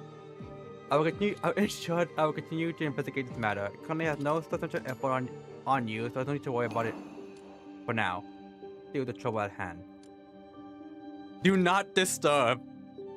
Almost the high priestess whom I once trusted the most. She and I once brought a brief fear of possibility to Lemuria. She and the people of Lemuria all believed that I would restore Lemuria to the glory of the divine realm. That's a lie, isn't it? In the dream, I receive enlightenment. The end of Lemuria is inevitable. From the very beginning, Lemuria has been living in lies. I bound Lemuria and Miriam with a lie. Never imagined that this lie would lead to such consequences so many years later. I bear responsibilities for the seafarers. No one could have foreseen how things would develop. Should not be called a crime. But you did the best choice of time. It's not your fault, Tulu. The words of comfort may be a bit clumsy, but I accept them. I need to rest now. Time comes, I shall awaken. And do lies not only in Lemuria, but also in Mythog. He needs to sleep because, like, if he were to just be awake, he would just constantly be farming, like, the entire story by himself. Oh, wait. Alright.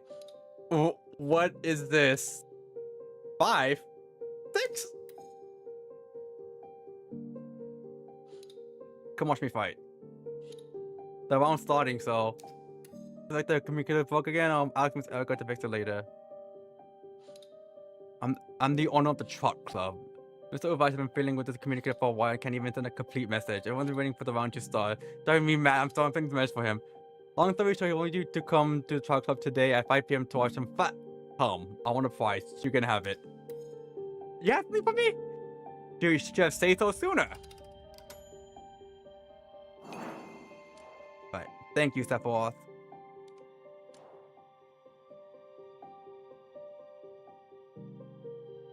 Alright.